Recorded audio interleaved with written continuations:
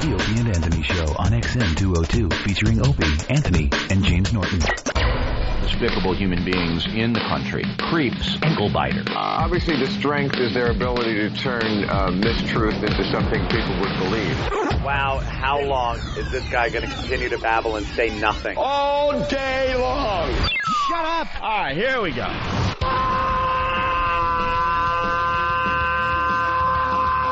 Welcome to the Opie and Anthony Show. It's worse than I imagined. That's terrible. I'm sorry. We are a bunch of dopes. I think we're lewd. And we're probably pushing 20 arrests because of this radio show. Out of touch cornballs. 3 retards. We have the effect of Tylenol PM.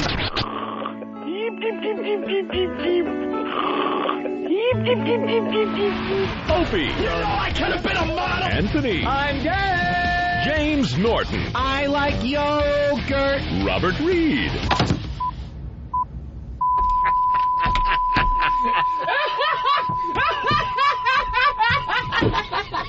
But enough of this palaver. Let's get the show on the road.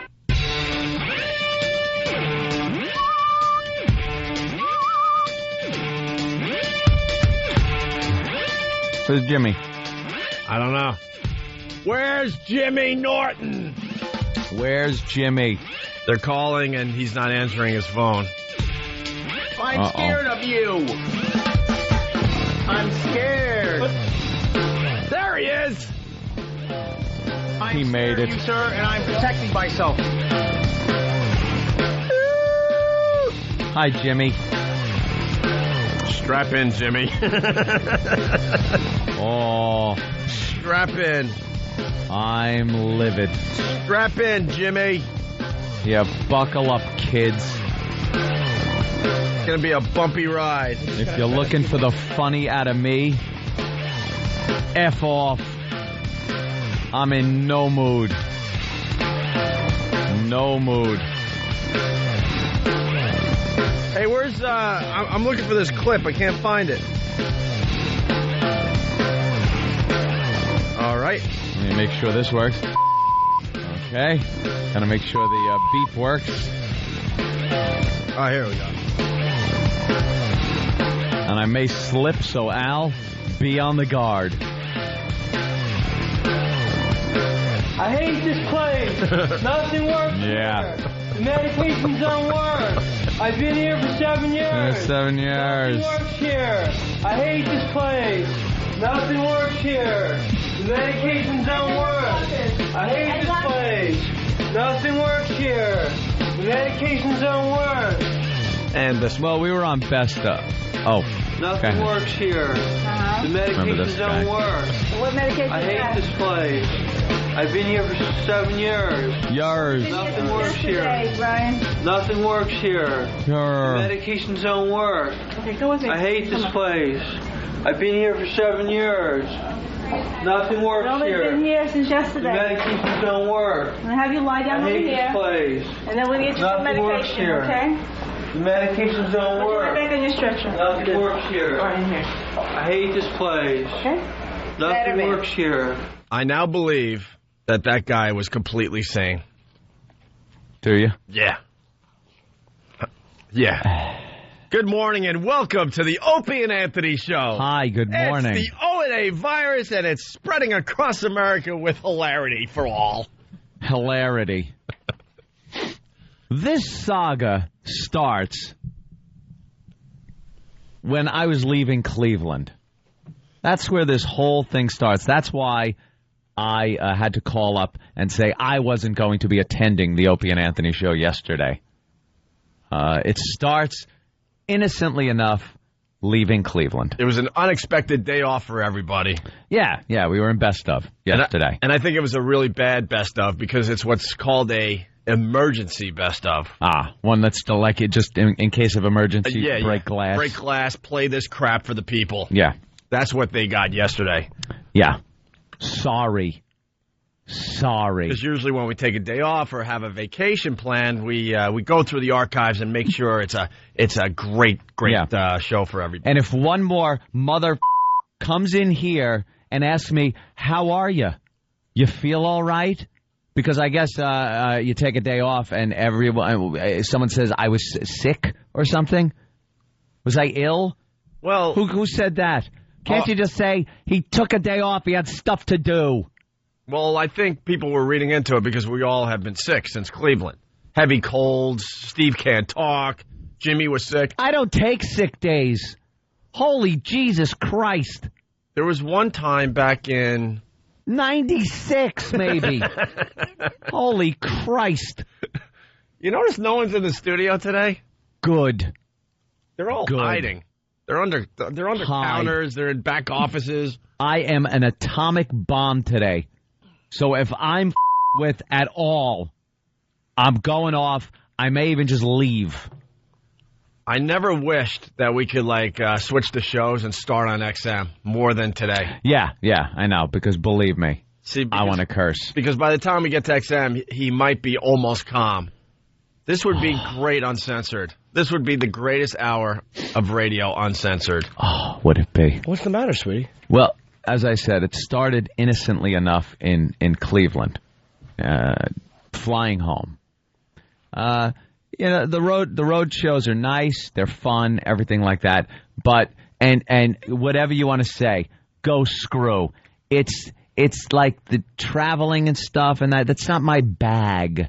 I don't like I like traveling. I like going on vacation, doing things like that, doing things I want to do. Travel days, especially going home, they kind of just suck.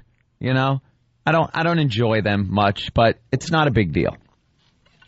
And especially, when you have a nice seat in the aircraft and a nice glass of red wine. This is how ridiculous this whole thing starts off. It started with a glass of red wine? It started with a glass of red wine. It ends so ridiculously that it's like some kind of horror movie that you can't step out of, that you never saw the ending come of. I defy anybody to tell me, based on the beginning of this story, how it ends. Okay? So, shut up. Oh, I know, though. Darn it. A little glass of red wine next to me, for the flight. And they give you, a little glass. So my girlfriend's next to me, and she's asleep on the plane. I'm really tired, too, because, it's very exhausting, those shows. Taking a little sip off my red wine. And so my girlfriend wakes up and moves, and because the seats aren't as big on a 737, not much room, she hits the wine. It spills all over me. All over me. My socks, my pants, shirt. I couldn't imagine, because they don't give you much, how little bit of an amount of liquid could go so everywhere on somebody. Now me, I explode. Not at her. I explode because I'm covered now for the rest of the flight in red wine. So it's all over me. I'm grabbing blankets and pillows trying to sop it up, but, to no avail. And I'm cursing. Again, not at her. I'm just cursing, all the curse words are flying out of me. God damn, I'm covered with this. So at some point now, because she's aggravated and tired, turns and goes, could you just shut up about the wine and stuff? I go, oh, fine, you spilt it on me. So we have a little tiff. We have a little tiff, which is fine. An FU fight. No, not even. It was kind of an FU whatever kind of thing like that. Right. Now, let me add this to the story. Me and my girlfriend been together for over 7 years. For 7 years. 7 years. 7 years. We have not had a fight in 7 years. I'm not kidding you. You have you throw a little barb about something maybe, but never a blowout argument. Maybe a little tiff here and there. Yeah, barely. I'm talking not an argument. We get along swimmingly. It's amazing, to tell you the truth, that we go over 7 years without a fight. Compared to the past relationship, I do find that amazing. Exactly. Exactly. Because I was discussing this in my little private life, going, man, I used to watch Anthony fight. All the time. All the time. The ex was just an abomination to live with. The famous vacuum story where when Ant and I used to commute, and we lived pretty close to each other. I pull up to his house at 9 in the morning, and there's a huge fight going on the front porch. And I'm like, Anthony, why are you guys fighting? Obviously, you just woke up. What could you have possibly done to start a fight this early in the morning? Yeah. And it was over the fact that you didn't vacuum before you went to work. Right. Sorry. I'm just comparing it to the old days. Yeah. Nothing, believe me. The new Anthony, there's no fighting going on. We get along. Nothing. Yeah, right. we get along amazingly. Swimmingly. Amazingly. I like the word swimmingly. Amazingly. You had a bit of a spat because of the accidental wine spill, and you're both tired and cranky. Yeah. Tired and cranky is key. Right. So we land, leave the plane, the silent car ride to the hotel. Oh. Yeah. The silent, uncomfortable car ride to the hotel. We get out. She goes, I'm going to my girlfriend's house. We're going to the movies. As I'm in the lobby with the bags and everything. So I'm just like, okay, whatever. Cool off. We'll cool off. It'll be great. Got to add to the story. You flew home from Cleveland and decided to stay in Manhattan. Yeah. It would make it a lot easier to get to work on Monday. next day. You really wanted to be at your house on Long Island. Of course. So that certainly adds to it as well. Yeah, more just aggravation building up. Oh, that lobby. Okay, the lobby of the hotel. I still defy anyone to tell me where this ends. Well, I know. You know. I know you know. They knocked on your door and took the FAA. Took you away. No. Meh. And I don't even look for the sound effect. Not into it. So the FAA didn't get involved? No. See, I got to play the part of the listeners here because a lot of people are thinking FAA at this point. Good. And I hope the people on Pal Talk are learning. I've already bounced 8 people just for the hell of it. I erased my memory. Yeah. Because I want to be the listener here. Because they're guessing. They are guessing. So no to the FAA. Yeah. Okay. Hotel. She's going. Good. Kind of cool off thing. I go up to the hotel room with the bags and everything. And I figure I'm going to cool down. I've wanted to buy one of those really, really nice MacBooks, the top-of-the-line ones, because I do a lot of video and stuff and audio editing. So I go down to the Apple store. Now, this isn't any dig on Apple, but it's just another straw on the poor little camel's back. I go down there. I'm looking for something very specific that I need. It's the top-of-the-line 17-inch glossy monitor for graphics, 2 gigs of RAM, everything. And the signs are all over. Take it home tonight. We have it. There's 18 billion people in the place, 18 billion computers, everything you could possibly want, except the one I wanted. Typical. Because I'm already in a tiff. You got to curse a little bit. No, I'm. Al's ready. Al's ready down the hall. Believe me, it might happen. All right. Al's ready, though. You got to let a few fly because, I know. You got to get it out. I know. All right. Commo. No. Commo. Hold on. This might take a little longer because. Boop, boop, boop, boop, boop, boop. Wow, you're a regular, too. Bye-bye. Bouncy. Wrongy. Jim, what's in the post today? Shut up. What'd they do? They actually instant message you during that? Well, it's Pal Talk, and they're all yapping and, doing things, speculating, trying to make fun. And I just bounce people because that's what I could do today. So that was like part of it. So now I'm just, because then I would have had the MacBook, would have gone back to the hotel room, start, fiddling around with it, and cool down. It would have been a distraction. Instead, it was another trigger. Thank you, Opie. But no. Another trigger. I take the walk down there, and I walk out empty-handed. My distraction, not there. So I go to the hotel. I'm fuming at the fact that this is getting, it's building, So I do the best thing that anyone could possibly do. Go right downstairs to the bar. Oh, I thought you were going to say gym. No. I thought you were going to jump on a treadmill. Go right downstairs to the bar and start drinking. Because treadmill, you can work off stress. Dr. Phil tells you. You can work off stress. To, do one thing. Yeah. All right. So I go right down to the bar.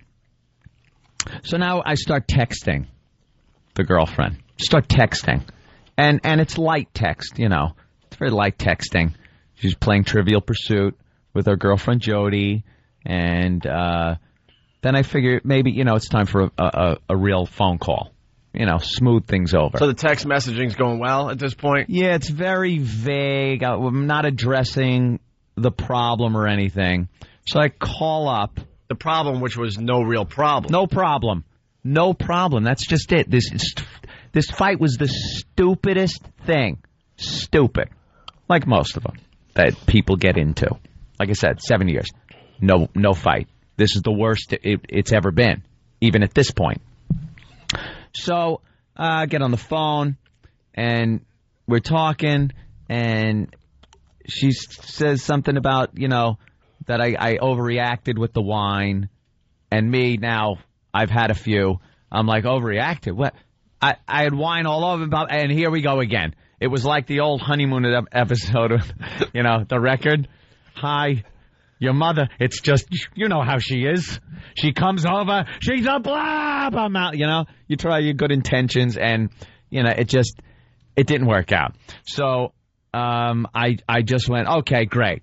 Well, you hear me? You hear me on my phone? You hear me on my phone? Wham! My cell phone, I throw it against the wall, hence, no one being able to get in touch with me the past couple of days, and hence, The Pebble? Did it go Pebble? No, I went to this Sanyo piece of crap that is going to get thrown at the wall also. All right. But I needed a cell phone. Right. Hence the cell phone.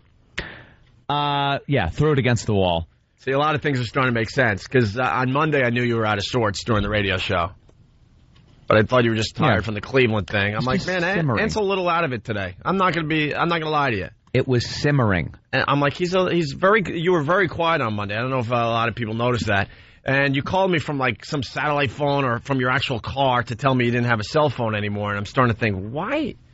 And I really thought to myself, he must have broke his cell phone. Because I threw it against the wall. Well, now I know that officially. Yeah. But at the time, I'm like, what do you mean you don't have a cell phone anymore? Yeah. Right against the wall, right, in 1,000 pieces. Right at the bar? Came apart.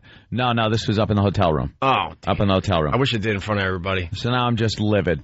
So I decide I'm going downstairs. And again, remember, I had been at the bar. But I figure I'm going downstairs, getting another room, leaving a note in the room and saying I'm in this room, because now I know I got to get up for work the next day. And I have to sleep. I can't be arguing through the night. You stay in this room, I'll stay in this room. Now, remember this. We've never even been apart in 7 years. Slept together every night, 7 years. This now sets her off. She is wicked pissed that I am in another room. And I decide to shut off my phone and give the front desk a do not disturb me at any cost kind of a thing. Unless there's a fire. So now she's pissed at me. So this whole thing is just snowballing in stupidity. It's a snowball of stupidity. So, the pissed mist in the air, that kind of argument, non-speaking about it thing is going on all day Monday when I get home. Not resolved. So Tuesday, still not resolved. Wait. You fast forward way too much. So that you got up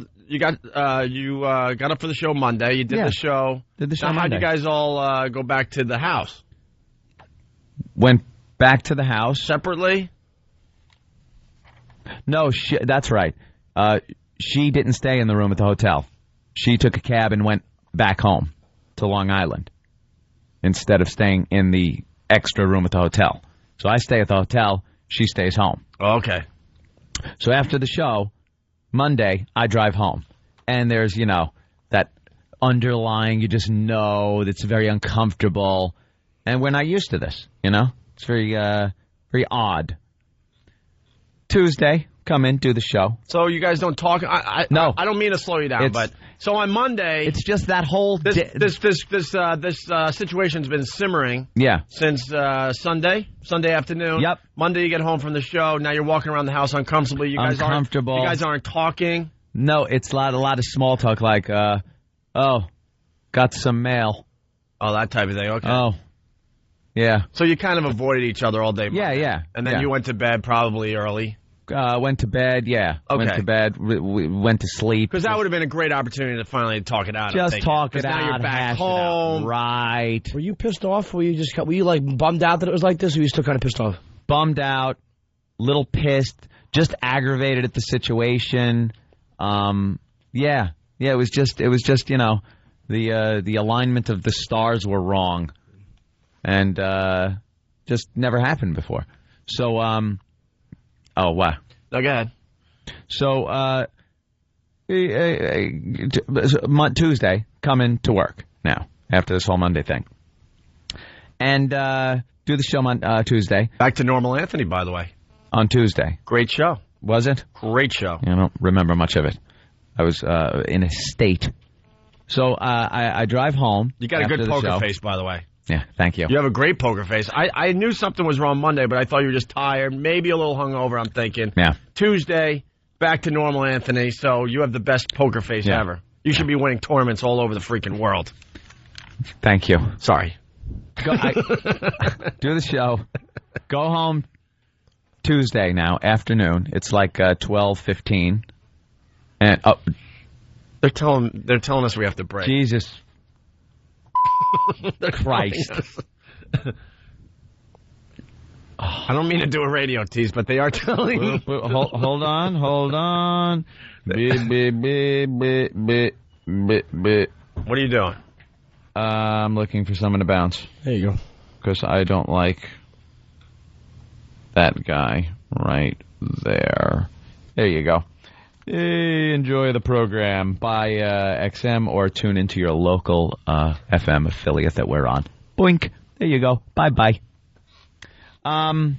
We got to take a break. You're saying we got to take a break. Well, it is a business. It's safe to say that it got... Don't let me forget where I've been, where I was. No, we're up to Tuesday. Did the show. And then you go home. And then I go home. And trust me, you do not want to touch that dial. And this is where things get ridiculous. And I want to make it perfectly clear. It's me saying we have to take a break. Trust me. I'm trying to control Anthony. Anthony could go all the way to 8 without a break. Yeah. Okay? It's me saying we should take a break. But trust me, it gets a lot better. And the rage is about to start in about 10 minutes. Because this is just a setup. There's somebody telling me to stop bouncing. Just bounced them. How ironic. All right, when we get back, Anthony will talk about what happened when we got home Tuesday and where it's at today. Yeah, where we stand today. Because it still continues. It still continues. It's not what you think, based on what I've told you. I understand. This takes a twist like, you know, The Simpsons starts out with something, and then, like, about 10 minutes into a Simpsons episode, the beginning part has nothing to do with what the rest of the Simpsons episode is about. Yeah. That's what happened here. Do not touch your dial. All right. Anthony, don't even give away anything. No, I'm not. But okay. I think you're going to walk off the show today. I might have to take some breaks for phone calls and things like that, and at about 8 or so, 8-ish. Okay, it's the ONA virus, and the pests might have to get involved. Really? I don't know. All right. The second part of the story, which is much better than the first part, I got to be honest with you. Oh, first part sucked? I mean... Thanks. The first part... Telling a story over here. About my effing life. Yeah. I thought it was good. This isn't a cute little radio story. It's sorry to start with a goddamn chase scene. Jesus Christ. Well, the chase scene is coming up, as well as all sorts of explosions. Oh. All right, we'll step aside. We'll continue in just a bit. Hear what everyone else is talking about. O&A Uncut and Live, continuing the show on XM Satellite Radio starting at 9 a.m. Eastern. Visit xmradio.com to subscribe. All right, we're back with the Opie and Anthony Show. And that's what happened. That's unbelievable. That is unbelievable. I'm kidding, of course. I knew it was going to involve a schwoogie. I just knew it. Dude, you're not IMing me. Someone isn't actually IMing me. Oh, bye. Will you just turn off the pal talk I can't for now? help it. I can't was help it important? I am though, maybe? Did he ask anything important? Yeah, he said hi. What a douchebag. It's the One virus spreading across America. We got a very agitated Anthony in studio. He's in the middle of telling a story. Just to recap really fast, Cleveland trip. Started Sunday. Yeah, go ahead, really fast. Stupid argument over spilled wine on the plane with my girlfriend. I've never, we've never had an argument in the 7 years we've been together and lived together. We don't have arguments. We just don't. This is, it kind of started snowballing, got way blown out of proportion, continued. Every little thing was like pissing me off, and the fact that the initial argument wasn't being addressed as the day went by on Monday. Quiet ride all the way back to Manhattan. Yeah, the quiet hotel ride. because you still couldn't get back to your house on Long Island. She went off to go to a movie with her friend. You went up to your room. You went to the Apple store. Couldn't get what you wanted, so you decided to drink. You texted her. That was kind of going well. Then you called her. That wasn't going well. So you smashed your cell phone in your room, and then you got another room. She got pissed off because you guys have never slept never apart been apart before. in 7 years. So when she came back to a room where you weren't at anymore because you were in another room, she said, screw this. She took a cab home. Yeah. You finally went home after Monday's show. Right. It was never addressed. It was like weirdness around your house all day. It was very uncomfortable. Small talk, blah, blah, blah. You went to sleep early to go to the show on Tuesday, which was a great radio show. Did the I gotta show tell on you. Tuesday. And then now we're up to you leaving the show on Tuesday and going home. I go home on Tuesday, and for the first time ever, I get home, and she's lit. She's tanked. She took the nice bottle of Absolute out of the freezer, did about 5 shots, and was just laying out on the patio lounge chair with a book on the side of on the table, but passed out. So I'm like, baby, hey baby, and she's like, like, oh boy, okay, come here, get up. So I like pick her up, bring her in the house, and she's obviously not rational in her talking. She's, telling me that, I don't care and things like that. And, things that people say when they're hammered. She was hammered. She was, we got in an argument. Never been in an argument like this. I dealt with it Sunday by slamming down drinks at the bar. She dealt with it Tuesday by slamming down drinks at home. And so I bring her into the bathroom eventually because she's feeling sick at that point, which is normal. She's talking a little better, but really still kind of. And I see the bottle of vodka there. There's barely anything taken. It was a brand new bottle, so there's barely anything out of it. So I'm waiting for her to throw up, get this over with, and a Nassau County police car comes to the front of the house. So I'm like, that's odd. What did someone call the cops or something? Or, how does anybody know anything's going on? No, it's just a pal. It's a Nassau County cop pal coming to drop off some Nassau County stickers for my car, the back window, and PBA cards and things like that. And don't forget the police uniform. The uniform, the red light, everything I need so I can do 120 miles an hour with impunity. The actual cop car is on order. Yes. You should have that soon. Exactly. Okay. Just there as, a friend. So he throws out some kind of Ramon joke and notices my reaction probably isn't as he thought it would be because I'm dealing with a situation inside. So I say to the cop, I'm like, I go, you want to take a look at my girlfriend, just make sure everything's cool?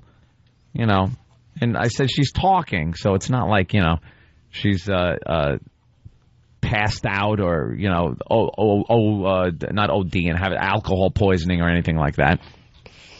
So he comes in and, talks to her. Hey, how you doing? I feel good, that kind of thing. And he goes, I got a EMT friend who's out there.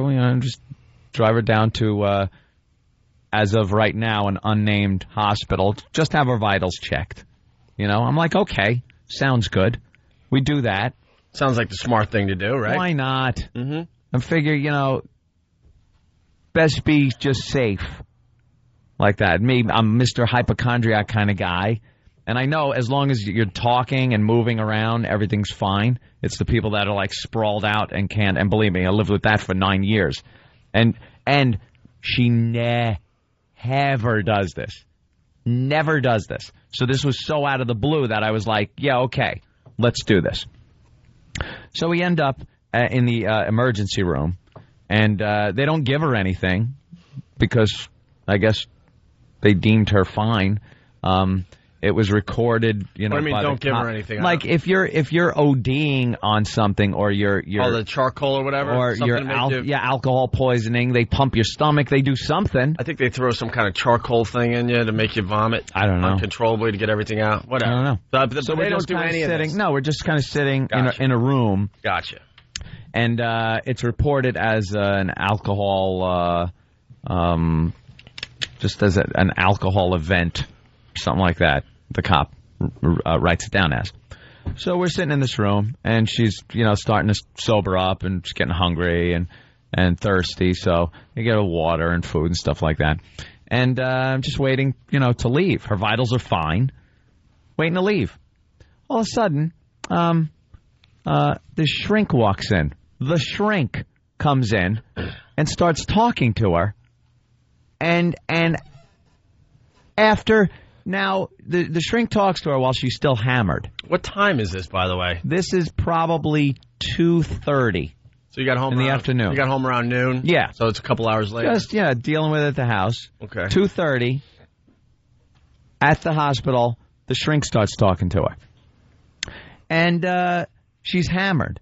So the shrink is talking to her and decides, because she's hammered, that she needs to be admitted. Involuntarily admitted to the hospital. And now we're waiting 10 hours. 10 hours before anything happens in this little elevator-sized room. And by this point, now she's fine. Hungover, but we're just both like, let's get out of here. This is ridiculous. She's like, I tell her everything that happened, throughout the course of when she was hammered. And everything's like, we're ready to go. Ready to just go home. Forget about the argument. I said, the argument was the stupidest friggin' thing. I know. It was ridiculous. Let's go home.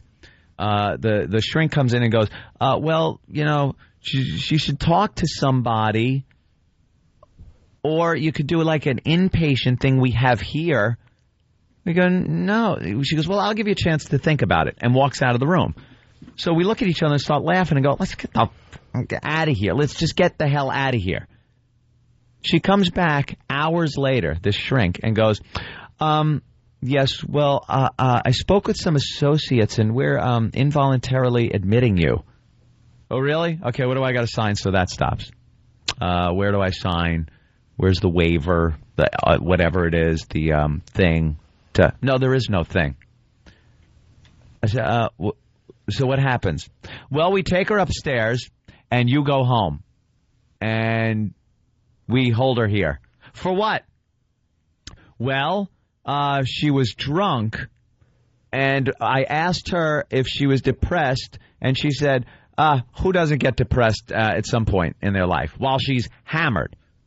And later she told me, I don't even remember talking to this woman. Doesn't even remember talking to her because she's hammered. So they take her upstairs, and they're like, all right, well, you could look around to me. You could look around, and we're both kind of in shock, going, what the... you kidding me, right? There's the shuffling lunatics, the drooling lunatics walking around the floor. Doing the slipper walk. Now my girlfriend's hysterical crying, saying, I cannot stay here. I'm petrified. This is unbelievably ridiculous. This is illegal. This shouldn't happen. And I'm like powerless to do anything. It's now after midnight.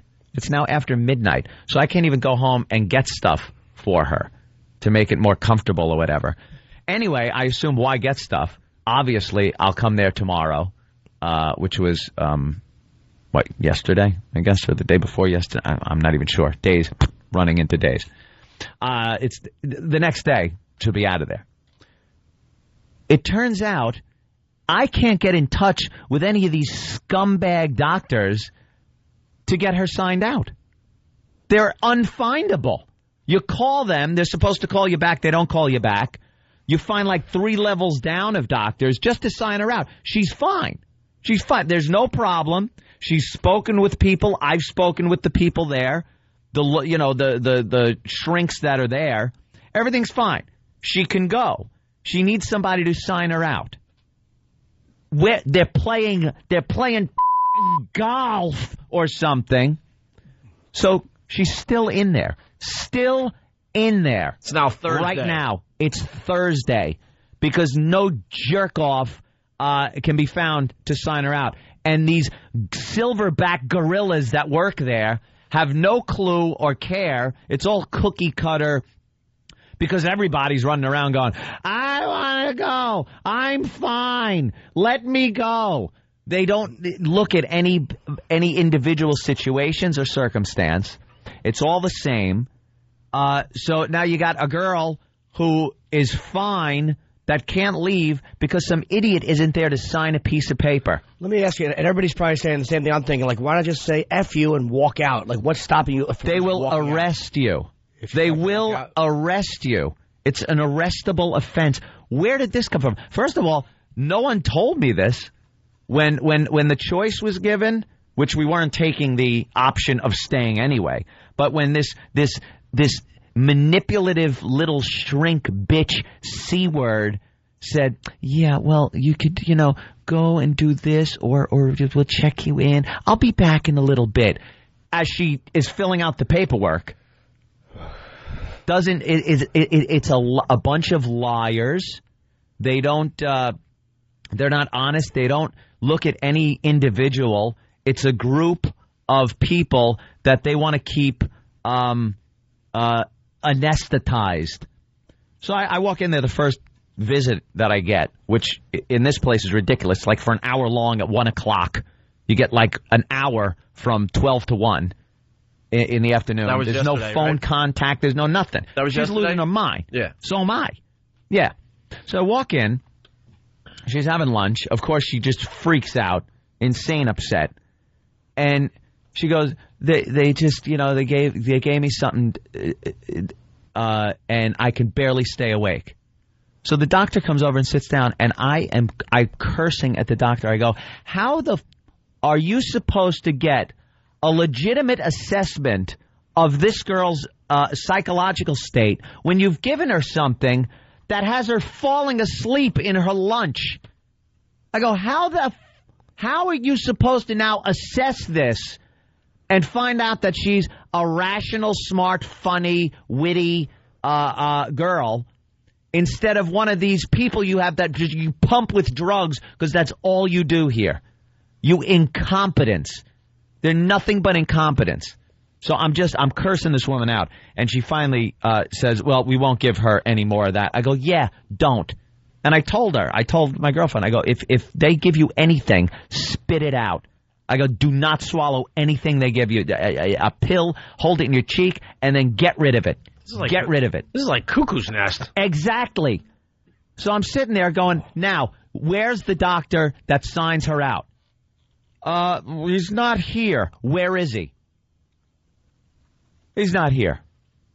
I want to talk to him. Have him call me. Here's the number. So now visiting hours are over again. She loses it. I tell her, be strong. I'm going to get you out of here. I'm going to get you out of here. Have to drive home, and I'm waiting for this call from this doctor. Never calls me. Doesn't call me. So now I go for the second visit, which is 6:30 to 8. Go in there, immediately ask where the guy is, where the doctor is. And the smug ass behind the counter goes, excuse me, sir, it's 6:30. He's at home. Or he's not available. I go, oh, he wasn't available when I was here earlier. He wasn't available when I was promised a phone call from him to sign out my girlfriend. I go, what if there was the biggest emergency ever and you had to get in touch with him? Oh, we'd page him. Do it. Well, we can't. We have to go through his underling. It's more bull, more lies, more garbage. So we're walking around there, and it's kind of at this point now becoming funny. Like we're both sitting on the couch, kind of like, curled up and laughing at how ridiculous this is. There are screaming people.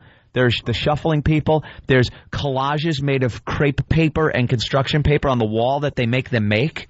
And she's sitting there going... Did you take advantage of the situation and talk to some of the other people on the floor? Because you'll get some great stories. No, I can't. I think people know my mom's been in and out of these joints my whole life, and I would visit her from time to time, and, you're in this room, and all of a sudden there's a guy that he's making something out of macaroni, a little art project, and he's like, I got a business trip to Toledo. I gotta get out of here. I'm supposed to be in Toledo Friday.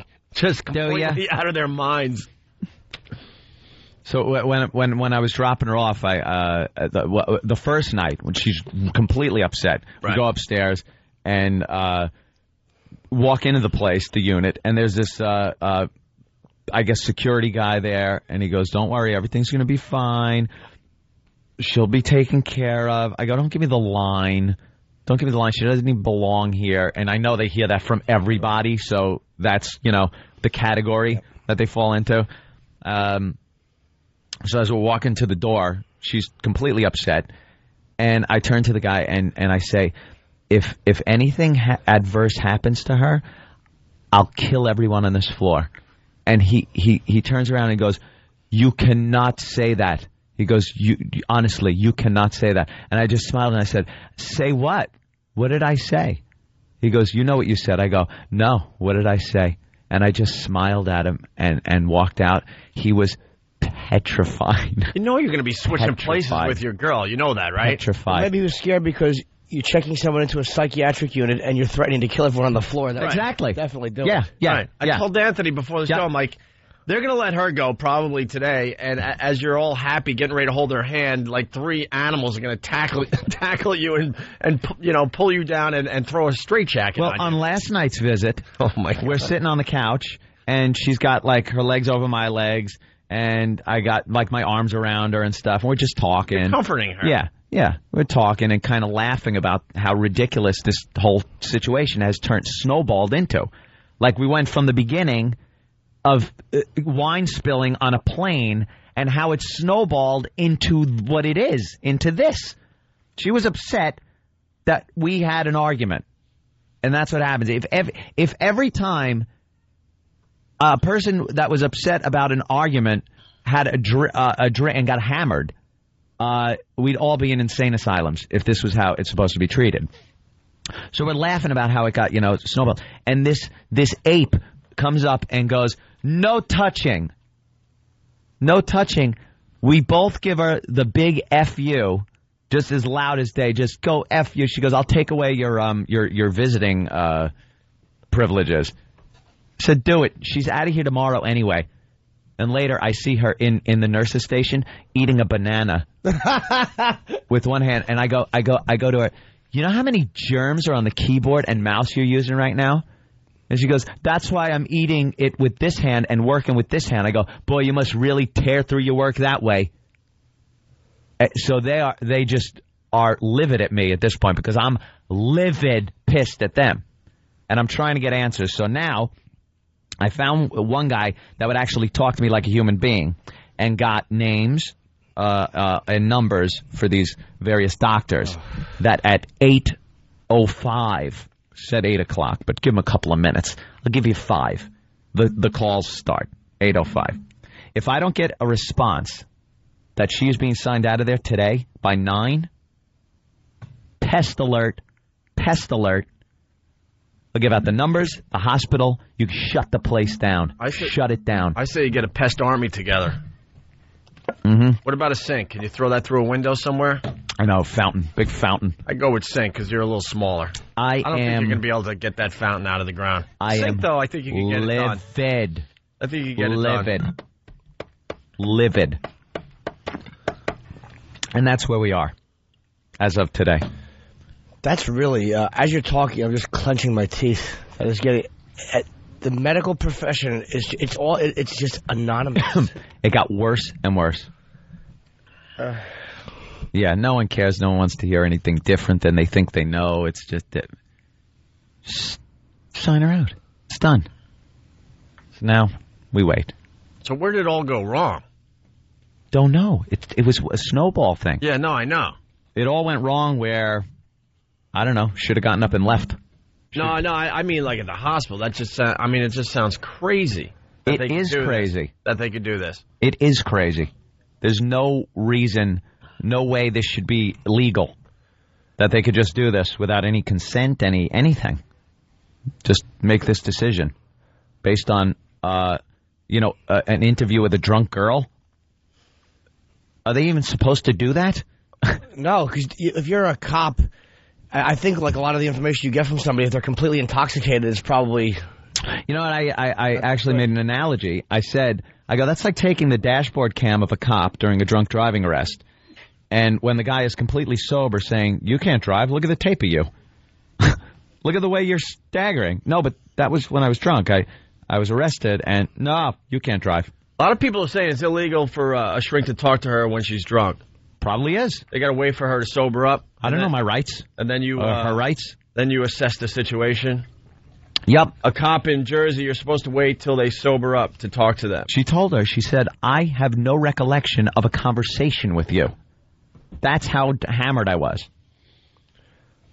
You should, I would definitely have a nice lawyer looking at... Oh, believe me, it's already in the works. Oh, this place is getting sued. But heads will roll. If you didn't have be in the position you are, where you know the people you know, and you can at least get answered a little bit faster. Most people have to deal with these scumbags, and they're completely at their mercy. Dude, I'm not getting any. Believe me, I wish I could go in there and go, hey, I got a radio show. Could you sign her out? That means nothing here. This is not helping me at all. All of my relationships with certain police officers and everything, not helping. This, I'm in a situation I can do nothing about. So she's out today? I sure hope so. She better be, because from what I heard, she has to talk to one person and then can get out. And now, where is that one person? Well, we'll find out at 8:05, because that's when I'm supposed to call. And her sister in Colorado is also, because I called her, and she's going to call. And we're both going to call and call and call and call. And if I get no response by 9 o'clock, maybe the pests will call certain numbers. We'll slowly leak out things and information. At 8:05? No, I got to start calling at 8:05. Yeah. Can't tie up the phone lines. No, that's what I mean, at 8:05? Yeah. You're doing like radio teases. Trust me. It ain't a tease, believe me. We don't have to tease this show today. I'm not teasing this. Ryan in Chicago, what's up? Hey, Anthony, are you going to bring the bill in to the on the air when they give it to you? Yeah, the bill. No, that's another thing is what this is. This is a way for them to get money, insurance money. If we left that night, there's no more money. If they check her in, this doctor, they could all take a little bite of the insurance policy, the medical insurance money. They could all take a little piece. That's what it's all about. It's about keeping you there, giving you as much as you can, get as many doctors as can dip into the till. And that's what's going on. Why would they medicate a person, though, who's not yelling or violent or crazy? Exactly. I said, why is she medicated? She goes, well, she was upset last night and had a hard time sleeping. And even to that, I said, all right, it's 2 o'clock in the afternoon. Why did you medicate her again? I go, and you're supposed to now have an interview with her like this? Of course you're going to think she's a nut. She can't even stay awake. Just say it. He'll get it down the hall. John in Yonkers, what's up? Hey, what's going on, guys? Good morning. Good morning. I'm a little confused. If she didn't say anything like she's going to kill herself or she's not a danger to herself, I don't understand why they would hold her. Because that's the way I think the psychiatrist interpreted it as she was talking to a drunk girl. That's why Ant's losing his mind. She's boxed. I mean, so what? Everybody gets boxed. There's no reason to detain her. You should have just got up and walked out of there. I think when she said depressed, yeah, sometimes who doesn't? Something like that while being drunk. All of a sudden, now this, aspiring friggin' psychiatrist is going to, make her bones. Oh, it's ridiculous, man. Yeah, she's a rookie psychologist, has no idea what she's talking about. And I don't know why they would keep her. I mean, she got boxed. It's not a big deal. And then, talk to her when she's sober. Yeah, I mean, That's it. they're medicating us. How's she supposed to get sober to talk to if they keep throwing stuff down her throat? What does that mean, get Exactly. boxed? What's that mean, get boxed? Hammered. Get hammered. Oh, okay. Just getting hammered. All right, thanks, John. Let's go to Max in Dallas. Max. Hey, what's going on, fellas? Hey.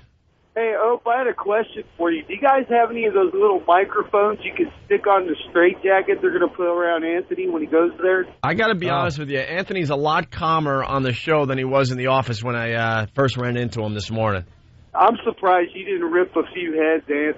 That's freaking crazy. I'm amazed that he was able to tell the it. story without just completely losing his mind, because in the office, it was... I am so close to it. He had a lot of people just kind of looking down and reading newspapers. Yeah. I can believe there was something interesting on the computer screen. You can't even imagine how pissed I am. A lot of people saying you got to sue. Lori on Long Island. Lori.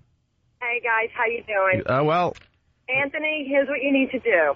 Walk into the hospital and just say, on the advice of my attorney, I am signing her out against medical advice. Give me the form now. That's what it's called. Yeah, I know. You can't do that. They're not allowed to do this. Yeah. Trust me, I'm in this field. They're not allowed to do this. Well, if there was a way, I would have done it. I looked into every possible way, talked to every person. There's no way to do this. Well, in this country, they're not allowed to do that. That's against the law. Yeah, well... So if they won't give you the form, just get up and walk out with her. If they call the police can't hold her there. She didn't commit a crime. Well, let me ask you, you said they'll arrest you. Is there actually a guard at the door? Like, if you're both just headed towards the exit, says, I'll get the car, meet me there's there. probably some security guy, but, you know, the thing I read was that, you know, there's would be sheriffs or police officers involved to bring you back, which... You know, where did that come from? Did you hear of that? It really is amazing. Frank in Oceanside. Frank. Yeah, how you doing, guys? Hey. Listen, the idea that she's going to get out of there anytime before 12 o'clock is an impossibility. Got to keep her in there for another day of fees, another day of tests and everything. Nah, that ain't happening, my friend. Well, because I will just go in and take her out and face the consequences. Well, I don't care. You know, I don't care. Yeah, but you know what the other consequences are, too? Afterwards, now she has this psychiatric incident. How it affects it down the road, too. Yeah, well, we'll see. Good luck. Yeah, thanks. All right, let's go to Debbie in Massachusetts. Debbie. How's it going to affect her down the road? What's he talking about? I have no idea. Debbie. Yeah, vaguely. Hi. Hello. Go ahead. Hi. By the way, can I bring up something? It's a huge story today. Terrell Owens. Yeah. Terrell Owens, you know, that I don't believe he tried to commit suicide. That's so stupid. Yeah, but it's if you're not even funny. If you're loading yourself up with pills and you're unresponsive. It's so obvious. He took a couple painkillers because of injuries or whatever, and then he was a little dopey and out of it, and then he was taking his normal supplements and mixed it up with more pain pills. Yeah. Terrell Owens is not trying to kill himself, but ESPN and everyone else is all over the story. Like, oh, he's not. Look, he's denying that he tried to kill himself. The guy did not try to kill himself. He made a really bad mistake. But he should be locked up in a hospital. But that's the point I'm making. Terrell Owens in and out of the hospital, and he was on a lot of painkillers. Yeah, that's a guy that should be maybe having a talking to. Right. Not a girl who has a fight with a boyfriend, gets hammered. That's what I'm saying. It's so weird that this story hit the same day as your story, because I mean, this guy was in and out of the hospital like that. Yeah. There was no suicidal attempt or tendencies or anything. It wasn't that wasn't a part of the story. All right, we got a couple more jerk-offs, and then we'll continue after the break. Carl in Baltimore, what's up? What's up, O&A? Hey. Yeah, same thing happened to my wife a couple of years ago. Basically, she pounded a couple of drinks down and passed out on the front porch. Neighbor called the police. Had to go to the hospital to find her, and next thing I know, they tell me they got to keep her there for 72 hours. Yeah, that's what they say. Like, they have the right to hold somebody for 72 hours based on their evaluation. Right, that's of a drunk person. Yeah, it's up. Thanks, man. All right. Scumbags. Fast Freddy from Jamaica Station. Later today, we'll be watching chopper coverage of a red Shelby in a high-speed chase. That's right. Oh, try to catch me. down the LIE on Channel 12. That'll be the car I take. And then a lot of people want to know which. I won't say it. No, I better not say it. What, the hospital? No, you're on edge. Give me permission to just read one instant feedback. If you're going to piss me off, I swear I'll just fucking leave. All right. What you ought to do, if you get her out of there and you're worried about getting arrested, just check into a hotel until you get it all worked out. That's why they can't go to your house and get you. Thanks, Jim. Maybe they'll just go to the hotel. Maybe I'll just check in where I always do. No. They go to the hotel. So you want me to be on the lam? Oh, yeah, I guess. Yeah, I don't. Helen. Right. Well, you have to come in and talk in a different voice. It's the Opie and Fan Show. Yeah. Wink, wink. It's kind of hard for a radio guy to be on the lam and on the air. Also, we just changed your voice with all those machines. So I was. Oh, that really is good advice. Check her out. Just the cops will never find you. What a dope. Today with a phony wig and a mustache and sunglasses comes in to the show every day with voice voice technology to change up the old voice. Yeah, today's a very pivotal day because if she does not get out today, there could be problems that I might be off for a while. Can I ask you something? Now, this really does suck, and if it sounds like they're going to keep her for 72 hours, why wouldn't you hang in there? Make sure she hangs in there. Get her out after 72 hours, and then all hell breaks loose after you get her out of there. Because with lawyers and all that crap. She doesn't belong in there for 72 hours. She doesn't belong in there for a minute. So you're making a stand and a point here. This is we enjoy each other's company, and I kidnap you for 3 days. It's depressing me. No, I understand to be in that, my friggin' bed alone at night, knowing that she's in that. I understand all that, but it seems like if you do something crazy today, you'll make this situation even a lot worse. I'm just asking. Gets her out. I'm just asking, why not, deal with it? It sucks, you know what, and then all hell breaks loose after you get her out of there. I'm trying every legal means possible to get her out. Today. If that doesn't work, right, and I'm making the limit today. Go ahead. All right. Go ahead. When's the 72 hours up? You shouldn't wait. I don't even know. Yeah, why should they be allowed to just kidnap you against your will? Midnight on tomorrow night, right? Tuesday. They admitted her. Also, late Friday. Early Wednesday. Late Friday. No, it's midnight. Midnight Tuesday is early Wednesday, right? Midnight Tuesday is late Tuesday, so it'll be late Friday. It's 3 days. Yeah, Saturday. So it'll be late Friday, which would mean tonight, and then no. Okay. There's not going to be another night of me sitting in my bed like a friggin' idiot, being depressed, and her in that nut house, being depressed. They are holding her against her will and against her health. There's no way a healthy-minded person should be in that situation. It is depressing, and you get like creeped out. Right. There's legitimate crazy people in there. You don't have to tell me. I've seen it many, many times. Oh, that's enough to make you go nuts.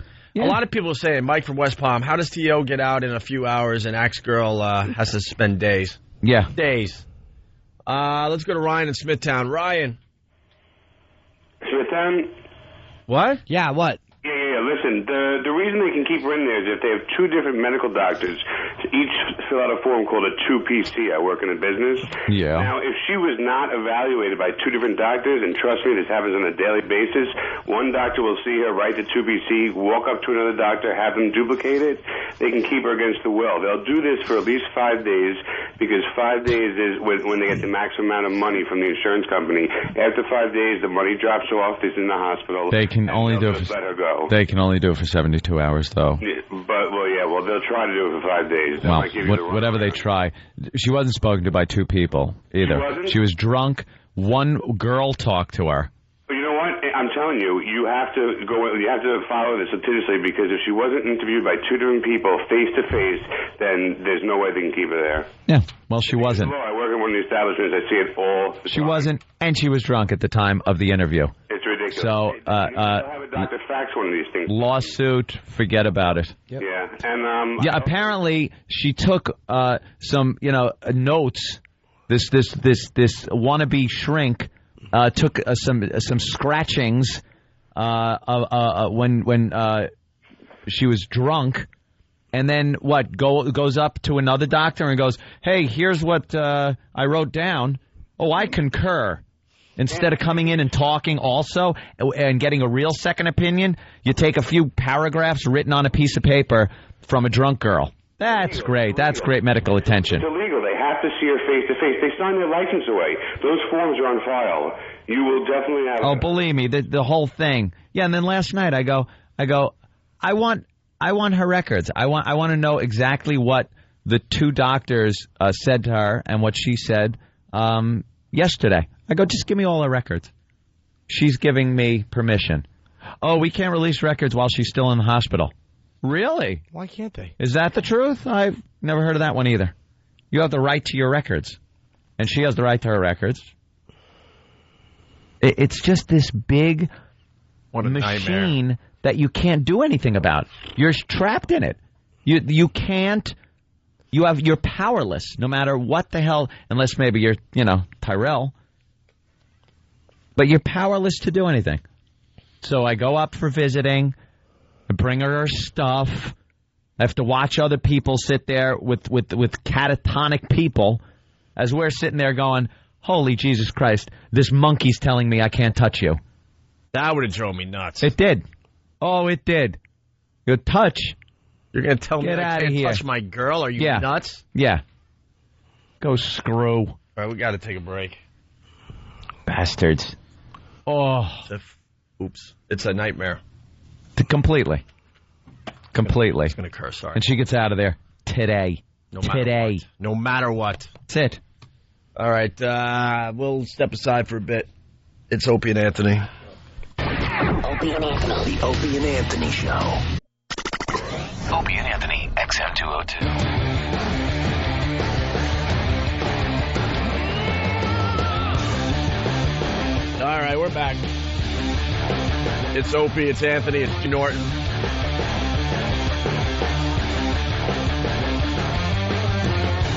A lot of people want to help you, Ant. Yeah.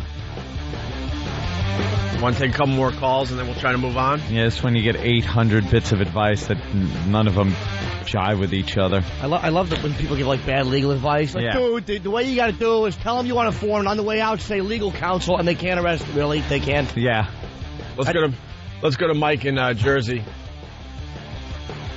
Good morning, boys. Hey, Mike. Hey, Ed. Why don't you just bring your lawyer with you today so you stay out of trouble?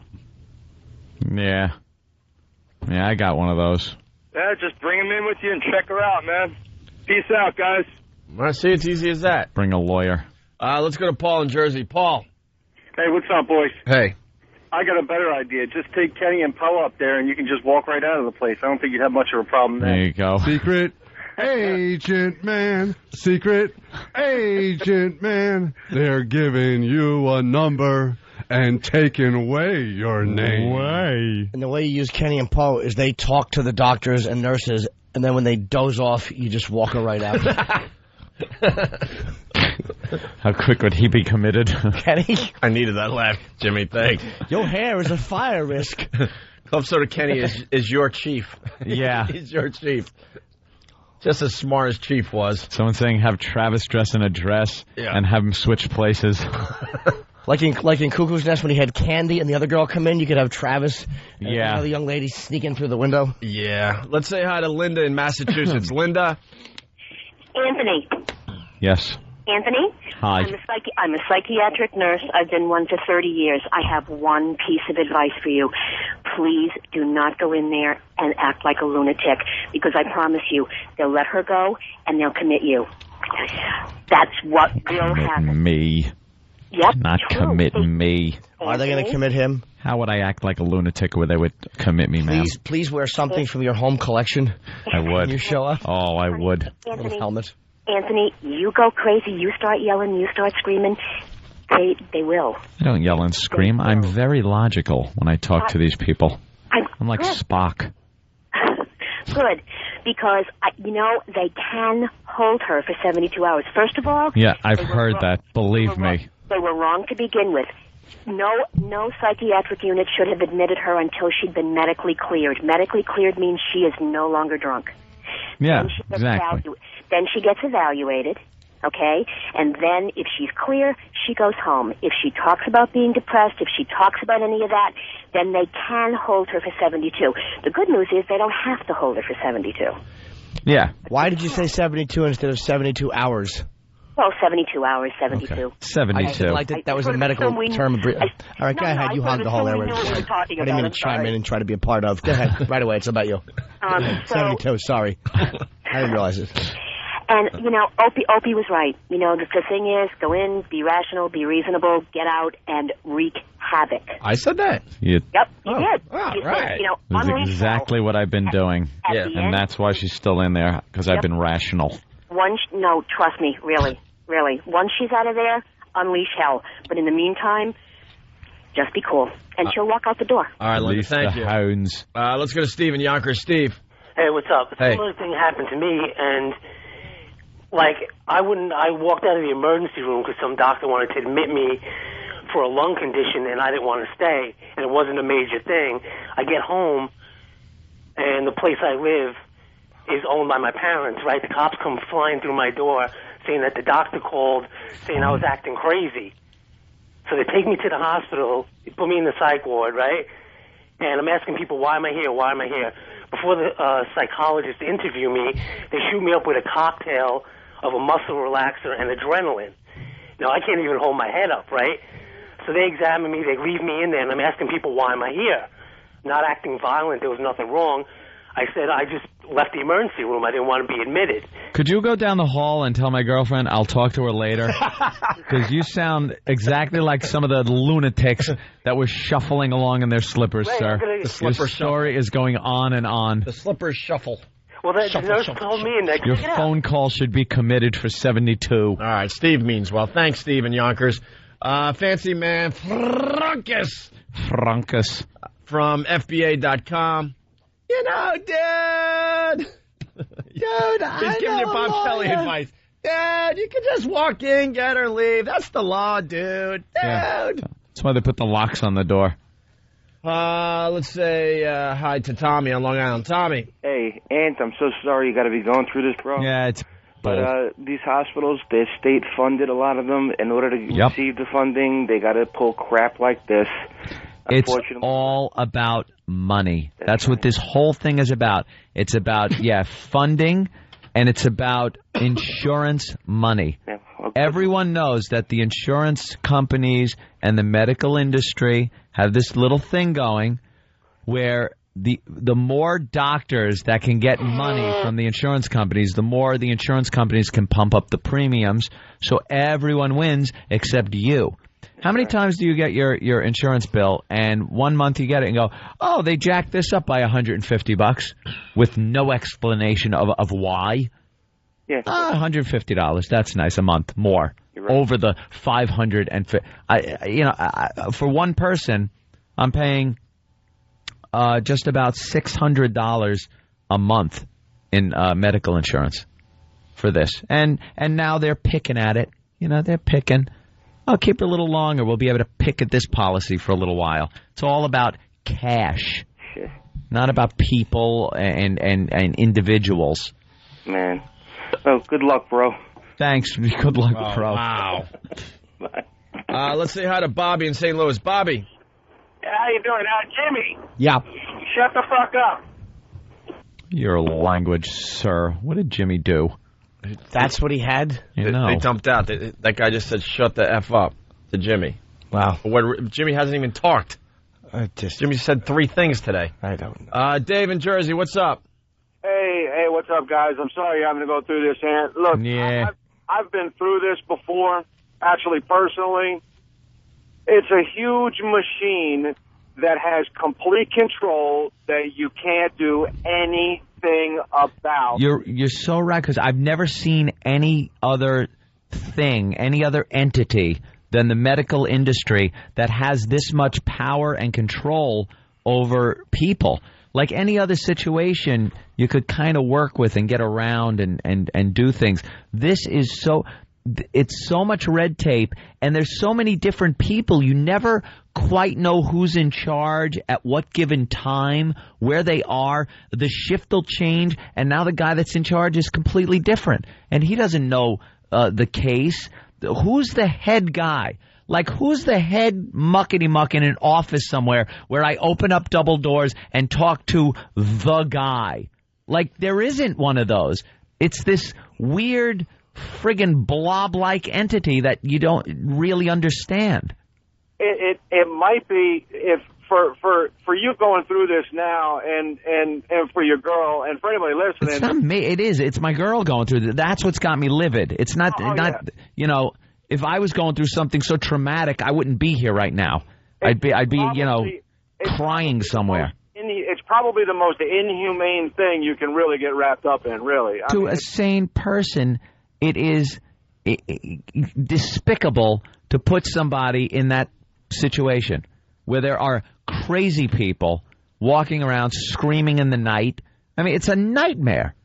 It's a friggin' nightmare. All right, let's go to Debbie in Massachusetts. Debbie. Hi, I had the same thing happen to me. I drank too much vodka once. I never drank vodka before, just probably like your girlfriend. I drank a little bit too much, and I passed out. And I don't know what happened. My sister, anyway, they took me to the hospital. They didn't know what was wrong with me. I was like 110, 115 pounds, a lightweight. The same thing. I was brought into the hospital. They brought the psychiatrist and asked me a whole bunch of questions. And I thought that was the end of it. And my boyfriend at the time, who's my husband now, was there. And the psychiatrist came in just the same way, asked me some questions, and it was like, no, it was an accident, it was a mistake. I didn't try to hurt myself. I didn't realize, never drinking vodka before, how it would affect me. And they basically said voluntarily, if I didn't voluntarily go, they would make me go. Yeah. So, and I didn't, the same thing. But I'm going to tell you, they're going to make her stay there for 3 days. They're not going to let her do anything on 3 days, because what they're doing is they're blowing you off. They're making it seem like they're going to have the doctor. That makes me happy to hear. Yeah, I love being blown off like that. Boy, that's part of my personality, isn't it, Ope? Oh, I take these things well. Yeah. They're buying time, but believe me, it's going to end up being the end of 72 hours. It's going to be, no matter what you do. Well, we'll see. Yep. We will see. All right, you're going to make some calls in... Yeah, a few minutes, a half hour. I got to make some calls. Minutes. I'm making calls. Other people are making calls. My sister's going down there and try to get some answers. Yeah, maybe I should go with that helmet I was wearing on my head during the taxi competition. Wow, you got to tune in this show every day from the beginning, because I can't tell you how many people on Instant Feedback... Can you give a recap of the situation? I just tuned in. Tune in early. Wake up. Set your alarm, you lazy bastard. We're lucky to have Anthony today. Hate you people. God. All right. Oscar De La Hoya is here. Thanks, Cleveland. You're blaming this on Cleveland. You know something? It was depressing enough to be there. They should commit everyone that has to live in Cleveland. I think that's probably why they committed her. She was probably drunk and she said something like, Cleveland is beautiful. Like, get the paper. Oh, my God, she's insane. Cleveland, there's a lot of nice people. Get the pen. Oh, jeez. On an uptown. On an all-new house. House has to kill 50 to get Anthony's girl out of the hospital. Anthony meets House. That's Richie Bender from his cell phone. Thank you, Richie. All right, why don't we take a break? We'll get Oscar in here as a little distraction. Sure. Maybe you could pop me in the head a few times and I'll forget. We'll try to distract for a little while. We'll get Oscar in here. Also, Pedro's coming in, and I will not call Pedro by his real name during the entire interview. Really? He is Pedro. That's what he gets on the street, I bet, every day. Hey, Pedro. That's what people do. Kenny, anything? No, of course. I want to see Oscar light Kenny up. Huh? He's a small fella compared to you. He's a technician. Yes, he is. Come on, Kenny, you can make some calls. Anthony is very upset, and his partner is GH. Get his girl out. Unfortunately, this is one situation I can't help with. See, isn't that amazing? Like, Kenny could do anything. Kenny's like super idiot. A man. He's like Superman with a big R on his chest. I plunked this phone down because I can't help it. This is the one that sends me to the edge. Amy in Oceanside. Hey, I need you to stop your whining and get on with the show already. Hey, Amy, down the hall. Amy, you cunt. Hey, Amy. Amy. Yes. Amy, you're a cunt. There you go. How about that? I hope Al Duke's finger is working. See you next Tuesday. Amy can screw. Oh, I bet she's a big fat pig, Amy, aren't you? Big fat pig. Doesn't know what it's like to be in a loving relationship. Do ya? Do ya? Die. Amy. That's someone that just doesn't get what this show's about. Oh, we share way too much about our personal lives. Way more than any other radio show in America. Don't listen. You should be listening to a morning zoo. That's more your speed. Right. Listen to the zoo. Sorry, and I just had to make a point. Oh. Because it's amazing that people would actually say that. Point made. I mean, if you're listening, and this is very riveting, so to actually call up and say, move on with the show and start being funny is completely ridiculous. Yeah. We'll go to break with Club Soda Kenny singing Secret Agent Man. The video is now up on YouTube. It's being downloaded a lot, or viewed a lot, I should say. You don't really have to download videos on YouTube. You just click and watch. Yes, Kenny.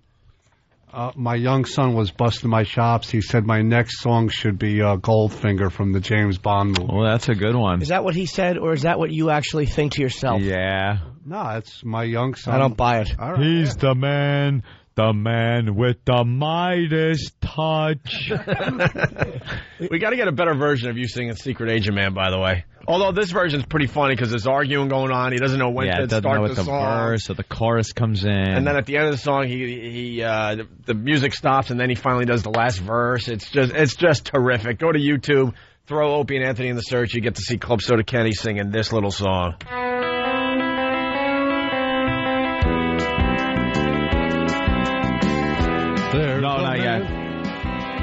There's a man who leads a life of danger.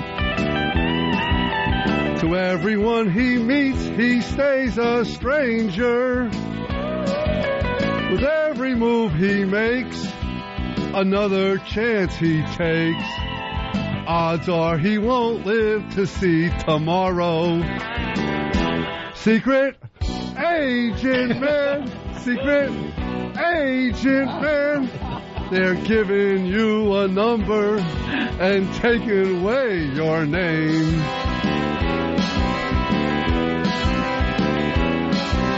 Beware of pretty faces that you find. A pretty face can hide an evil mind. Oh, be careful what you say, or you'll give it all away. Odds are you won't live to see tomorrow. Here he goes. Secret Agent Man, Secret Agent Man. They're giving you a number and taking away your name.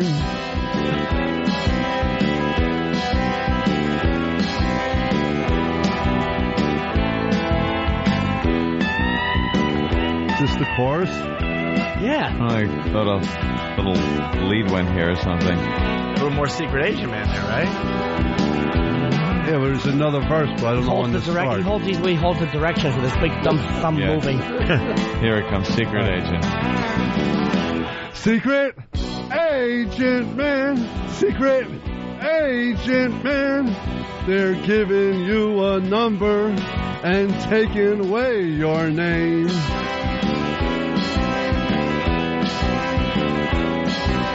Swinging on the Riviera one day. The Opie and Anthony Show. 90. Yeah, we're back with the Opie and Anthony Show. Rich Voss in studio and Oscar De La Hoya. He only has a few minutes, we just found out, but sorry to make you wait in the green room there, Oscar. No problem. One of the greatest Don't mind ever. at all. Yeah, it was a little strange. Oscar walked in and saying hi to everyone, and we're meeting him for the first time. And then he points at Rich Voss and goes, "Weren't you on that comic show? Last Comic Standing, right?" Man, yeah, Last Comic Standing. You don't know how much that hurt. It hurt the rest all of of us. us. You would have been better off if you just slapped all of us in the face and then shook Rich's hand. Actually, you know what? Now that I think about it, you guys look familiar too. I I've seen him somewhere. I don't know if he's telling the truth, but I'm going to go okay just to blow out your stupid candle. While you hang in rest areas? How does that look familiar? Oh, boy. You know what he could do, right? Are you crazy? Are you crazy? It was a joke against Norton. And Kenny, if anything happens, do not protect Rich Voss. Let it just happen, please. I'll get a lot of enjoyment out of that. Well, Rich, the one you know, has a question for you. Why don't you ask him the question that you asked us just before he walked in? What's up, Rich? No, I was just saying. Talk to me. Who do you think your toughest fight was? Like, you never fought like Hagler or anybody like that. I wouldn't even think about that. But you never fought Hagler. I just want to say, like, what year was Hagler fighting? He was 70s, right? 70s. I was just born. But so that's what I just wanted to ask you. If you ever fought Marvin Hagler, and who is next? LaMotta? You want to know if you ever fought LaMotta? Or Sugar Ray Robinson? Look that old? You ever fight Jack Johnson? Jesus, Rich. Yeah, are you trying to say that he looks that old? He wants to know. He doesn't even look like a fighter. That's how good he looks. He doesn't look like he's ever been hit. Like, I met Thomas Hearns, who was kind of like punch drunk, and he could barely talk. He doesn't. You know, now to think about it, didn't you win last Comic Standing? He's basically saying, "Where's the funny?" He's basically telling you, or he's saying "Where's the funny?" Or he's saying you talk like you have cerebral palsy. That's the guy I wanted this year. Josh Blue. Oscar, why no scars?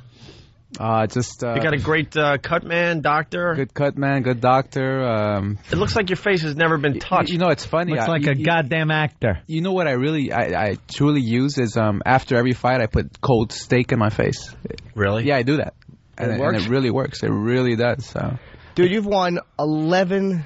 Unless this is wrong. 11 world titles in 6 different weight divisions. Yeah, in 6 different weight classes. So. Is it easier to get heavier and fight or to get lighter and fight? I think it's easier. It's tougher to obviously jump different weight classes. I mean, that's why you don't see many fighters do it. But you know, it's been. I fought what's his name, Bernard Hopkins, who's a partner of mine now, at 160, middleweight, and he was just too big. Just too big. I mean, this guy's huge and too strong. What weight were you more comfortable at? Like in the 130s, 140s? Oh, 140s. Yeah, 147. So that's where I had my best fights against, you know, the Sugar Shane Mosleys. And I had this fight against this African kid, I Corte, which was a classic. I mean, so. Well, Shane Mosley, he beat you twice. Yeah, he beat me twice. And that was, have you ever beat him or no? Nope. He's just the guy that had your number. Yeah, bring that up. Well, he mentioned them. I believe me. I wouldn't have poked him with that one. Well, that's what you get for mentioning Rich Voss. You saw him on TV. I have to bring up Mosley. Why? What is it about him that gave you such trouble? You know what it is? His speed. He's just a fast fighter. I mean, he doesn't really hit too hard, but he's a fast fighter. And how quickly do you know? I think I'm in trouble with this guy. Right from the get-go. Really? Right from the first punch. So what happens? You make it through the round. You sit down. Do you say that to your corner guy? Do you go, look, I'm in trouble here, or do you try to, you know? You kind of keep it to yourself because the camera's on you, and you don't want like millions of people watching you saying, "Holy shit!" You're like, this guy. Oh my God, I'm getting my ass handed to me out there. So. Wow, that has got to be rough. That's unbelievable that you know from the first punch. Right from the first punch. Literally from the first punch, you know. And the speed, the power, you know. And the other way around, do you know from the first punch, like, man, I got this guy. Exactly. Yeah. Exactly. It's funny, but that's the way it is, yeah. So you've gotten punched by somebody and went, 11 rounds, 2 minutes, 58 seconds to go. Well, this kid I mentioned, I Corte, I mean, I literally thought he had bricks in his hands. I mean, the first punch he hit me with, I said, whoa, I mean, check these guys' gloves. I mean, this guy can hit. And it lasted 12 rounds. And in that last round, I had to win the last round to win the fight. And I had him on the ropes for like a minute, just punches after punches, and he wouldn't go down. And this guy just was, I mean, he was an animal. And you beat him though, right? I beat him, yeah. Who have you, you've lost 4 fights. I mean, 38, what is it, 30-4, his record, 38-4, yeah. You lost to Mosley twice. Hopkins, and who was the other one? And the other one was Trinidad, Felix Trinidad. Is that 3 different weight classes? That was, 3 different weight classes, yeah. The Felix Trinidad fight was a little, I would want to say a little controversial. I think that fight there should have gone my way. I think it should have gone my way, but you know, judges will be judges. Do you guys ever there's certain judges. Do you look at certain judges and go, all right, I know this guy is going to, do you have any power of having almost like a judge in a trial? If you feel he's biased, you can petition, have him removed. Is it like that in boxing? If there's a judge you feel kind of has a problem with you, and you don't. You can beforehand. They give you a list of judges, but I mean, in this game in boxing, I mean that's one of the problems we have is that judges, you just never know who they're going to go for. You know. Was Tyson as a fighter? Was Mike Tyson? I watched Tyson. It was the whole country. All we're doing is waiting for him to recapture what we saw in 1980, which obviously not going to happen. Right. Was he as great a wrecking ball a fighter as everybody thought, or was he just really did have a bunch of weaker fighters that made him look like he was invincible? Tyson was an animal. I mean, this guy. We probably won't see another heavyweight champion like that in many years. You know, I have a little 8-month-year-old son, so I think in about 20 years we'll see see him up in the ring, training him, training him already. Yeah. Who's your idol? Is it Chavez? Chavez, Julio Chavez, Sugar Ray Leonard, Marvin Hagler. Who do you think is the greatest fighter of all time? Of all time, I would have to say Sugar Ray Leonard is up there. Obviously, I mean Muhammad Ali. Joe Louis was studying his fights. I think he was one of the greatest too. So, how about Foreman? Foreman was good. He was just good though. Okay, he was good. He was. Yeah, but he also retired when he was at the top of his game, so you don't even know what he was capable of doing. Yeah, exactly. And then comes back when he was 38 or something. Well, like that. He came back I think at 50, didn't he? No, he was in his 40s to fight. I know he worked his way up and he fought Holyfield. And he lost. I think it was a 15-round decision. I would say, or 12-round decision. He actually lost. No, but he won the world title. I think at his last fight against Michael Moore, he knocked him out at 50 years old or something. I didn't know he had but Michael Moore is like just a fact movie maker. Yeah, he writes silly books. Sorry, what a dope I am. I'm like, oh. I get confused. Hey, I'm actually getting a note. He has to go. Are you leaving? Yeah. You got a very busy schedule or something? Busy. Who's saying that? What are we out plugging? I'm Oscar promoting the boxing legend Oscar De La Hoya hosts Hispanic Heritage Month. The world premiere September 29th. Is that tonight? I'm really bad with tonight, dates. Yeah, September 29th. Which is tonight at 8 o'clock on, it's on the History. No, that's tomorrow. All right, I'm just glad I didn't screw up. Right. Oh, Jimmy. But wait, Oscar and I made a mistake. I've been hitting the heavy bag lately, too. It's funny. I was going to talk to you about, maybe your methods are similar to mine or whatever. The great Oscar De La Hoya hosting, it's tomorrow night, 8 o'clock on the History Channel. And right now, it's cool. His camera crew is in here filming a documentary. Is this part of what you're showing tomorrow? No. This is what we're showing tomorrow is a documentary on the Mexican-American War. Since it's Hispanic Heritage Month, I thought it was a great idea to show, what really happened in the Mexican-American War, where it happened, why it happened. So I think it was a good educational piece especially for youth of today. So, well, this is why you're a nice guy, because the fact that I asked about a man filming right now, is this being shown tomorrow? Yeah, on national I was going to bring that up. He should have just smacked me in the face, but he politely answered because he's a nice guy. It's live right now, Jim. I'm really happy you came, man. We really are. I mean, it's very rare you get. He's the most famous guy we'll probably ever have in the studio. I'm really happy that you. I doubt it.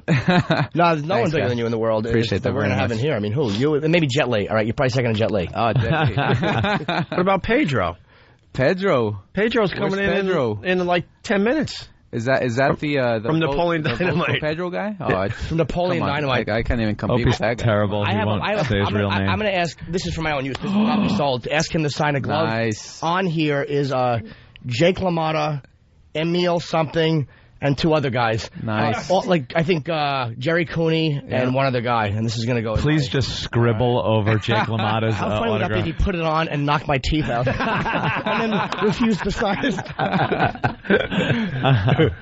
Very good. Well, thank you for coming, man. We're really sorry you're leaving. Absolutely. And one more time, man. One more time. It's tomorrow night, 8 o'clock on the History Channel, hosting a Hispanic Heritage Month world premiere about the Mexican-American War. Yeah. Okay, good. Remember that one, Jim? It kind of sucks we only had a few minutes with you, but they are handing me notes, so you must have a very busy schedule today or something. Hey, Rich, do you want to ask him if he was around boxing, maybe doing stuff with the troops during the Mexican-American War anymore? Yeah, one more question from Rich Voss. Go ahead, Rich. Rich. Carlos Mencia, funny, not funny? What do you think? funny. I don't have a question. I'm not a boxing question. Come on, gentleman Jim Corbett. A boxing question. I asked greatest fighter of all time. Come up with something for him real fast before we go. His wife's helping him. This should be a doozy. It was a great fight to throw in Manila, but the fight before it was Jeff Smith and Kareem Allah. I have nothing. Wow. Oh, boy. You got Oscar De La Hoya, and you mentioned a guy named Jeff Smith. What are you talking about? What's the most realistic boxing film that you've ever seen? Like, which one shows fighting and fighters the way it really is? Well, you can't go wrong with with Raging Bull, obviously. Yeah. But you know what? I was watching the other day Cinderella Man, and that is to me the most inspirational movie as a fighter. I mean. And that movie got great reviews, but no one went and saw it. Right, yeah, nobody went to see it, but it was such a great boxing movie, like a fighting movie, but obviously Raging Bull. What about all-time great. What was it called, When They Were Kings? When We Were Kings. When We Were Kings, yeah, with Ali. That is an amazing that was a good movie. Film. Yeah, it was. I always, when I hit the heavy bag, I basically should put on a dress and just slap it. when I hit it, I think of the way Foreman would dent the heavy bag when he hit it. I mean, he was an animal. This guy was just, and you see him now. Yeah. You see him now, and he's the nicest guy you'll ever meet. I mean, it's incredible. When he had hair, a pound cake. When he had hair, he was nice. Now that he's bald, he's like, I got another communique. It was the hair. You're right. Yeah. They're and it's written out this way. They're adamant about getting him out. All right. Sorry, we love Oscar. We can't help it. I'm sorry. We love him. Sorry. All right. Thank you for coming in, man. Thanks, guys. Oscar De La Hoya. Appreciate it. Thank you, Oscar. All right. Thank you, Oscar.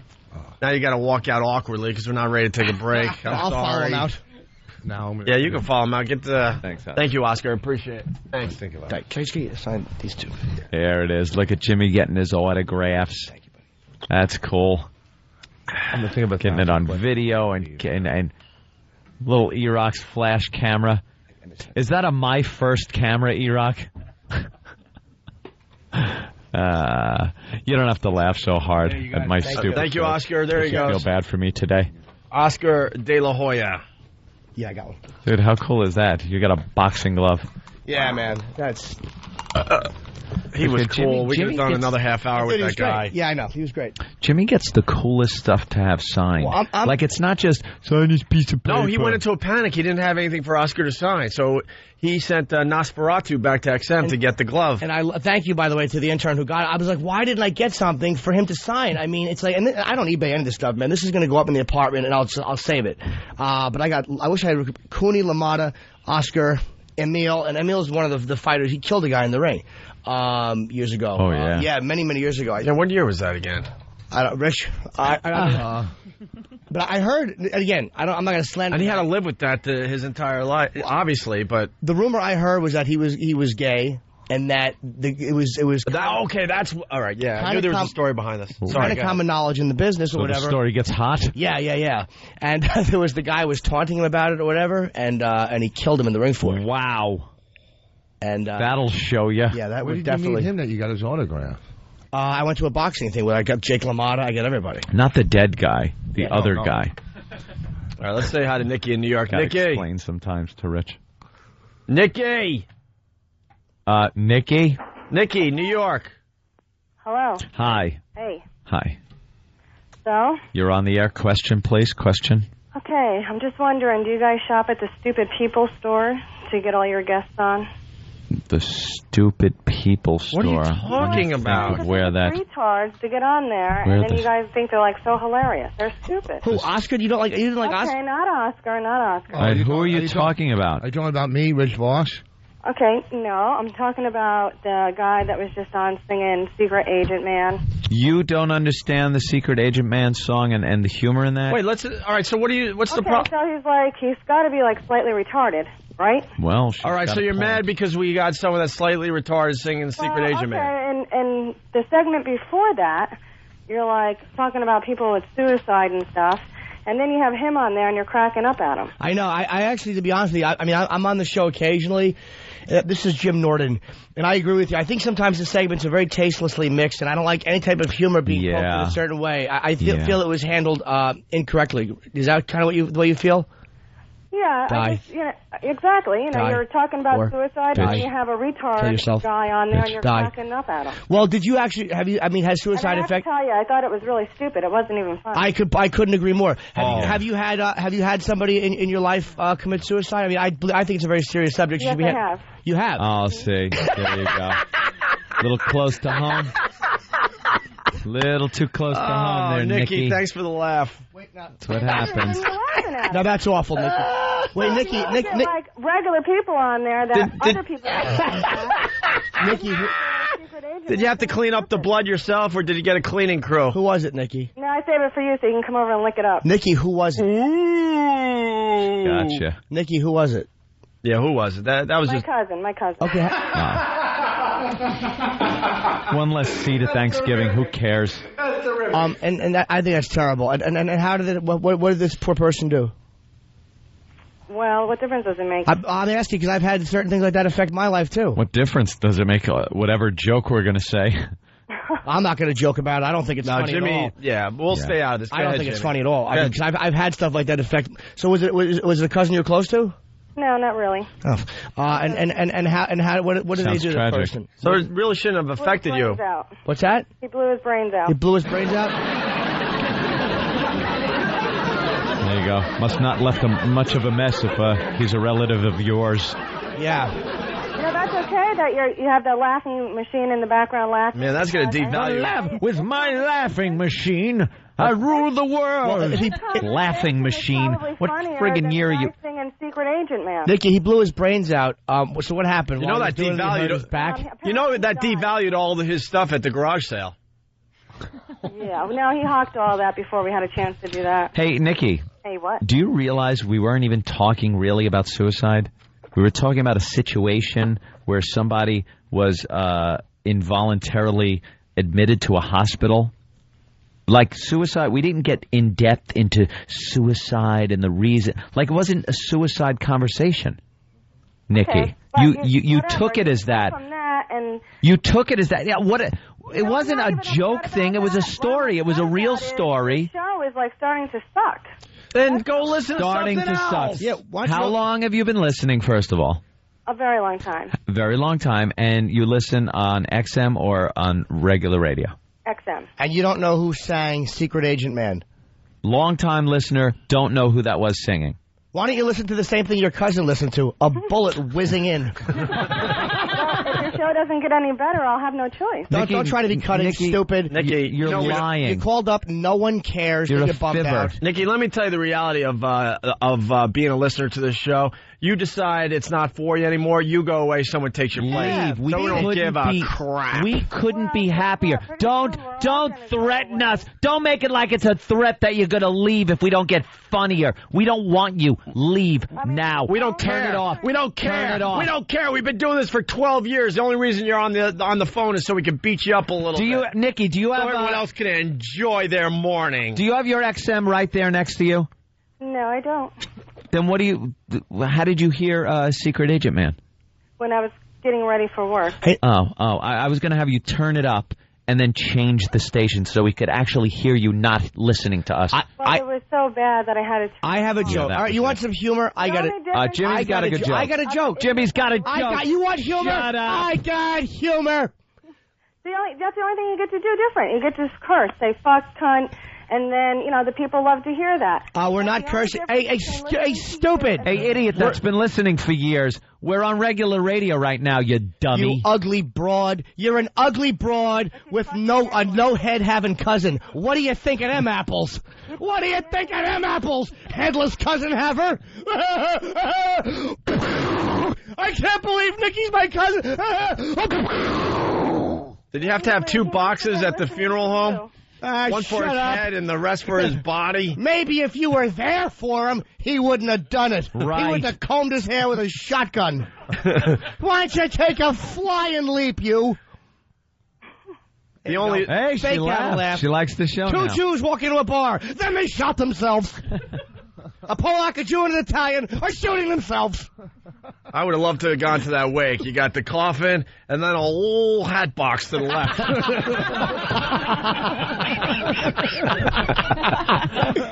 I think we have a nomination. That's right. That's Hatbox.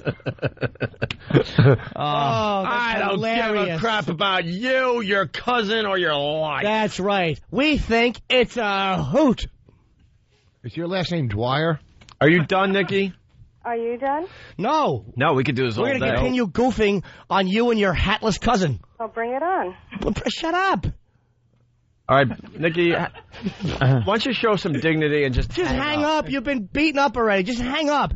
Do what you don't do in your personal life. Have some self-respect. You tried to call the radio show. You're obviously a lonely nothing of a person. Just have some dignity and hang up. Hold on a minute. Here you go, Nikki. Got this. This is for you, Buttercup. There's a man who leads a life of danger. Everyone he meets, he stays a stranger.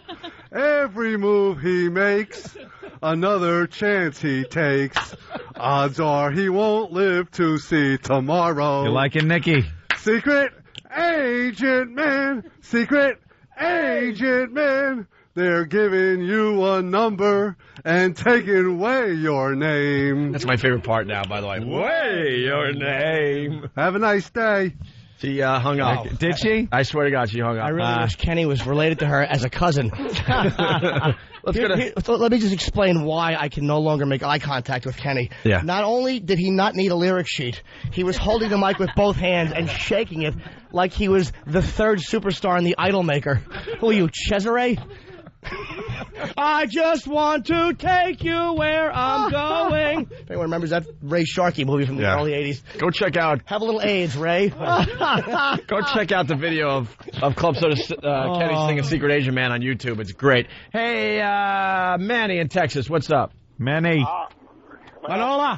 Start off, Anthony. We're holding there. Opie, that was the line of the day. It wasn't even a line. That was a perfectly timed laugh. When that stupid bitch said about her cousin dying, that was... Yeah, that definitely is the nominee, the top nominee for line of the day. By the way, I went with the real laugh today instead of the obnoxious one because I wanted to hurt just a little bit more. Just a little bit more. It was beautifully timed. It was perfect. Yeah, I got good comedic timing. Thank you, guys. I think. All right, Manny. Hey, we got to take a break. Ant's got to do some phone calls. We got Rich Voss and Bonnie in studio. And we have a couple of guests as well. Are they here yet or not yet? Yes. Oh. Who's here? Ephraim. Oh, Pedro's here. Nice. Ephraim.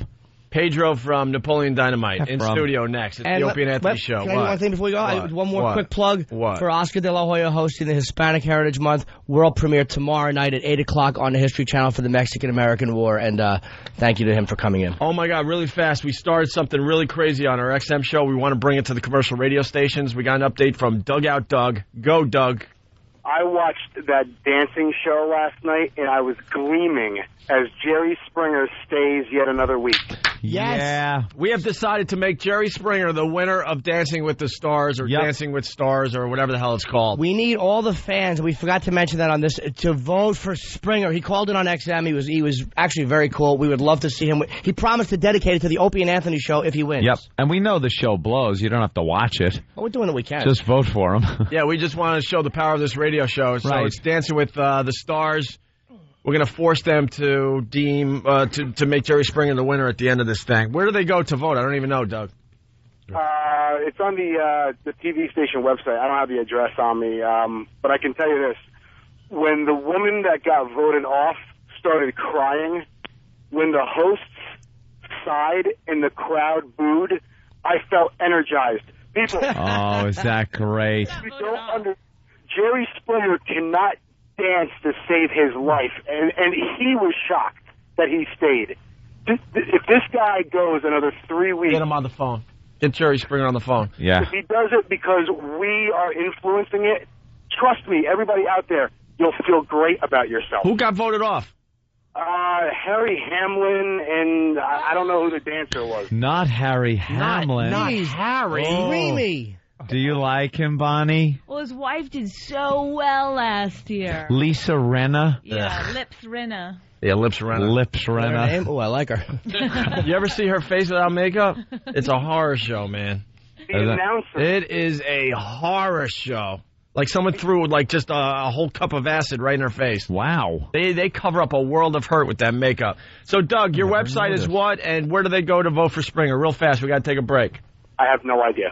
No, come on, man. Get the good plug in. You don't get the good plugs over here. You guys are hosting that incredible video from Cleveland, the foaming blank. I'm sorry. You were talking about my website. That would be oaexperience.com. oaexperience.com. They have a video we can't host, unfortunately, because of the rules and regulations.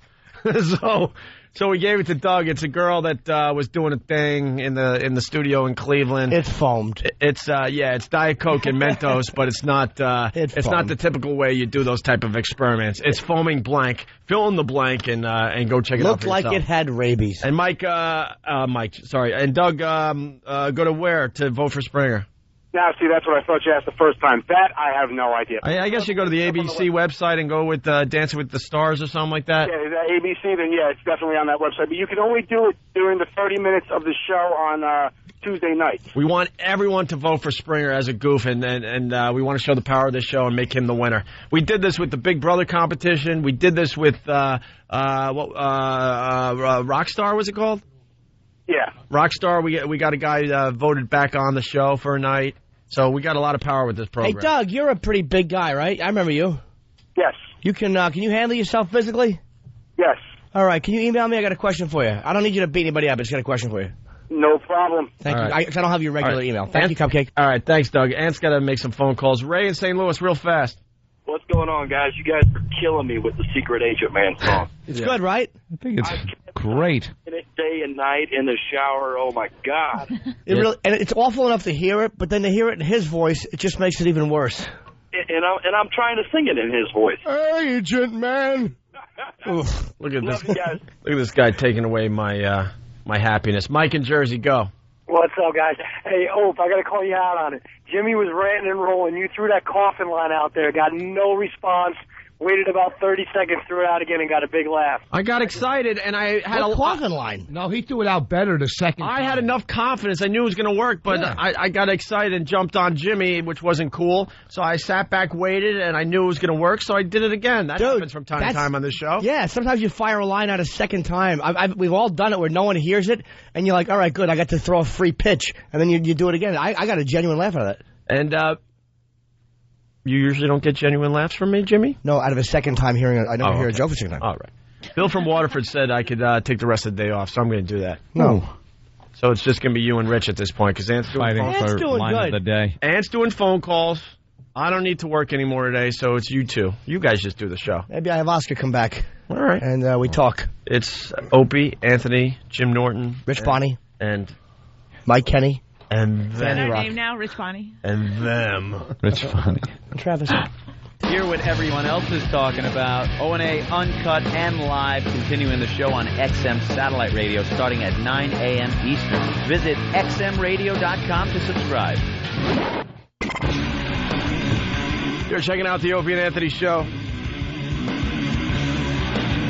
Anthony's back in studio. Oh, yeah. I went out to make some phone calls. Make some phone calls to no less than 3 doctors that could... Oh, well, hold on. Get it? Hold on. Jesus Christ, I don't want to miss this one. Your phone's ringing? Yeah. Okay. Hello? Speaking. Oh, you actually got a person on the phone. Oh. Ant's talking to the hospital. Someone's on the phone. He's getting an update on his girl. I hear about the residents meeting all the time. Yes. What do we do? What do we do? I don't know. We either hear a very happy Anthony. I want to set up a meeting where my girlfriend gets checked out of the hospital. That's what I want to do. If that entails coming in and meeting and talking with you, and the end result is getting out of the hospital, then I am fully enthralled to come and meet. But No. See? Another lie. I heard up to 72 hours. And, yeah.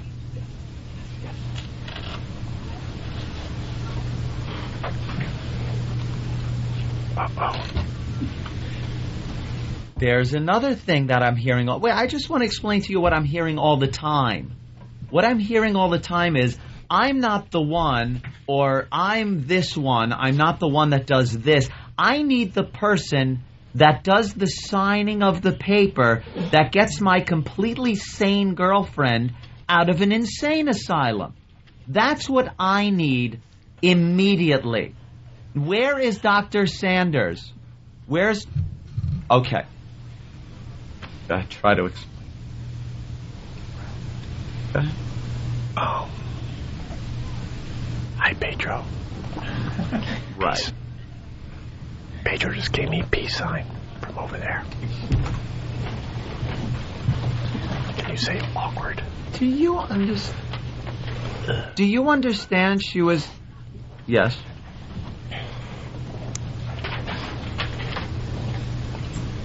You do understand she was interviewed intoxicated. You do understand one person interviewed her intoxicated, and based on that, she was involuntarily admitted. And when she sobered up, she even said she has no recollection of what she even said to that shrink, and then was thrown upstairs with people that do have to be up there, and she's fine.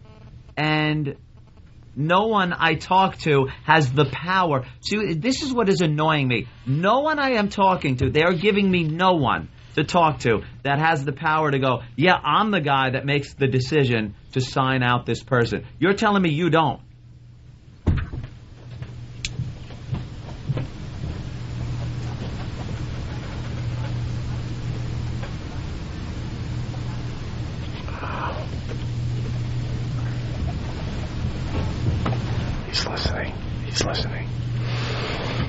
He's listening on the phone.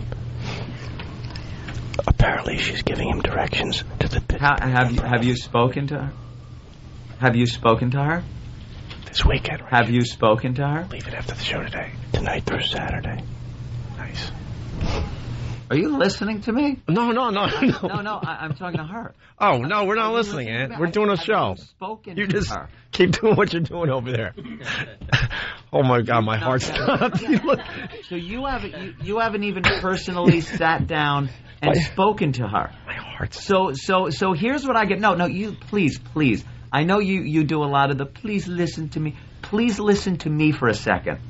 How have you not sat down and spoken to her?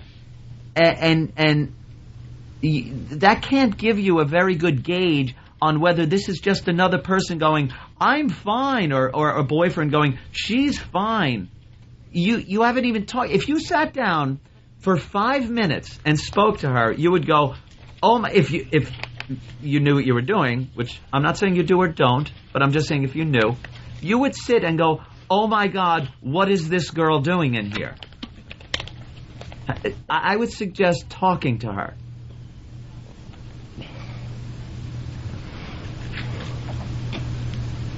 The doctors that no one...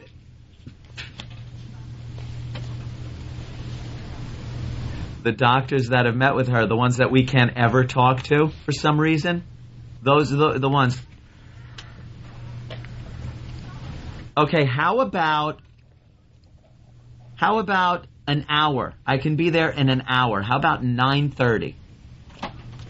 Unfortunately, what? You're having an off-site meeting. Here's another thing that bugs... Here's another thing that bothers me a lot.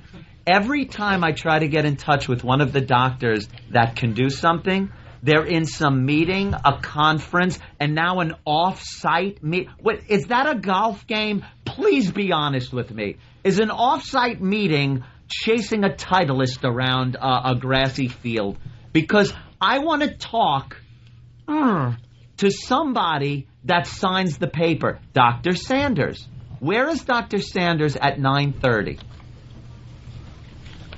You know how much more crazy I am than she is? You're going to see if he's available at 11:30.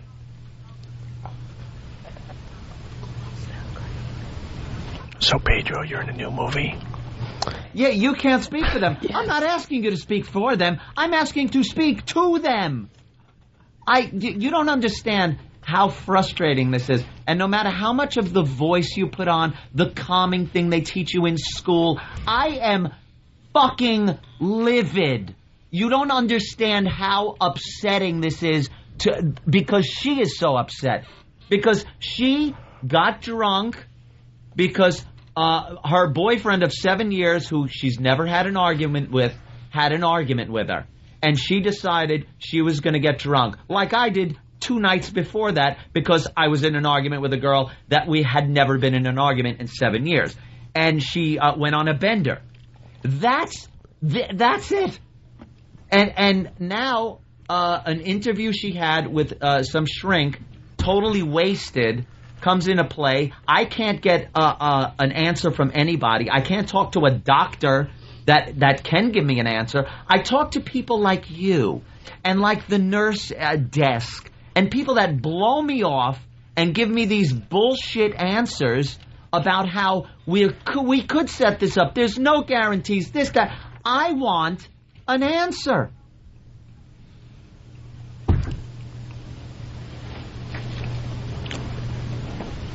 Tentatively scheduled for 11:30.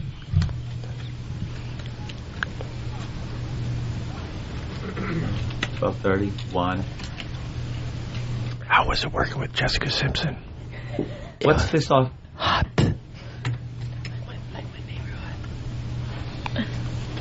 You know what, though? This is what happens. I was being straightforward. Someone said they were being straightforward to me yesterday also when I was promised a phone call from Dr. Sanders, which I never got. This straightforward crap isn't working. I'm not believing it. I'm seeing a bunch of lying people here. A bunch of people that are putting me and my girl off, that are pushing things hours ahead until conveniently enough, oh, it's too late. You know what I want to do? I want to meet with someone ASAP so she could get out of there today. Today.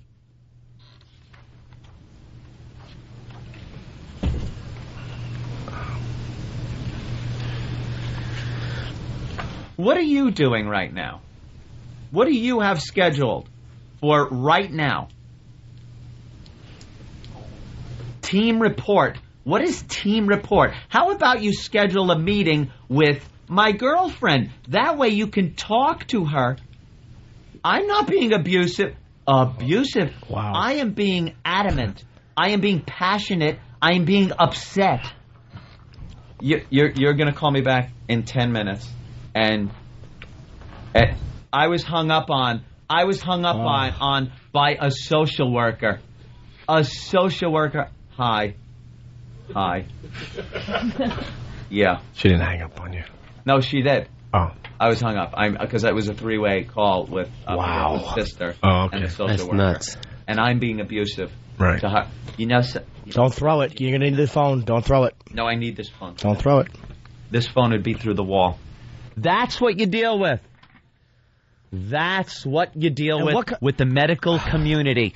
It's off-site thing. The past 3 days have been nothing but this off-site, these vagaries of what these doctors do. These vague, they're at a conference or this off-site. Hey, you hooked that one. That's what an off-site meeting is. They put me through and my girlfriend, more importantly, through this crap, and I'm the one that's being abusive? You weren't being abusive. You lock people up? I'm trying to get an honest goddamn answer out of these people. Unbelievable. I'm going to tentatively set up a meeting at 11:30 and see if I could get this guy. No guarantees are ever made. If that doesn't work, it'll be 12:30. If that doesn't work, she goes, then I'll try for 1:30. And then the time goes by. Here's how because it's happened. The time ticks by, and then it ends up, well, it's too late. You got to wait another day. Oh, my God. I could not be more pissed off at anything. This is the most pissed off I've been at human beings. At human beings. Oh, my God. The medical community are a bunch of fuckos, if I may use the word. It's a new cereal by Kellogg's. Bunch of F's and O's. Oh! We should take a break. What? This is hold on. Well, maybe not. So employee of the month, huh, Pedro? You what know, is that? I concur.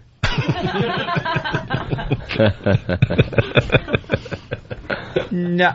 Oh, boy. What happened, Ant? What happened? Nothing. I'm just getting a text from my girlfriend's sister. She just got to, call that woman back, I guess, and give her the rational good cop portion of that program. Right. Yeah. What kind of social worker, because you weren't being abusive, you were just annoyed, interprets that as abuse? You see how they overreact. What she can't handle having a heated discussion with someone who doesn't agree with her? No. Ugh. That's a social worker? Jesus. If they aren't all nice to her, she loses it and hangs up. What a pig. Unbelievable. All right, we're going to take a break. All right, I'll make one more phone call. Monsters. You're leaving? No, if we're taking a break. Yeah, we're taking a break. I asked Mark if we could go late on this side of the show. What did he say? We're still talking to him. What is he? He's having an off-site meeting? What's the problem? We go late. If the affiliates want to keep going with us, then they keep going with us. That's what I say. Okay. Do you ever see the way Mark's slacks fit? It's Opie, Anthony, Jim Norton, and Pedro. Hello. Employee of the month? Employee of the month with Dane Cook and Jessica Simpson. What? Holy Jesus, sorry you've been there. No, I'm right there. I'm right there with you. Yeah, we'll talk to him next, okay? Sure. Am I going right now? Go for it, dude. Go. Your real name's Efron? Who's that? Efren? Efren. Efren. Yo, what up? Hey, how you guys doing? Hey there, hi there, ho there. What? All right, we'll continue in just a bit. It's Opie. No worries, man. And a lot of other people, including old Jimmy Norton, who will be at the Pittsburgh Improv all weekend long, starting tonight. The Opie and Anthony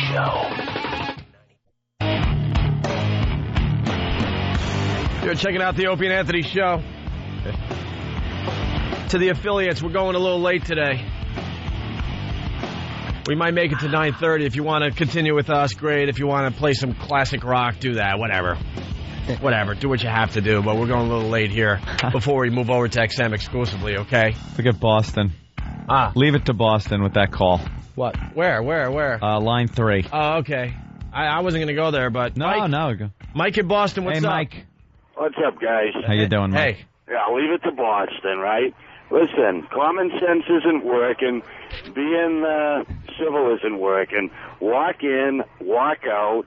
End of story. Deal with the repercussions afterwards. Well, Mike, that was the in case of emergency break glass, and I was getting very close to that point where I was going to pull the Cobra up, and you would see a wonderful Fox 5 would probably cover it.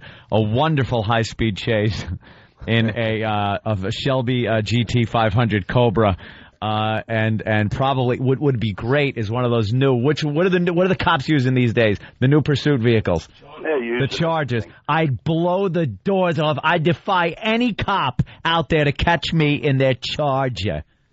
I'm putting a challenge out to the police. Oh, great. No charges. I'm kidding. I'm totally kidding. Please, police officers. He's lost his mind. Now he's attacking the people that love us. Hopefully all I could do is throw my pile of PBA cards out and hope it covers his windshield. Hopefully you got a full house. But no, dude, it was like you were saying. You go fast in that car, and what are they going to do? Stop you and look at and find the car? What are they going to do? Cares? Right. Who cares? I got a couple of keys in the trunk. Fine. You think I'm popping the trunk for him? They're going to have to work for it. I love when people try to tell you what you can do. Dude, if the police officer doesn't have a comment and say, please, you don't have to let him search the car. You can go. You're free to go. Well, committed a crime, man. Just walk out of the hospital. No, actually, it is a crime. We got an update. Late breaking news. We went into the break, and Anthony went into the office to make some more phone calls. I got a call, waiting, as I was talking to my girlfriend's sister, who was, going to play the good cop to my just what you heard on the bad cop to the social worker. And I guess she had a couple of minutes to think it over, the social worker, and I got a call back. And I do have a meeting to go to at 11:30. She goes, come in for the meeting, and your girlfriend will be discharged immediately after the meeting. She goes, everything is being set up. She will be discharged. I think that might have gotten to... I think actually either that might have happened or they will commit me based on that phone call. Could you do us all a favor and have the meeting in the parking lot? Because I think maybe it's got to be a public place. Maybe on a picnic table so you have a chance to run if they do go after you. So far it looks like good news because there is... She spoke with everybody, all the parties involved, meeting 11:30 just to meet face-to-face, and then everything is being put through, and she will be released. Please show up in the today. Nazi helmet. You want me to show up with the Nazi helmet? But please don't mention it. Just talk very logically. Just talk completely normal with the Nazi helmet on? Say, look, the problem with psychiatry, and then just have the Nazi helmet on. Tell her she's being so glib. Yes. Say, I say, look, this is a big problem here. I'd like to exterminate it. I think I have the final solution to this problem. I want you to show up with just your underpants on and black socks. And the Nazi helmet. And the Nazi helmet. I'm here to get my girlfriend. Hey, really fast before we move on. We have a guest. Yes. Tomorrow's the last day of our production contest that went horribly wrong. It went so fast. Went horribly wrong once again. We're just trying to give you guys some cool stuff, and I don't know. We'll have to go back to the drawing board on this. Oh, who knows? We'll see what the top 5 entries end up being. Mm-hmm. But we've been asking you for a production piece about the Opie and Anthony show. And next week, we're going to announce the best 5 entries. You have one more day to submit your entry at 923freefm.com. Tomorrow morning at 9 a.m., that's it. No more entries can be submitted. You better hurry up with some good ones. And then next week, we'll give out 5 MacBooks to the best 5. All right? All right. It has everything you need to explore all your creative possibilities, and you can take it with you wherever you go. Head to the Apple Store or apple.com to check it out for yourself. And I'm leaving for Pittsburgh right after this. Because I know you're not going to make your meeting, by the way, because you have to be on until 11. Oh, yeah. Yeah, that's going to happen. So, I'll be... Wow. What time are you leaving? Whenever you are, boss. Oh, my God. Show's all yours, Rich. Opie's leaving, too. Oh. I didn't even bother turning your mic on. Sorry. Oh. Yeah, I will be leaving a little early yeah, me too. Today. Hey, who is this IMing me on such a happy day with, let's see, no sound? Uh-oh. Oh, someone's been... Okay, no, I'll throw him the bone. I'll turn the mic back on. Don't IM a thank you, or I will bounce you. Steve turned it off. I asked him to, because we were talking. Oh, Steve. About decisions he's making in his personal life. I didn't know they speak bear. I understand him. Can we say hi to Pedro? He's been sitting for an hour. I know. I feel so bad. I'm sorry. No. There is this tremendous personal issue going on, and it's finally being resolved. I think you should show up with a Nazi hat, your boxers, your black socks, and a Vote for Pedro T-shirt, and you'll be fine. I hate you because of those Vote for Pedro shirts. I love Napoleon Dynamite. Yes, that's him. Oh, wow. Of course it is. I love... See? No, but the Vote for Pedro shirts. Yeah, could you... I think I built her a cake. You see? Perfect. That was my impression of you from Napoleon Dynamite. It was very funny. But funny wherever you go is the Vote for Pedro T-shirt. That's got to make you happy, but to see it over and over and over again, wherever you walk in Manhattan, every kid has a Vote for Pedro T-shirt. Did you get tired of seeing our billboards on the buses? No, because it's about us. Right, because it's about us. And that's what he's thinking. If I had a sweatshirt that said Opie and Anthony, of course I'd be supporting it every day. Yes. Can I make an observation? Usually we have a fun show, a lot of chuckles. Yeah. And Pedro, real name I can't pronounce. What? walks in the door and he's all happy, like he's like light in his step, has a little spring to his step. Of course. He walks around the corner over there, and all he sees is all hell breaking loose with you on the phone, yelling and screaming at somebody in a hospital, and his whole mood changed. He tiptoes to the couch and sits down and doesn't say a word pretty much for an hour. I gotta apologize. He's just been sitting there for an hour. You walked into a really stupid radio show. But he got it, though. He just stopped and was like, oh, okay, something weird's happening. Something odd is happening. You hear a man on the phone with a psychiatrist on a radio show. That, commitment and problems. Like, okay. Yeah. This is a serious issue. Yeah, it was a little much. It was not like your normal morning zoo show. I felt right at home. Did you? I was like, Mom, Dad, are you here? No. What? Couple issues. Everyone's got their cross to bear, you know? Yeah. It just happens. But, yeah, hopefully that's all straightened out. But now I could go back to being a radio guy. New project? Employee of the Month. Employee of the Dane Month. Cook, Jessica Simpson. Dane Cook, who is just blown up. Yeah. He is a I huge... love that guy. He's doing SNL this weekend, right? Yeah. The premiere, I think, right? Second time, yeah. I gotta officially announce it. What? He's gotten too big for the show. What? It happens. Has he? It happens with all you guys. We get you on the way up, and we get you on the way down. Who's the musical guest? I don't know, but Dane Cook has done our show over the years. He did our show in studio and a phone call to promote his HBO... Tourgasm, right? what was it called? The Vicious Circle. Yeah. The Vicious Circle, which was unbelievable. He's in town, SNL, doesn't need us anymore. You know, he should be in studio or at least calling us. Is that going to happen? Where's Roland? Let's get rolling. Where's Roland? Yeah, let's get rolling. Are we getting dinged? I hear a phone ringing. Uh-oh. Keep talking. We regret next week we're going to get him. We get to inform you. Text. Hold on a second. What? Next week, Ding's going to call in. Why not while he's in town doing SNL? I'm trying to get. Well, he's on rehearsals all this week, so we're trying to get him in the studio next week. But what time does he rehearse? I know that they rehearse, but they don't rehearse that early. But doesn't he want to promote the season premiere of SNL? Yeah, that he's on. Killers are the music guests. To the mic. Killers are the musical guests. The Killers. Yeah. Those guys are cool too. So we're not getting him until next week when he's done with SNL. Yeah, that's usually the routine is for all the hosts, though, because they're. All right. We'll have to wait and see. He's been a friend of the show, so I'll take your word on that. So you. By the way, in studio tomorrow, Jet performing live. If you guys get, and it might happen, we don't know, but Arlie Ermy, the drill instructor from Full Metal Jacket, if he's here tomorrow while I'm in Pittsburgh, I'm going to set fire to the Improv doors and all shows will be canceled. If I miss the drill sergeant from Full Metal Jacket to be in Pittsburgh, I will shoot myself and everybody in the room. And Matthew Modine next week, too. Oh, that's a show you should go to, then. But it's going to be a hot ticket. That's right. Then your cousin will call in next week. All right, so the new movie... How did we all bomb on that one? That was like a softball lobbed up, and it was 3 big swings and 3 big whooshes. Yeah, well, that's why I was going right back to Pedro to save the day. Hey, guys. Hey, before we talk about the new movie... All of your wildest dreams will come true for sure. Before we talk about the new movie, you know, I'm sure you've answered this a million times. Napoleon Dynamite, you came out of nowhere, right? You weren't acting or anything like that before that movie?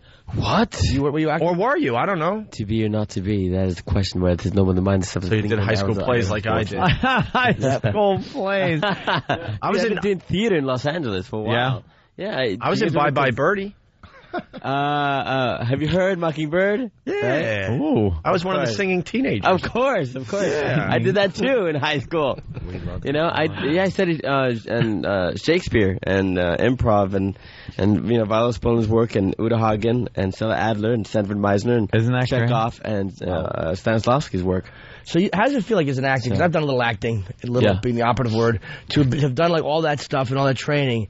And then you get known for this weird role, and it's like everybody calls you by that like character name. Well, you know, there's the inside work and there's the outside work. You know, everybody recognizes me as the outside world of the work. You know, and it's always about the work. You know, you do theater and you study like Tennessee Williams and Arthur Miller, you know, and David Mamet, and you know, it's there's three parts to it that I always see it as is acting for the artist, right? Acting in the business and acting in the business of Hollywood.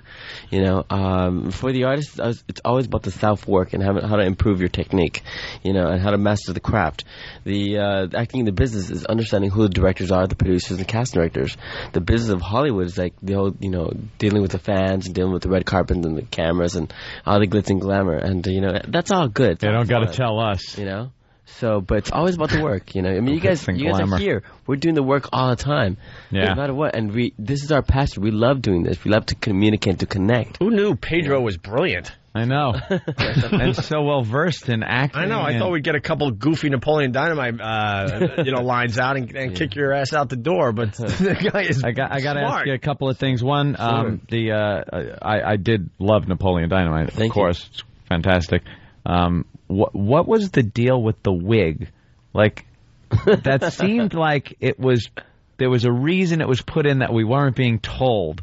Was it just to be weird, or did something happen? You know, the director who wrote it with his wife, Jerusha, and I love those guys, they wrote what they knew, right? And his wife's little brother actually felt hot one day, so he shaved his head. You know, it's like, so a lot of the scenes actually occurred. Like, the guy who played Kip, his little brother really ordered a time machine online. Sorry. You know, doesn't work. And thought it would work. So, and the whole crystals, you forgot to put in the crystal. You know, I mean, that really did happen. Damn. And Preston, Idaho is really like that. And did you make many Waterworld jokes with your co-star? I forget her name at this point, but she was adorable in Waterworld. Tina Majorino. Yeah. I love her. You know, she's this girl, sweet girl, really sweet girl. Yeah. And I know she's working on Veronica Mars right now, right? Yeah. Oh, is she? Yeah. It's like, I hear that show's good. After Napoleon Dynamite, everyone's career just blew up, you know, and again with the question about how do I feel about being known as Pedro, the public eye knows me as Pedro. Then I just finished Crank just is still out in theaters where I'm playing a transvestite, and I knew you. Yeah, I thought I knew you. And my job as an actor is when you take on a role, you want to do something completely, totally different. And you think of actors like Johnny Depp and Sean Penn. Sean Penn when he played Spicoli, right? And then he did, that same year he did Bad Boys, right? Bad Boys, yeah. So you go, I look at that career and I go, you know what? That's what I want to do.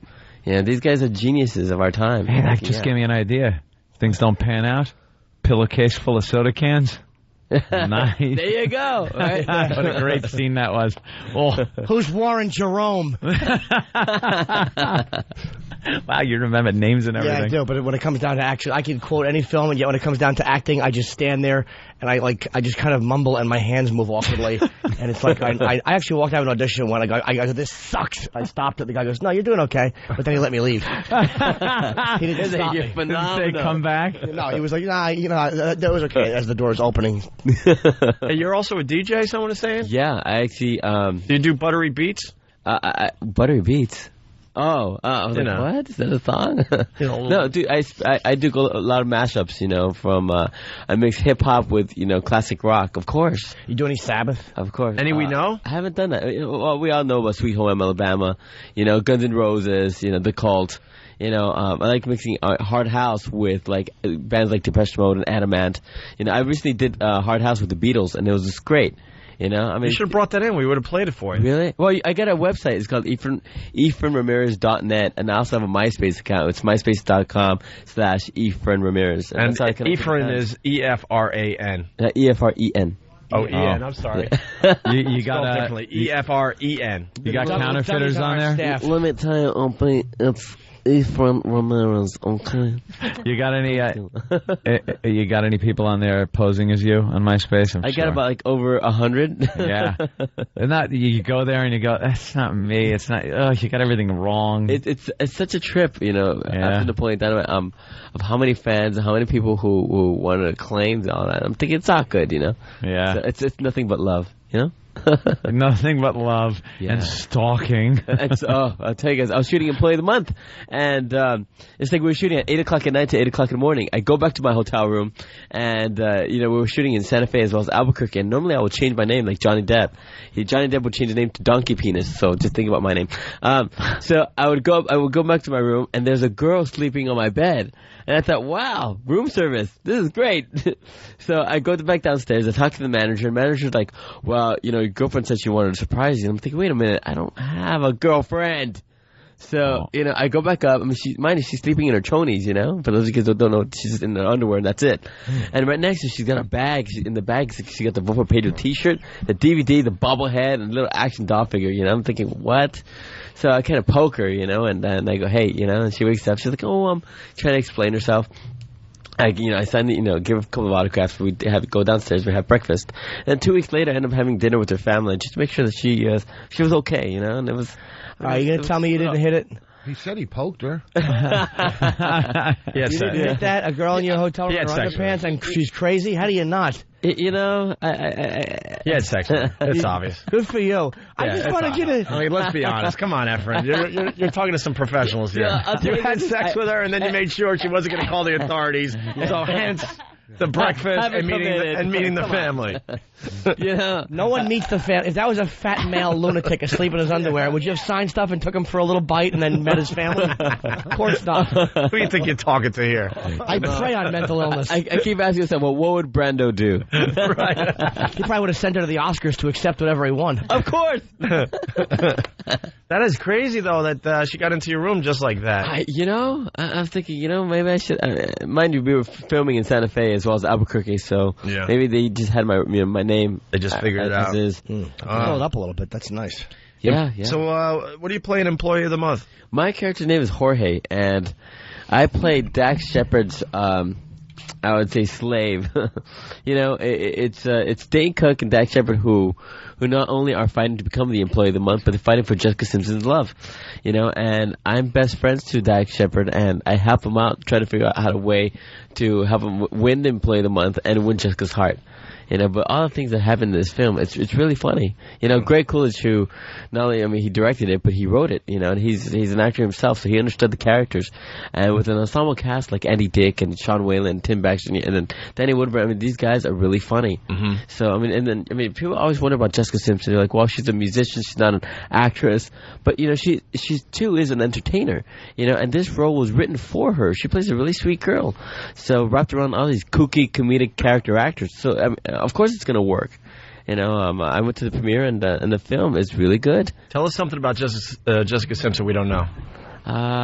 She really knows how to bake cookies. Really? She's a really good cook. Does she eat her own boogers? I don't know about that. That would be interesting.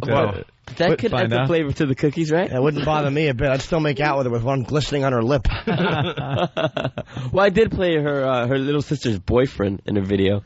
Did it to her boyfriend. I thought, well, would that be wrong if I played her little sister's boyfriend and trying to hit up on Jessica? No, not at all. Oh, well. How old is your little sister? I don't know. I just know as long as she's legal, that's fine. Yeah. Didn't something go on with Andy Dick on the set for that show? Like, didn't he, snap or lose it? Andy Dick's, as we all know, Andy Dick's always Andy Dick. He's really wild and rambunctious, and I really love that guy.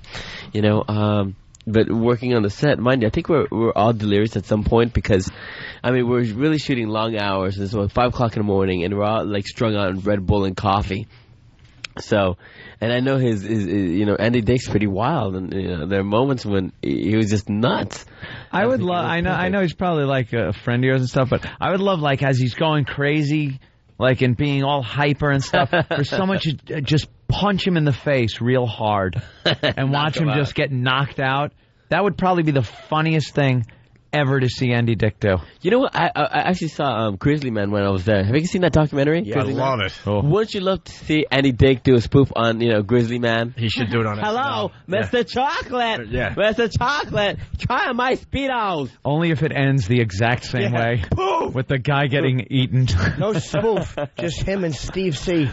nude in the woods. Grizzly Man, did you think he wanted to commit suicide by bear?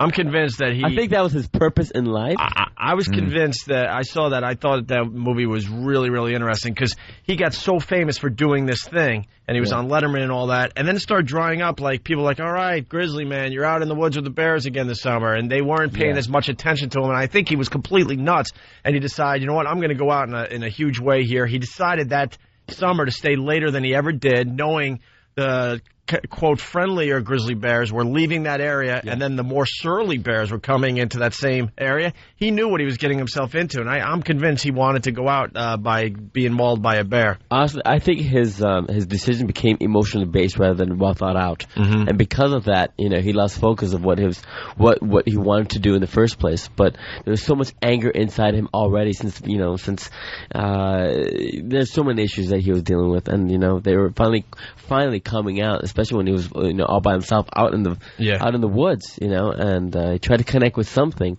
If it wasn't himself, then it was with the bears, and the bears, mind you, it's a flipping bear, yo. It's gonna eat you up. It's not Winnie the Pooh, right? So it happened. They're telling us you have to go. Oh man, we're gonna take a break and wrap up the Opie and Anthony show, but let's get some plugs in. Can you do it as Pedro, please? Dude, anything for you guys. And I'll tell you guys this for the rest of my life. No matter how many films I do, you guys will be family for the rest of my life. See, yeah, I think we hit a nerve because we brought him in on such a personal thing. Yeah, so now we're family. If you see him in 20 years, what radio show? The guy who was on the phone with the mental hospital? Oh yes, I do remember that. It's Employee of the Month. And I gotta tell you, I gotta push this. I just signed contracts to do Revenge of the Nerds. They're remaking it. They're remaking it. Oh, nice. You're going to be perfect for that movie. What role are you doing? My character's name is Santiago. I'm a foreign exchange student from Spain. Are they rewriting it or are they remaking it? They're remaking it, but it has like a different ending, Updated. And they're updating it with the new technology that's out there now. Yeah. I'd hate to see him play that same song that they played. Right. It's a little dated. Yeah, but the script is really good, guys. I'm really excited to do this project. Vote for Pedro? Or something. Are you happy to have a white family now? That we're... Oh yeah. It's like, oh wait, you guys are white? What, Rich? What? I don't know what you mean. Try the wine. This is his family now. Oh, he's walking here. He's walking. Where are you going? Yeah, he knows he's bombing. All right, Efren, it was a pleasure. Efren Ramirez from Employee of the Month. It's my pleasure meeting you guys. All right, we're going to wrap up this mess next. Wait, we got to plug Employee of the Month. We did. Oh, okay. What movie are we plugging? Open Friday Wide. With Dane Cook and Jessica Simpson and yourself, and who else is in it? Dax Shepard, Sean Whalen, Danny Woodburn, Tim Bagley, and Andy Dick. This Friday. Oh, and he also likes banging stalkers. Sleeping lunatics. Yeah. Poking. Poking. They can all find me on myspace.com/Efren Ramirez. Right. Hold on, Roland has something. Roland what? Oh, Roland. Roland. The movie's out October 6th. Why? Oh. Why? What's out? All right, a week from Friday. What's out October 6th? Can we just leave the show? Employee of the Month. I also have Crank, right? Crank. Yeah. All right, the wheels are falling off. Efren, thank you. Efren Ramirez. We're trying to figure out what to do. It's been a crazy morning. Should we just leave? Uh-oh, phone call. Phone call. That wasn't me. Who was that? That was me. I'm sorry. Oh, go ahead. Yell at that doctor. Doctor? No, it's my girlfriend. Oh. See, she was listening to the show. You told me you didn't poke her. Uh-oh. Or it's actually her. I'm sorry. I met this girl. I was DJing in Milwaukee. Yeah. In a club called Cans, and this girl, she's the one. And she's really beautiful, and she's a heart attack, and her name is Romina. So, she's it. Look at him. Wait, I thought you and... your publicist, okay. Honey, I'll call you in about 5 minutes, okay? I'm just letting it... I'm letting the world know how much I'm in love with you. He's got some explaining to do. Bye. Is that the one you met on sleeping on the bed? No. If you dated her, I would just hold her. Okay. Why don't we just wrap up the show, okay? Let's do that. All right. We're going to continue over at XM Satellite Radio. Efren Ramirez, thank you. I want to get a quick shot if that's okay. Of course. October 6th, Employee of the Month premiere. There's a week from tomorrow, Friday. It was a messed up day. It looks like it's working out for Well, Anthony. I hope so. We'll know at 11:30 if everything goes. Well, no one's going to know because you're going to leave, so we'll get the update tomorrow, I guess. Yeah. All right, guys, thank you so much. Someone's going to call me and let me know about the update. Yes. I'm a part of this now. You'll know, Roland, how to... Yeah. Okay. Great. Now you'll know. And thanks to JV and Elvis here in New York for letting us go a little late. Thank you, guys. But it was just a crazy morning. So it's the Opie and Anthony Show, the ONA virus spreading across America. If you're not joining us over at XM, have a great day. The Opie and Anthony Show. The Opie and Anthony XM walkover begins now.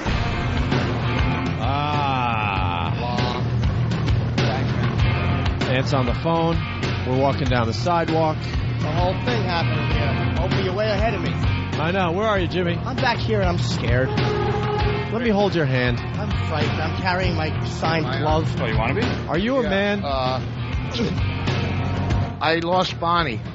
What's that? I lost Bonnie. Get used to saying that. I know. Hold on. I don't need headphones. Do I need them? Yeah. You don't need a mic either.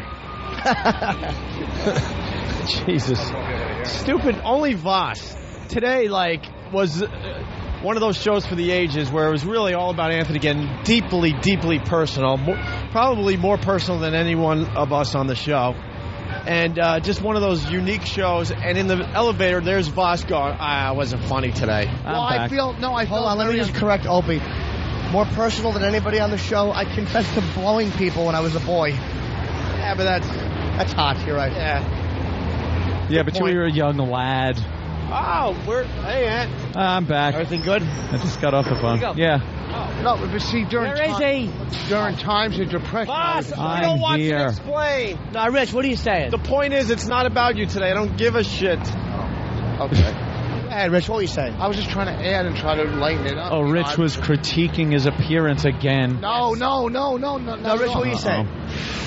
It was so much. And can I read the email, the feedback that I wanted to read, but I was too scared because it looked like you were going to kill me? Oh, boy. A lot of listeners want to know which child hospital she was at. Which children's hospital. People are a bunch of smart asses. In the middle of your... my tirade. Watch your feet. Right. They're like, we want to help. Which children's hospital is she? Bunch of asses. Gotta love them. What time are you leaving, sweetie pie? Let's see. Well, if I have to be at a meeting by 11:30, let me look at my watch that I forgot. And look my at mine. wallet. Look at mine. I left my wallet. I have to go home first to get my wallet, which I left at home. I left in a tizzy this morning. And you know what it's like to do 90 miles an hour and then find out you were doing that without any of your PBA cards and your license? I would have been in the joint in a second if I got pulled over. I think it's funny that we're on XM and the first unusual word you've used is tizzy. Yes. Yeah, no kidding. Okay, fucking tizzy. Wow, who's the... I know, I cursed more on FM than I have so far. You did fuck, motherfucker, and you dropped a C-bomb. Yeah. And justifiably Making so. Al work today. Holy shit. Nice hairdo. Hold on. Yes? Exploitation. Sean Lennon has a new CD and DVD coming out October 3rd. Guess what the name of it is? Where's my dad's head? Might as well be. The name of the CD and DVD, Friendly Fire. Holy... Where is that? Right there, the pink one. Oh. Sean Lennon's new CD and DVD is called Friendly Fire. Well, the original title had to be changed. It was, I'm a half a what? Another waste of a CD. That guy is so talented, but just listened to his mommy way too much growing up. His voice is just like John Lennon's. Just like John Lennon's when he sings. Yeah. But it's all artsy crap. Some people will buy it. Hello? Don't make any don't talk badly of anybody walking in. No, we're not allowed to. Get in trouble. Where is that Asian gentleman? Tattletale. That tattletale. We've been waiting for him for 3 days now. They're blocking the entrance. Is that him? Oh, no. No, you'll never know. You'll never know. Could have been. We couldn't tell if he was laughing out loud or tattling. All right, let's go upstairs. Tattling. All right. Well, I just want to make sure Jimmy treats the man with respect. Dude, this place has turned into a medical facility. Because this is like a Jewish center. Why? Look at it. What happened was they had a big thing where they were doing a lot of circumcisions. And there was a bag of foreskins that somebody actually emptied behind that counter. And I don't know, their tie must have fallen onto it. So there's a pile of foreskins with a tie on them. A pile of foreskins. Yeah, and there's just a little tuft of hair on it. So one of those boys was very mature. Just a pile of meaty, sweaty foreskins. Look at him waving at people. How does it wave? Drop something. All right, now say hi. Be nice. All right. Okay. We'll all be Morning, nice. sir. You're a chimp. You're a baboon. Good morning. Ape, baboon, monkey. Chimp, ape, baboon. Let's see upstairs. Masochist. That sucks. Lesbian. I like that in a woman. And every other kind of deviant. I love paying for sex. This moral decay weakens our resistance to the onslaught of the communist masters of deceit. We're a bunch of scumbags. These abnormalities are corrupting the minds and the hearts of our children. Jackass. I can't believe it. It's pedophile humor. It's depressing and horrendous. It's awful. A bunch of idiots. Perversion for profit. Here it comes! Here it comes! The Opie and Anthony program. El virus de Opie and Anthony. God, that irritates me. It's just like somebody took a bat to my brain. We're the only radio show that makes you want to hate us. Opie. I want my coffee. Anthony. I want that fax. Jim Norton. I want Ozzy. We are going to dumb this thing down to the point that we're going to be #1 with Down syndrome children. Hysterical. The Opie and Anthony Show. But enough of this palaver. Let's get the show on the road.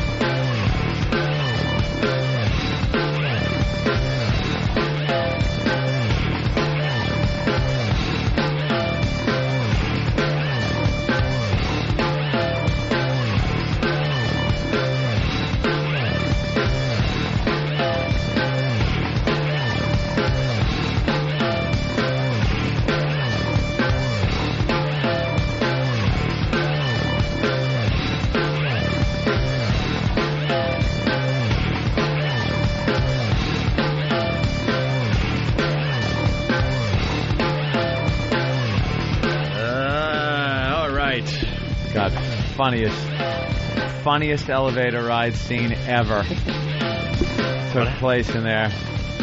I don't know if was tape rolling on that one on the camera. Yeah. God damn. Loudest fart ever in the elevator with other passengers on there, and then all of us trying not to laugh until one person went just. And then all of us just couldn't control laughing. Did you hear it? The fart? It was so fucking loud.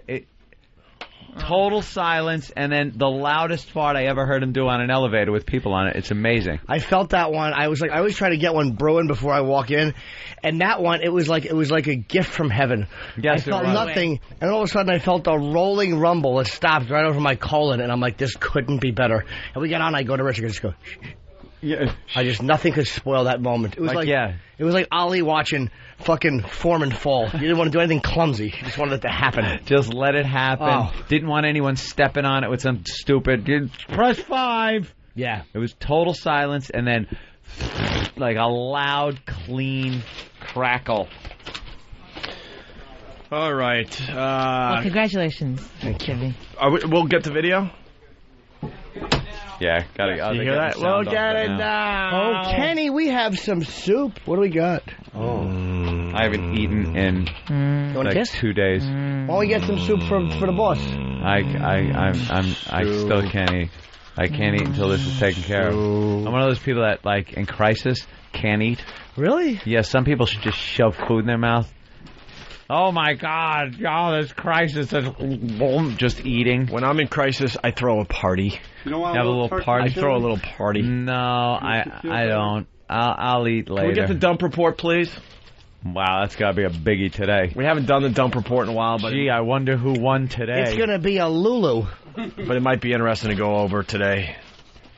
Also, thank you, FullBlownAids.com. Thank you. I got my T-shirt finally. What? Where's mine? No, be.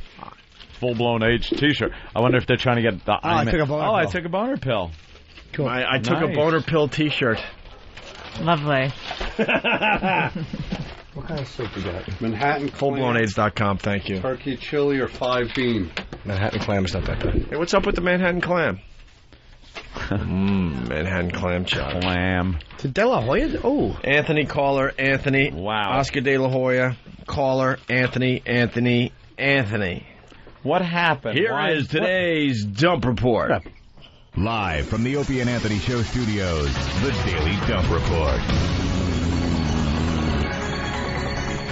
Well, can we have Club Soda Kenny read off the dumps today? Oh, okay. In his retard voice. That'd be fun. Opie, that's mean-spirited to Girls- talk about Kenny that way. Yeah, but girls seem to enjoy his voice. Here you go, Kenny. You got it? Yeah. So you do the time, and then what the dump was, okay? And who did the dump? This is your dump report today, folks. At 07:04 Oh my God, he needs his reading glasses. Should I put them on? Yeah. No, I want to hear him try it without it. Can you try it without it? He can see, but you can read? It's funnier to see him in his reading glasses. At You can read it? Yeah. Without. All right, but throw your reading put your glasses on then so we can see how funny you look with them. Look at look. I'm Clark Kent. Clark Kent. Wow, handsome. Thanks. Man of steel wool hair. Clark. It does. It gives you a totally different look. Yeah, like an old lady. You fucking knitting a shawl. Thank you. Thanks. Thank you. Thanks. I love the negative attention. 7:04 a.m. from Anthony. Oh, thanks, sir. I swear I'll just fucking leave. All right. Thank you. 7:28 a.m. A caller. Jimmy, shut the fuck up. Caller was rude. He certainly was. 7:34 a.m. from Anthony. Amy, you cunt. Amy, you're a cunt. Why'd they dump that? I know. That was kind of in the gray area. 7:53 a.m. from the champ, Oscar De La Hoya. Holy shit. 8:07 a.m. from a caller. You get to say fuck, cunt. 8:33 a.m. from Anthony. I am fucking livid. Anthony on the phone with the hospital. 8:34 a.m. Anthony. Give me bullshit answers. 8:38 a.m. Anthony once again. The medical community is a bunch of fuckos. Yeah. Probably the toughest one out of the whole bunch of dumps. The fuckos line. You're not done yet. Wow. Don't you have a song to sing? Oh. Does he? Any requests? Say one. Okay, ready? With a little enthusiasm today. Oh, and a 1, and a 2, and a 3. There's a man who leads a life of danger. To everyone he meets, he stays a stranger. Just mixing it up. Every move he makes, another chance he takes. Odds are he won't live to see tomorrow. Secret agent man, secret agent man. They're giving you a number and taking away your name. Thank you very much. And he doesn't say away. They're taken away. He says taken away. Taken away. Oh, there's an apostrophe before the W. Yeah, of course there is. It's like you can see the ball bouncing. Yeah. These things. Taken away. And the ball would bounce higher on way. So you know how to sing it properly. I just started listening 20 minutes ago. What the F happened? Bert and Philly. Wow. You picked the wrong day to sleep in. Picked the wrong day to sleep in. Get XM and yeah. I'll take this one, Anthony. No. Hey, by the way, the video of Club Soda Kenny singing Secret Agent Man is up on YouTube as we speak. Throw Opie and Anthony in the search. That's a good one. Also up there, intern Craig sucks Big Rhonda's herniated belly button. Big Rhonda makes Bob Kelly puke. Most of the Fatty Pick Fatty videos are now up on YouTube. Voss doing comedy from a diner in Cleveland, now up on YouTube for you to view. Classic moment. Again, killing in a place that should not even have... A comedian should just be killed in the place, not be killing. And I don't know why you do so well in those places. Because he's used to working black rooms where he like. It's actually better. Yeah, these are actually like easier crowds than the fucking racial hatred he's had to face and overcome for 20 years in those awful rooms. Yeah, you still want egg whites? No, I'm right. What? You still want egg whites? Huh? Ooh. What? Egg whites. You still want egg whites? Everyone's eating soup. I want a low-fat yogurt. Okay. Yogurt. Oh,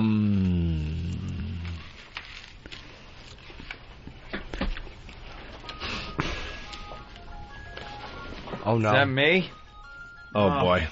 Jesus. Please, please, please tell me they're calling to say just kidding. Yeah, right. What? Oh. Why? Thank you. I got your text. Thank you. Okay. Everything's good. That's Dr. Steve checking in. Asking if, anything he can do. Thank you. Very good. Yeah. Actually, I'm getting a little antsy about the time. I don't blame you. Because I got it. Get someone to get your car right now. If I could just go right there, I'd be fine. Someone get your car. Oh. Poe? Monsieur, Monsieur Poe, could you please pull the car around, sir, and have it pointing in the proper direction on the other side of the street, the south side of... thank you, sir. All right. You are the man. Let's go to Kevin in Arizona. Kevin? Hey, guys. Hey, I like when Kenny goes, tomorrow. But the line of the day, I'm nominating Jimmy. When that bitch was on the phone, and she said the show was starting to not be funny, Hope goes, why don't you listen to something else? And Jimmy goes, yeah, like your cousin was listening to, a bullet whizzing in. Yeah. I don't Always know, sir. funny. I'm feeling pretty confident about line of the day today. I don't like that type of... If I had to take bets, I'm it's feeling still good. early on. I'm feeling good. And, one horse is being scratched from the race. Taking myself out here. No, you're not. I am. You got some lines in. No, but I mean, as far as line of the day so far, no asterisk I would today. put my money on Opie. But no, the stat will have an asterisk No, on it. I want a complete victory. The stat's going to have an asterisk on it. I don't want one of these lame You're victories. Opie Maris. It's going to have to be... I don't want a lame victory. Opie, line of the day, and then asterisk, you look at the bottom and go, Anthony left the show at about 9:45. I don't want to have one of those dumb baseball records where you did the record before blacks were allowed to play. I want this to count. It doesn't make the stat any less of what it is, Opie. It was a funny, very funny line. I don't think it'll be beat today. I think it's very good. Yeah, but people are going to go, well, yeah, he won, but he didn't really win because Ant wasn't there. No one will say that. I mean, I will. I will, you will, but I mean, no one else. But don't you. Man. Can Kenny sing Metallica? Maybe. Everyone's saying that Kenny needs to read the dump report every day now. It is kind of funny. Yeah. He puts emotion into it. I like that. Could you just, oh, wait, you're getting in the car, so you got a few more minutes. We got to get Jimmy's fart on the radio before you leave. Yes, I want to hear that because we were all chuckling. And we missed a lot of good stuff today. How's the soup today? Good. Want some? Good. No. Everything's going to work out. She's getting out, dude? I can't until it's all done. It'd be funny if the minute you got in the truck you started screaming about the wine spill. Oh my God! Can I tell you something? Oh my God! Thank God that's over, so we can get back into it. Really matters. That's awful. Today I realized that I'm not as brave as I'd like to think, and I would like other people to think. I wanted to play UB40's red wine. Red wine. Yeah, that part isn't so bad because I realized it was the dumbest argument. Hold on. Yo, JV and Elvis are trashing you for treating them like second-class citizens. They think your interview was stupid and that they are thinking of leaving. In voice of Opie, you have less listeners. I've heard rumor. I haven't heard anything. What's going on, sir? What? We have audio coming. All right, get some audio. Get him on the phone. Get him on the phone. I'll call from the Escalade. This is very controversial. Because I want to be part of that. You know, you got to add a half an hour at the hospital for them to find a wheelchair lady because they have to wheel them out. You know, they won't let them walk out of the hospital. Is that? Yeah, you watch. Yeah. You watch. I'll dress like the wheelchair lady, and we'll be out of there. Believe me, one way or another. I love sitting in the studio and just sitting in front of a swastika. And by the way, we could have done an extra half hour. We only did 15 minutes. We didn't stretch and hog up the time. Dude, it was a very interesting show. If you don't understand that today was compelling radio, which got us all backed up as far as taking breaks and stuff, and we had no choice but to go late. I don't know what to tell you. Go back to San Francisco, and we had where the hell you're from. Well, let's see what they said. Maybe the listeners exaggerate sometimes. We did have a guest we didn't want to blow off because the guest was very cool. That's why I like confirming it by hearing the audio first, getting multiple accurate reports. I don't like one person badmouthing, and because they usually get it wrong. You ever hear someone try to describe something from this show to you? Remember that when you were doing, and you go, no. I have no recollection because your description of it sucks. So maybe they don't know. Let's see. But let me just say, if this is true and they're right, I will have a lot of fun. Because we were very... because I am not in the best of moods. The reality is, the company wants us to take that fourth hour anyway. It's our hour. Oh, here he goes. It is our hour. That's not bad talking. We could go as long as we want every single day. Ladies and gentlemen, Opie is being loaded into Gate 8. Gate 8, place your bets. They're online, and they're off. There's no holding him back. Well, let's see what they said first. Just make sure it's not. I've seen that. I remember of 94. Trust me, I love it. I love a good fight. This is like... Let's just see what happened first. A couple of these. I say we hold our horses until we know what went on. Whoa. Because sometimes inflection is different. Someone says something in a joking way. Like the listener tried that time with Tess. Or who was the comedian, the fat chick, that they tried to say that they were blaming us? Yes. But when they were blaming us, it was funny. And it wasn't. They were blaming us in a very funny way. Fast Freddy, who's pretty reliable. Oh, Fast Freddy, all right. Elvis and Douchefuck want to be treated as equals, as they say. Did he get a new partner? Because I thought... They're crying at Free FM. Can someone let them know they are the swing guys? Not Tribe. Whatever that means. Stop acting like you're important. Oh, boy. How long till we get the audio? Thank you. How long? Time check. When they break. What? When they break. I think so, yeah. And they're you bitching mean about us right now? Me. No, I'm just saying, like, that's when we'll be able to get the CD. Oh, so just in case they say anything else? Or when we break. Were you saying they, like... Yeah, why can't we just get now? Someone's over there waiting for them to stop the recording, and then we're going to bring it over. Oh, okay. I'll listen to them. This is why we're different than every other radio show out there. Everyone's commenting about... Halftime show Daisy Chains? No, everyone is commenting about what happened this morning. This morning was great radio because we care about you guys. Great call going with it. Kevin from Connecticut. I got to tell you, Kevin, we had no choice. Ant decided he couldn't just sit around at home and wait around. And he needed to just, kind of a distraction. So he came in to do the show. And we're sitting in the office, and there's some great stuff today, like Screech doing a sex tape with a Dirty Sanchez and all that. And we're like going over this material. We're going, well, we certainly could do a show. And then it was so obvious in the office from 5 to 6 that Ant had to go with this. I wanted to go with this. It wasn't my decision. It was really up to Ant what he wanted to do. I couldn't come in and do a fake fun like, hey, let's talk about Screech or something. My mind is too preoccupied. The only reason I came in is because I am incommunicado with so many people at the hospital, including my girlfriend. So I couldn't talk.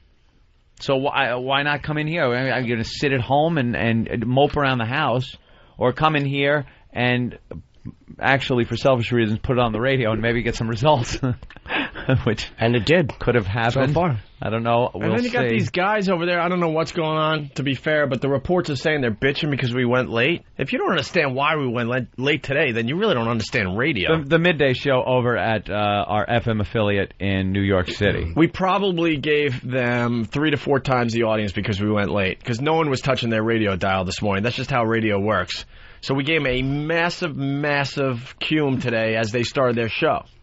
So a lot more people are checking them out today than would on a regular day. If they don't get that, well, I don't know what to tell you. Let's get it accurate audio. I want it transcribed. I want it emailed to me in triplicate.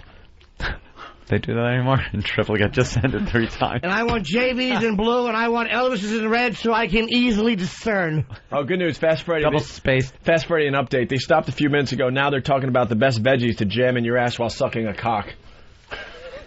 Carrots. Yeah. Doesn't it start and end with carrots? Well, a cucumber, a lot of What is this hawk? You got to be a pretty big person for. If they sent no, take that package back. What is it? If they sent you a shirt too, that's not fair. I wanted to be the Late Show Kid. Jimmy turned out to be the Late Show Kid. So now we're both the Late Show Kid. But he's Late Show Kid with 2 Ds, which is cooler than Late Show Kid with 1 D. And now I'm thinking he's going to have the same T-shirt that I just opened up, which is a unique T-shirt that I want to wear exclusively. Yeah, but me. Wait, here's the thing. No, mine's white. It's white. It's white. Superior. White. Just because it's smarter doesn't mean it's going to look better. And where is my I Took a Boner Pill T-shirt? Oh, look at wow. Mine's better.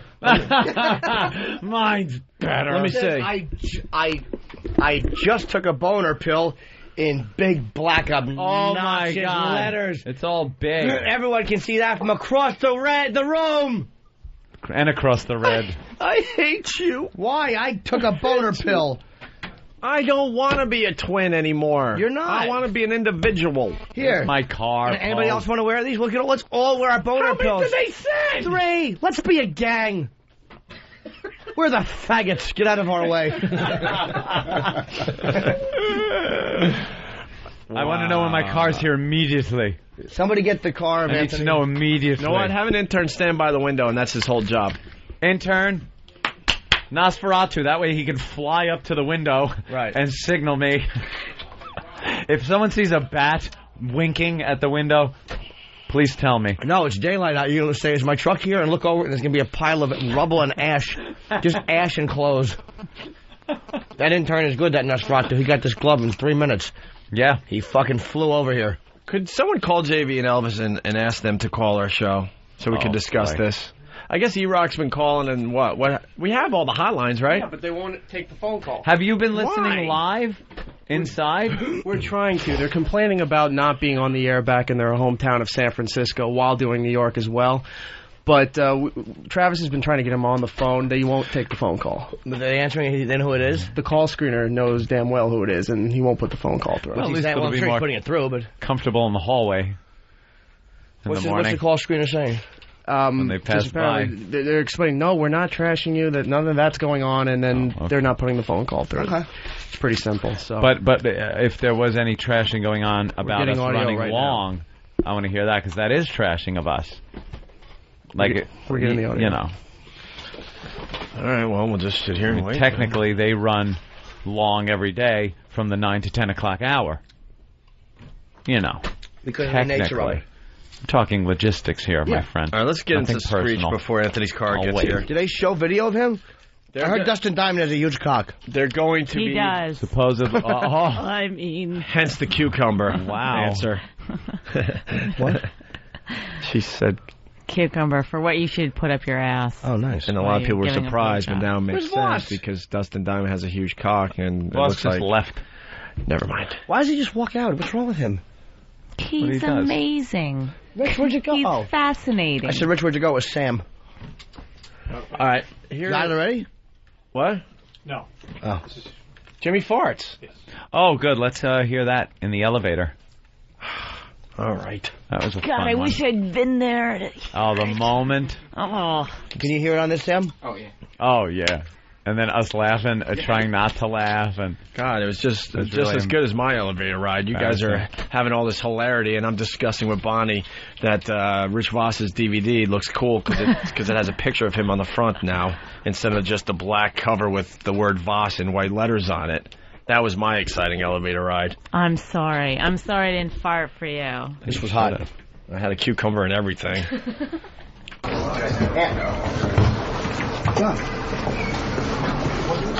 on. Let's just go. All right.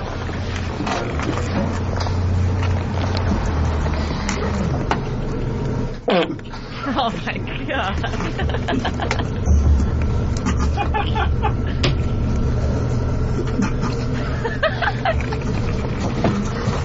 3.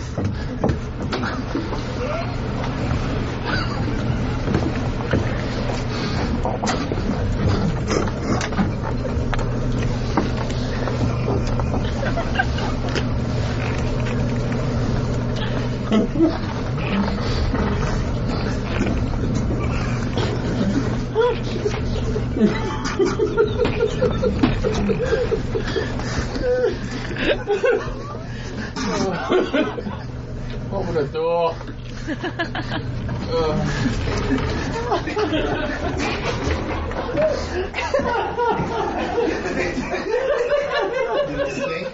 Did it stink? How come no one wanted to laugh? I don't know. There were 2 girls on the elevator with us. Oh. Yeah, everyone hides. But the laughs slowly build, and then they couldn't help themselves anymore. There was an Asian woman who had the worst ass I've ever seen, and then there was another lady who was going up a floor higher. Hey, Stan, what were the ladies' faces like? No, I was going to say, and the whole time I was looking over, and the ladies were just watching us, shaking and looking down, obviously laughing. Yeah, it's very embarrassing. It looked like either we were all Michael J. Fox impersonators or trying not to laugh. That was a damn good one. What reverberation that had. Yeah. In an elevator. What balls. It was potent. Yeah. It didn't really stink, though. It was just loud. Well, That sounds like a trumpet. That's the actual fart. It sounds fake. That's good. I think it's the Doppler of the moving elevator and the fart. For those of you that understand the Doppler. That was a nice fart. Yeah. All right. Sounds like you got a Thank you, Dan. A-hole. I do. Oh, I do. It's got a 4-finger maximum.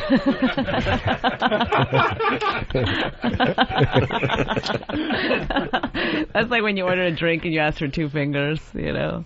Oh, it's for a shot? Yeah. Where did Voss go? Where's Rich? He's doing a phoner.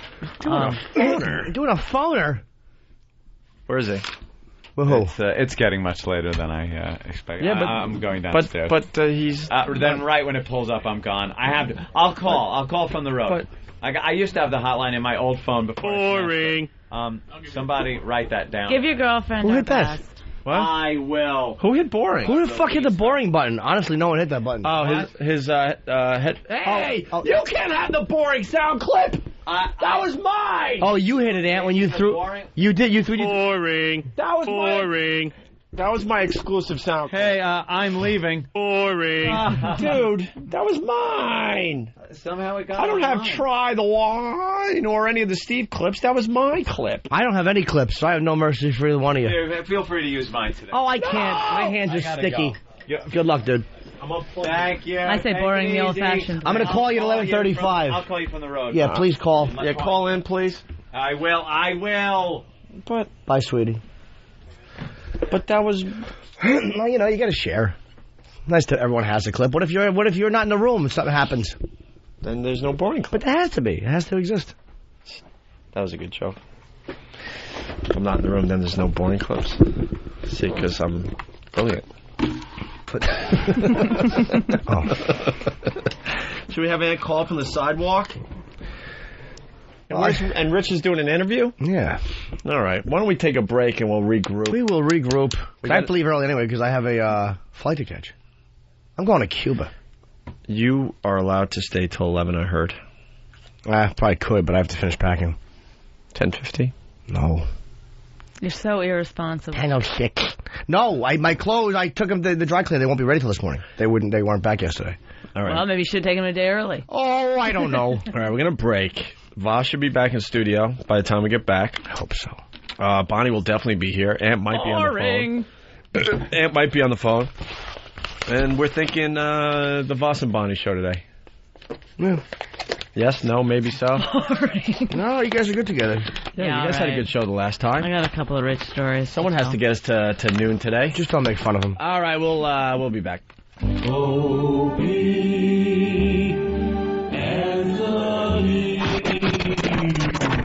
is unpredictable radio. Holy crap! We need to remember that we are professionals in the entertainment industry. Look at you! Oh, man! Oh, my God, I'm a grown man and I'm being yelled at. You're idiots!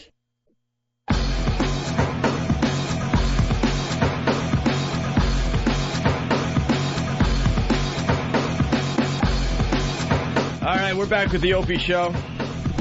Opie and friends.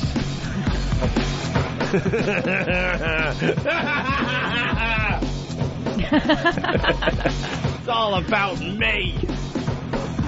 The evil genius is broadcasting solo. No, you're not. You got a room full of people here. You got Richard and Jim and Fan and Bonnie and Sam and Travis and Danny. I'm sorry, I got a little excited. We're trying to get Anthony on his car phone, right? Yes. And we also have a director outside or an author. Yeah. Did he write the MIT book? Bringing Down the House, I think it was called? Yeah. That was a great... Oh, he did? Okay. That was a great book. I actually read that. I think I did read some of that. And we got E-Rock. He's getting some audio from JV and Elvis. They follow us after our Free FM show in New York. And they're very pissed off that we went late or something. We're trying to get to the bottom of it. But we gave the people some compelling radio today. And if they don't understand that, I don't know what to tell you. It wasn't like we just decided off the cuff to go late today. It was one of those crazy shows. No one was changing the dial whatsoever. All the websites are being slammed right now. Everyone's talking about it. Ant's on his way to a hospital to get his girlfriend out, and people want to know what the hell happened. It's it was one of those things that we can't reproduce. And that friend had been very patient, and he came in, he just got it. He didn't bitch and moan, so we didn't want to douche the guy and not interview him. What they're saying, they're like, well, you guys could have brought him over to XM and interviewed him. No, he's a big fucking Hollywood star, and he was in the building with a publicist, and they have things to do. Hey, so we figured it would be no big deal to just interview the guy really fast for 15 minutes and go a little late today. You were so backed up, you only got Oscar De La Hoya in for like 7 minutes when he was there. That was a bummer. I had no idea that would be such a great interview. Yeah, any champion's going to be interesting. They not get punched in the face for a living. That's just right. All right, what do we got? Anthony, give us a call. We got the audio. How long is this, E-Rock? 4.5 minutes. And what are they trying to say? I tested you and you passed. Yeah, I'm not going over You there. could have went to Ant's mic. No one touches Anthony's mic.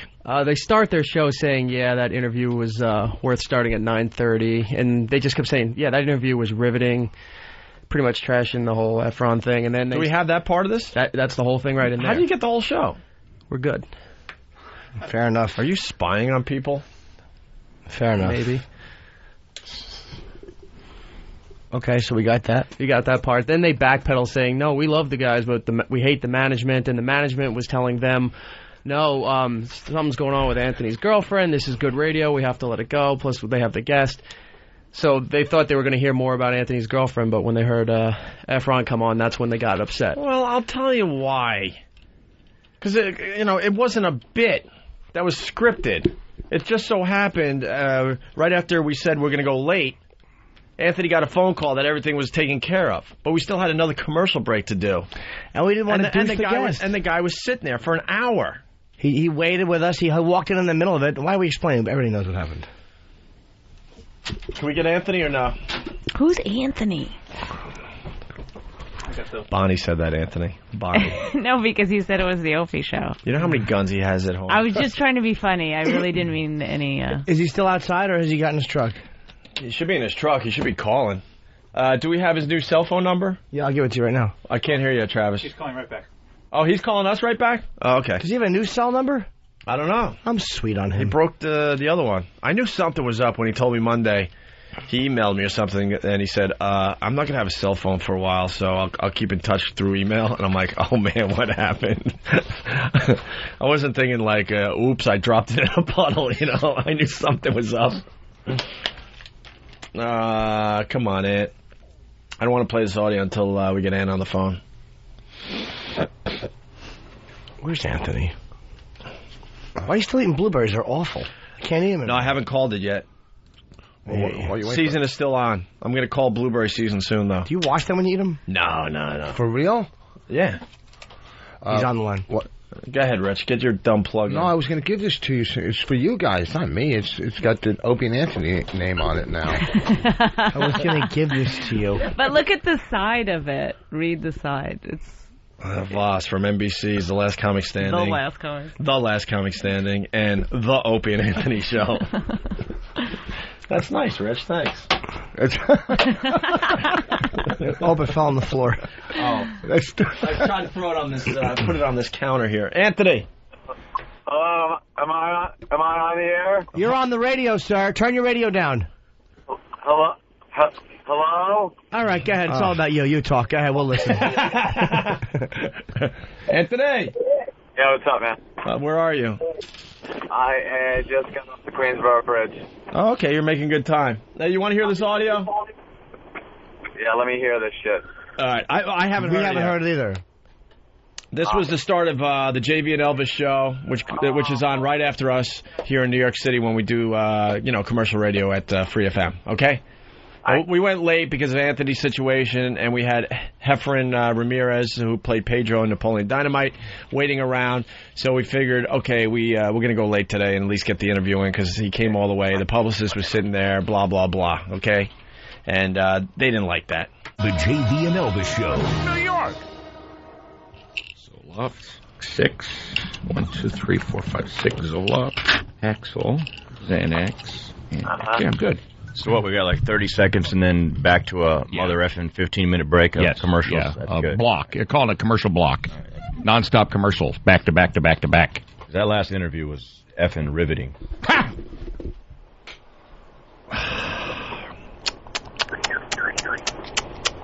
Oh, boy. Two guys that don't get radio.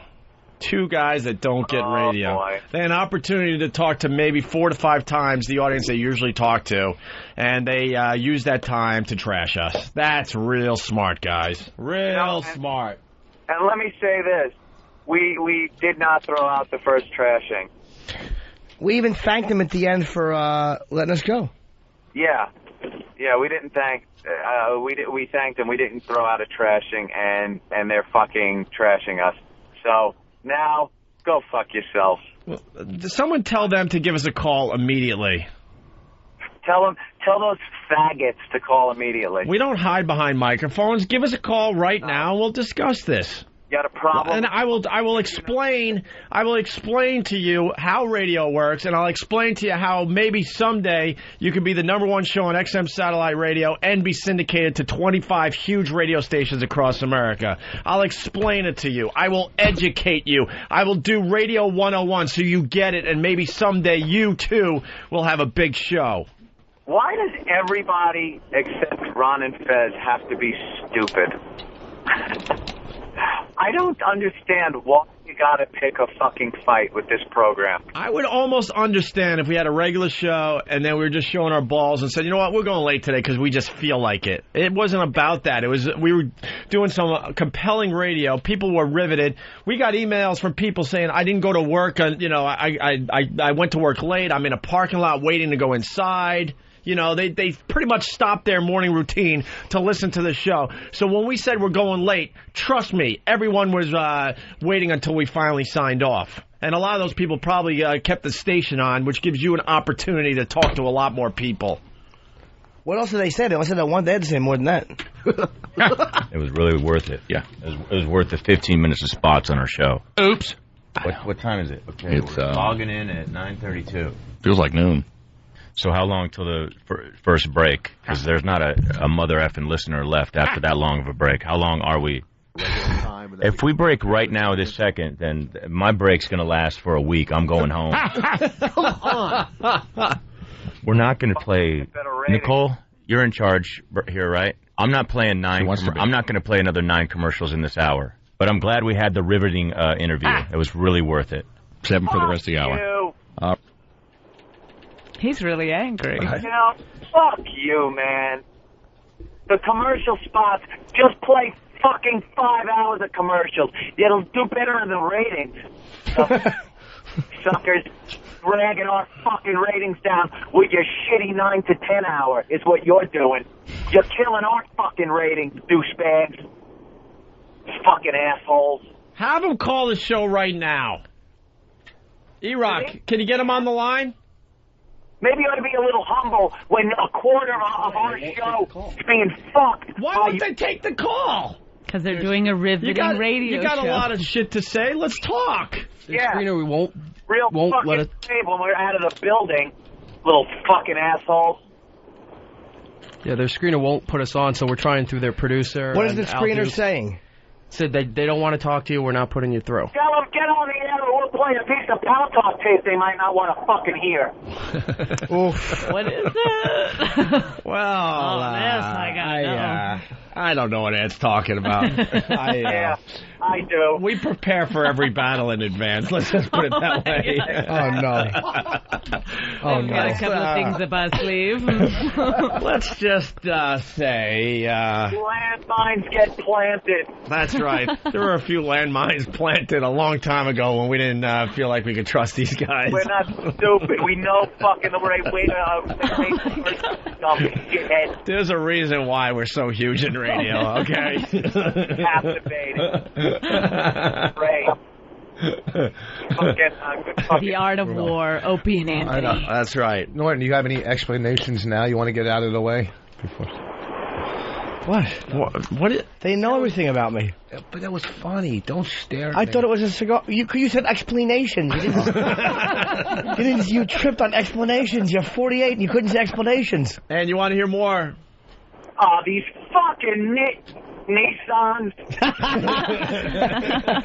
My daughter married a Nissan. What's up? Okay. E-Rock has an update, Anthony. All right, apparently they have a guest on right now, and they don't want to take it. So, riveting guest. What riveting fucking guest? we're not exactly sure, but It's De Niro.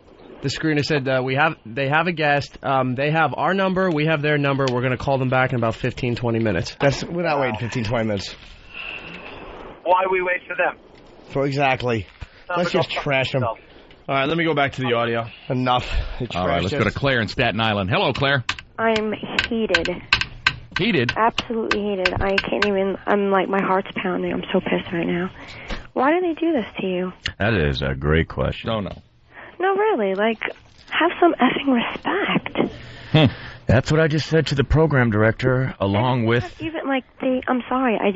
I don't like them.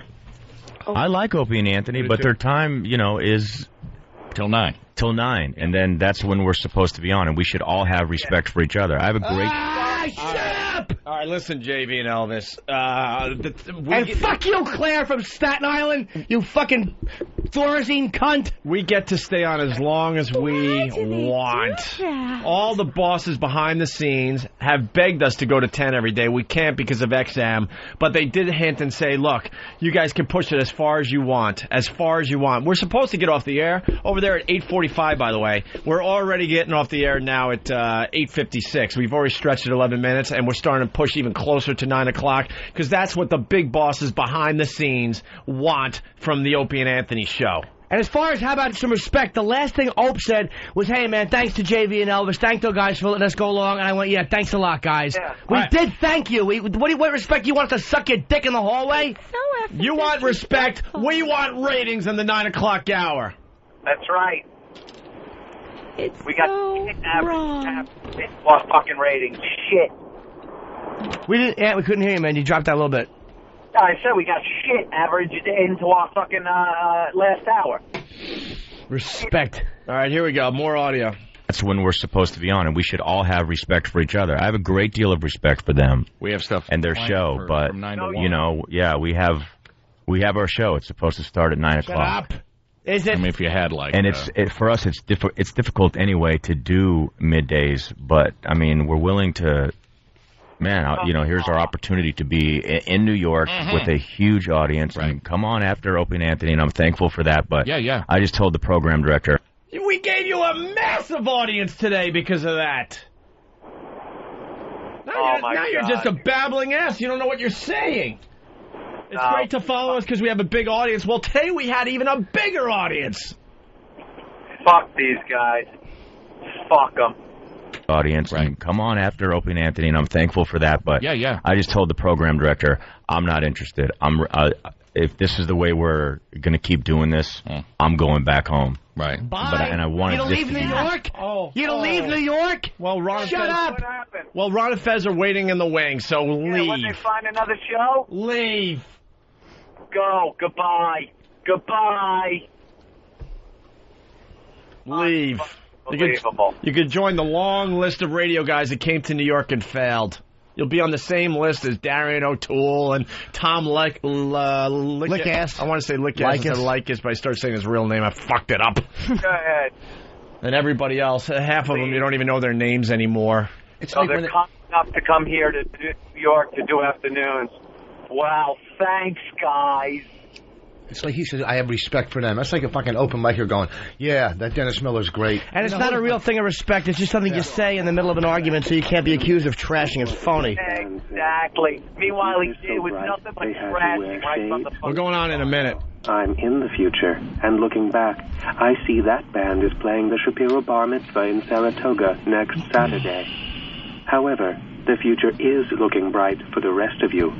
Your clothes will change colors on command. Robots will perform surgery and never leave sponges inside patients. You'll even use cell phones that can translate English to Aunt's still here? French. Yes, I'm Of course, here. the French of the future haven't changed much. You didn't really expect everything to be rosy here, did you? Step into the future during Wired Magazine's Next Fest, the Technology and Innovation Festival for kids of all ages. We're going to complain the commercials are on XM. September 29th through Sunday, October 1st. For Wired Next Fest tickets and information, go to nextfest.net or ticketweb.com. Presented by GE and sponsored by Atari, Autodesk, BlackBerry, Citi, DataPipe, Discovery Channel, GM, Intel, Pfizer, the Science Channel, and official hospital. All right, we get it. Garden Inn. 92.3. With JV and Elvis. On Free FM. And Jackie has joined us, but Jackie Clark. Just Hello. wait a second, babe. Okay. Yeah. O&A. All right, what's the problem? What's going on, and then move forward. Hey, guys, what's up? What's the problem? What's the problem? You tell me what's the problem. What's the problem? You have the problem. What's the problem? The problem is we're scheduled to be on at 9 o'clock. Well, yeah, and every day since we've been there, since April, you've gone on. One fucking day, we run over. You know, listen, you understand that we're live here and you can't say the F word on... All right, I'm in my car, I forget. One day, we decide to go over because we have something going on, not just an interview. We have something going on that we were talking about. One day... The personal stuff I can understand, but then the interview you can take to XM. It's not like it's this, huge thing that has to be on. You're not that stupid, right? You're not that stupid. The guy was sitting there for an hour in the studio with a publicist. He couldn't just walk over to XM. It was a lot easier at that point to do the interview. Secondly, we did not know that Anthony's personal situation was going to end perfectly at 5 to 9. We thought we were going to do more on it. When we went into commercials, Anthony got a phone call that said everything is going to be okay. So that ended that situation. We still had the guy that wanted to do an interview with us. So we said, okay, we'll go late and we'll do an interview. And then we'll thank JV and Elvis, which we did. And we left the show to you guys. We did thank you at the end of the day, too. We thanked you. Oh, thank you, and then I thanked you. You said what respect? One day we went over, and the first thing you did was get trash us. You weren't trashed. I made it very clear that I have respect for you, but as far as management goes, I made that very clear. We heard the audio. Oh, we knew the radio. And did I say that? Did you hear all of the audio where I say I do have respect for you and that I've said nothing but you guys? No, you said you have respect for us, but we should have respect for you. It was one of those things. If you don't get that, I don't know what to tell you. We left you guys with a massive audience today because of what was happening in Anthony's personal life. No one was touching their dials. So we gave you probably, 3 or 4 times the audience you would normally have at 9 o'clock. Come on, that's ridiculous. Listen, the show that we're scheduled to do starts at 9 o'clock. I don't give a crap about the schedule. If we want to go late, we're going to go late. That's what management wants from us. Oh, we didn't know that. We're supposed to leave we're supposed to leave Free FM at 8:45 every day. What I'm saying is that, I'm looking for a situation where we're not secondary to anything. And because if you do it one time, then it's going another time and another time and another time. Earn it then. Earn the right for that. It doesn't just get given to you. And what do you think? We have earned the right to that. What are you talking about? Not according to the latest ratings. You haven't earned anything in New York yet. It's because it's a midday show. It's because of the audience. If we were in prime time slot, we'd have the same thing. We proved ourselves in a major market and dominated the entire time. All right, then go back there. It's something we're considering. Then go back. Whatever.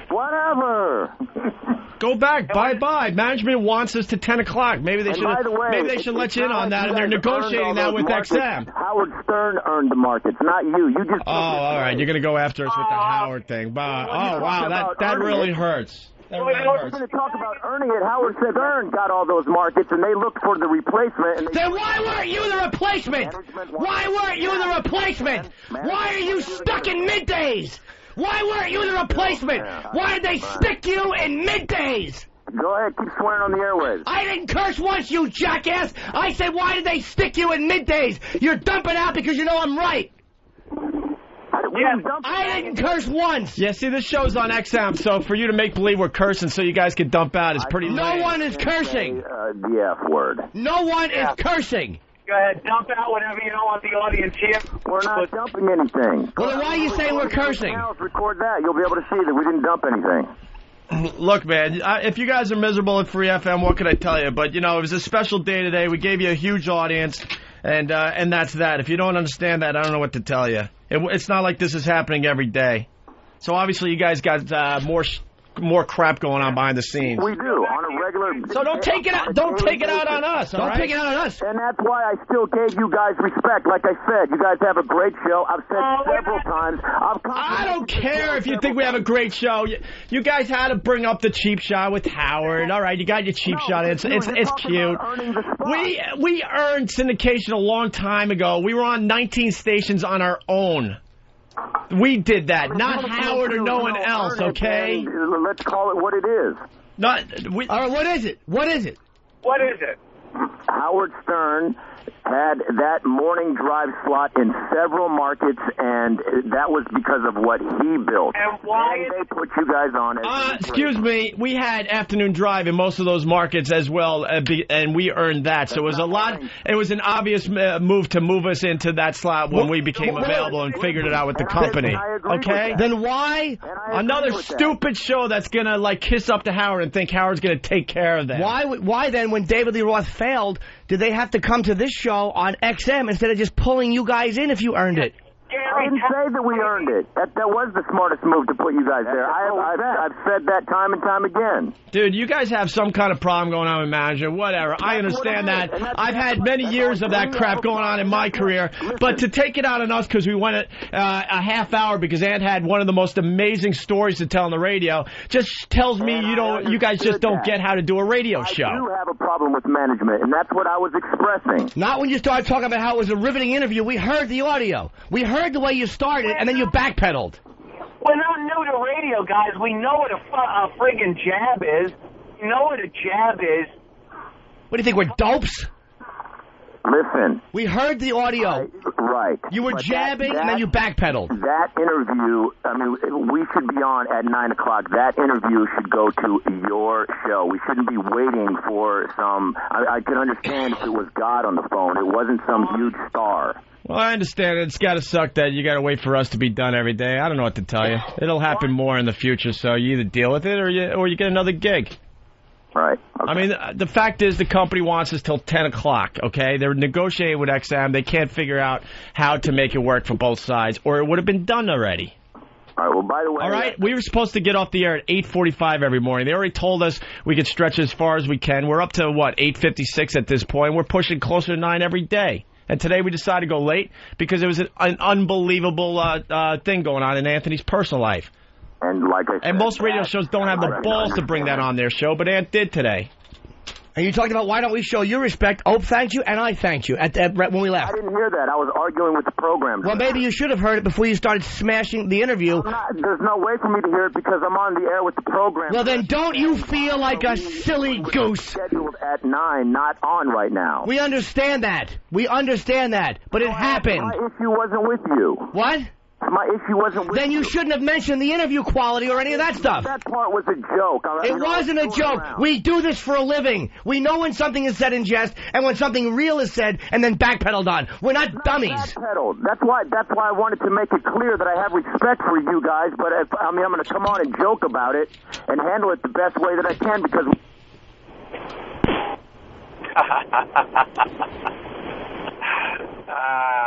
No.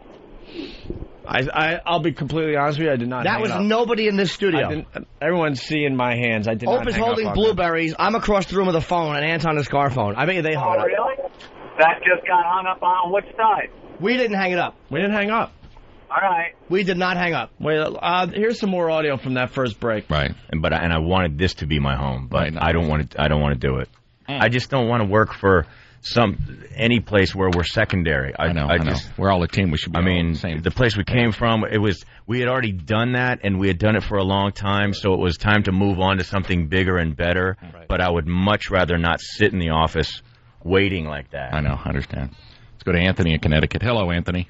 Yeah, guys, I drive to work every day. I turned it on. I couldn't find you. I was thinking to myself, wow, they blew him off again. They screwed him over again. And sure enough, your intro music comes on and they screwed you over. You guys are not secondary. You're third because the show in the afternoon is the show that you should be. You guys should be 3 to 7 and drive, and it's a joke that you're not. And I would leave if I were you. I'm close. My unemployment ran out. I'm close. I mean, I hate to do it for the fans that we have built up here in New York, but I'm going to ask for it today. I am. I'm going to say as long as, everything is cool and no one's going to be mad and we're going to be without a job, period, kindly will you let us just another CBS station back where we came from where we can get the respect. Right. That's what I'm asking for this afternoon. We'll see. Mike in Queens. Hello, Mike. Yeah, what's going on, man? Buddy. Yeah, man, I'm O&A fan. I've listened a long time. But, dude, at least when you guys interview somebody who's a stiff, you call him a stiff and you treat him like a moron when the person's a moron. Right. Yeah. Can you pause this for a minute?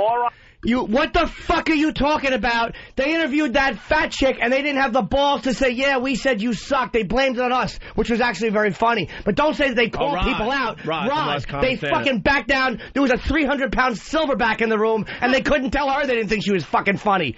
You and your fucking callers, shut up. And actually, the interview wasn't that bad. It wasn't. I don't understand. Was it great? No. Did it suck? No. It was a regular celebrity interview. That's all. Nothing special, really. What?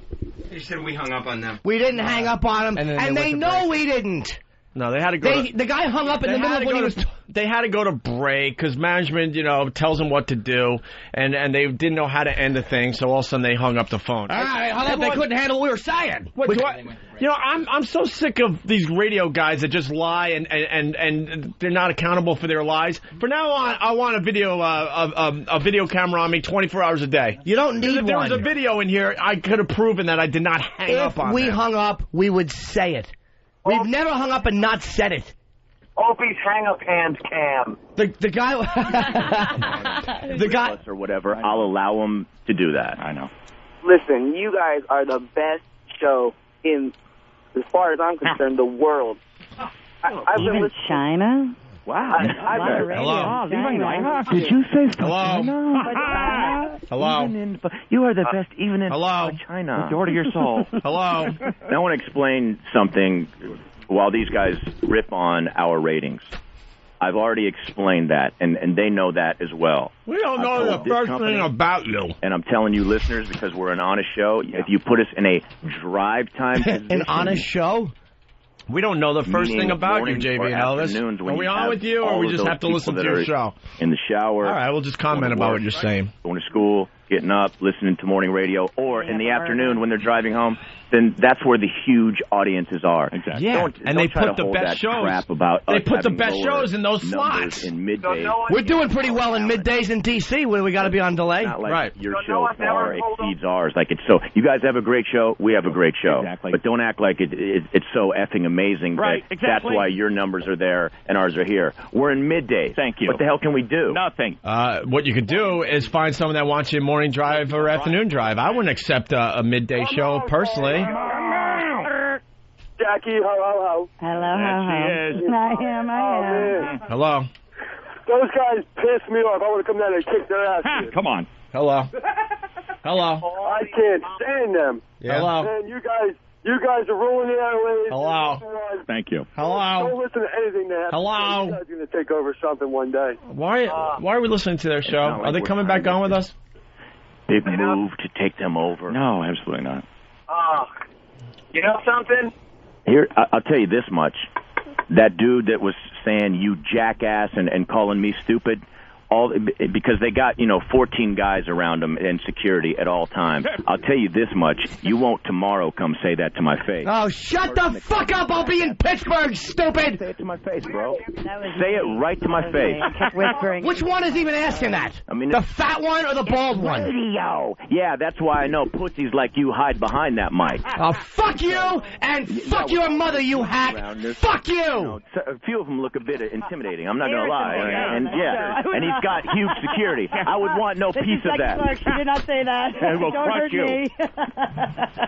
But the clown that's calling me all those... I'm calling you those names because you accuse me of cursing, you scumbag. I'll wait tomorrow, and we'll see if you say it to me then. Right. Yeah. Say it to my face. Come on. Hey, what's up, buddy? Yeah, man. I don't know. I'm tired of them. Someone's got to do something about O&A. Like what? Like suck our dicks. That's what they got to do. All right, let's go to Pothead Ed, our buddy. What's going on, bud? Yo, how you guys doing? What's up, dog house? What? Yo, I was going to say, man, it sounded like an adult arguing with a couple of kids when you were talking to them, Jay. Yeah, did it really? Completely. Their whole audience is based off of Howard's remnants, and yet their whole show is ripping on Howard. It's ridiculous. All right. You know something? And... Can you get them on the phone? Because I will tell them that I said that. To Howard. And I think the listeners can back us up on we've given our respect to O&A. Oh, my God. Yeah, we've had a whole lot of things to deal with. I'm going to tell you right now, like that comedy show. Yeah, right. We did that. We started. I started that big comedy. Yeah, they're saying we stole the comedy show idea. I built that from nothing. There were no radio stations doing any comedy shows. I built that off of just showing up to a comedy show one day, seeing Carlos Mencia and a couple of other guys, and I go, I want to. We were going to do the traveling virus shows in 2002 before we were thrown off the air. Like 25,000 every year. I know. And they would try it in other markets, and it wouldn't really work. It wouldn't draw that much. So when we came to the station, we told the company we would really like to, do that here in New York. It's going to take some time to build an audience. Right. People aren't going to like us right away, but we would like to do. We're going to be going to 10 in the very near future. Let's do it. And then some very obvious came along who put it together. Not O&A, a promoter. Right. Came along. Right. No, it was O&A, you fucking dummy! Act like you put it all together, and then this is a problem with radio. You can just lie through your teeth, and the listeners will buy into it. It's an idea I had years and years and years ago. A way of giving you guys a really good payday. That was one of our main gigs. I thought it was JB and Elvis's idea. We always respected them. We said it's not you that we're upset with. It's I'm going to shut up. And it's usually something once a week, heavy that we're dealing with. Hitting us on the head. So, and if they don't, now I was talking to them like an adult. I was saying, look, we're going to come on and be a little sarcastic about it. That's, the best thing to do. It's not like I said, I hate those mother effers and blah, blah, blah. I'm just saying I want to be treated as equal here. They're not equal. They're not equal. You got to earn equality in this business. You got to earn respect in this business. And I don't even know what they do on their show. No one knows. I just nod to the guy in the hall when we're leaving to do the XM portion of the show. And the guys have been jealous of us since the first day we were over there. You can tell just how they look at us, like, they get all frustrated. Why won't they take the call? I don't know. Yeah, they thanked you guys. I don't know. Yeah, you were dealing with your own stuff. You want to hear an impression of their show? Can you call the hotline number and tell them that? What? Tell them it's the guy. Thank Is God. it? Time to take the gloves off with these guys. Yeah? This show is brutal. It's brutal. It's a brutal show. Well, according to them, when they stay on over, now we finally get some listeners. Yeah, they gave us a big audience of 15 minutes of commercials. I wouldn't mind like I said, I'm sure they have a massive, huge following. Sure. I mean, to me, it would be better if we just, got along and kept everything cool. But either way, I don't care. But I mean, if we, New York likes the radio. if we went, really do. but if we went to an individual, a market where we're both starting off. Yeah. Where we start at one station and they start, and because they got a major lead ahead of us. I mean, I'm sure they got a diehard following that right now just hates We were us. off the air for 26 months and then on satellite radio while you were here in terrestrial radio. Right. We're going to win. We're going to kill it. Right. That's guaranteed. And if we're allowed to say what we really want to say while they're attacking me, it would be a whole different story. Then why can't you? Why can't you? Wow. Let's take a break. Break time? That's some brave radio right there. Why can't you? Yo. Opie and Anthony, they're great. They're awesome. The type of people we're talking about now is when you see a woman and she's so fat, you want to go right past ridicule and just assault her. Yeah, like physically. You want to just grab her and go, stop eating. Yeah, what are you eating? Not even by the shirt collars, by the fat around the collarbone. And they go, I don't eat a lot. It's a thyroid. All I have is celery. Weekday mornings at 6 on Free FM. This Saturday and Sunday. There you go. Good boys. Make sure you get our promo in. There's nothing I hate more. What a bunch of dopes. They trash us, and then they play our promo. And the guy who was and they don't even have saying- the balls to, maybe stop the promo, play something over the promo, blow off the promo. No, they just played it because that's what management tells them to do. And the guy who was calling me a jackass, he was saying stop cursing, and no one was cursing. He's a phony.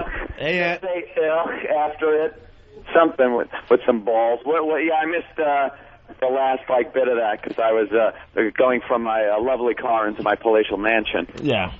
But what Everyone is laughing because they all picked up on the fact after they tried to trash us, which was a lame attempt, they played an O&A commercial.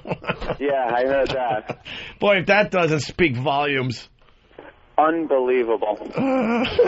What fucking idiots. Everyone is picking up on it. How great is it that after they get done trashing you, they have to play your promo? Play our promo, boy. That's why you're not doing morning radio, by the way. You can't think outside the box. Why are we doing... Oh, shut up. Shut up. Go back to your one market. Have fun. He wasn't even number one in San Francisco. He's acting like he was... I'm not even going to lie to you. I've been in radio. I have no idea what I was they 18 did. years old, and I never even heard of him. Well, the girl there, the lady That's there. the God's honest truth. Darren O'Toole? No, she didn't do that well. Yeah, she's pretty cool, actually. I forgot her name. She's cool. And then I know a lot of radio guys. I never heard of these guys. If they were successful, all right, great. I'm not going to sit here and make believe they weren't. I have no idea, though. They were never on my radar screen. Their listeners have to call, they load up the calls, with people. Hey, they suck. Oh, shut up. Were their ratings bad? Yeah. Yeah. Really bad. And they're like, it would be different if we were an afternoon drive or morning drive. Then find an afternoon drive or morning drive then why show. aren't That's you? how it works in radio. Then why aren't you? Your excuse is you're not getting ratings because you're a midday show? Well, then, if you're that great... show that pulls up better than a one? If you're that great, then go find a morning drive show or an afternoon drive show. We're sucking up all those shows because they can't find talent. That's the reason why we're getting syndicated all over the place. Every midday show has to go, well, we're at a one because, we're in middays. There's no midday show that's doing well? And aren't we doing well in D.C.? We're on delay there. We're doing okay. Yeah. Made on the internet. Jesus. Enough. First of all, we have a name for the show, the Doghouse. All right. First of all, you're the Doghouse. They invented comics. They're the ones who bring comics. It's laughable that in 2002 we were going to do the traveling virus tour. and they're trying to take credit for it. What comedians were you going to get, and how many people? What are you going to go 2 markets, do 1 show in New York, and get fucking 50 people there, and then go to San Francisco and do a show? Where were you going to go with it? I hate to tell you, the comedy tour is not a new concept. Right. We did take it and make it our own and make it bigger than pretty much most of the comedy tours that came before it. But this thing has been going on for years with radio stations, without radio stations. Sam Kinison says, hey, I got this troupe of comedians I'm going to take on the road with me. Dice does it. It's not a new concept. But we did take it and make it into something pretty damn big. They're going to claim they were the ones that started the comedy tour with radio stations. And then he said the promoter did it, not you guys. Well, they had it in their minds. 2002, you know why? You're right, because I bought a car over it. I know, and all I heard for 26 months was, things were just about to happen for me on the comedy tour. I know, we were going to do a tour. We got thrown off the air. Well, I want to know if they got over 10,000, 11,000. Are those the crowds that they were pulling on their little comedy shows that they were doing? I want numbers. I want to know what their comedy shows were doing. Scary. Talk for a second, Anthony. What's that? Talk for a second. I can't talk. I'm ready to hop in the shower. Just hum or something. I'll be right. I just got to tell Jimmy. What are you wearing? You want to hear me shower? Yeah. Do you have a shower cam for Pal Talk? Hold on. O's bringing me out for something. Talk. Okay, here. This should be good. So, Anthony. Yeah. Are you excited that everything's going to work out for you over in shut up, don't jinx it, you stupid fucking Jew. Oh, my God. Right. Misplaced anger. Wow. Nice people. Wow, I hear that Hitler's a good guy. Jesus. Don't jinx it. Now I have to knock wood and find mahogany, mind you. I'm in my bathroom. Are you nude? No, I'm not nude. I got a handheld phone, so I can't even take my shirt off. I wonder how they like getting there. Gilbert Gottfried let me see if the speaker works. Hold on. I guess O&A. Talk to us again. Back on the line, guys. Hello.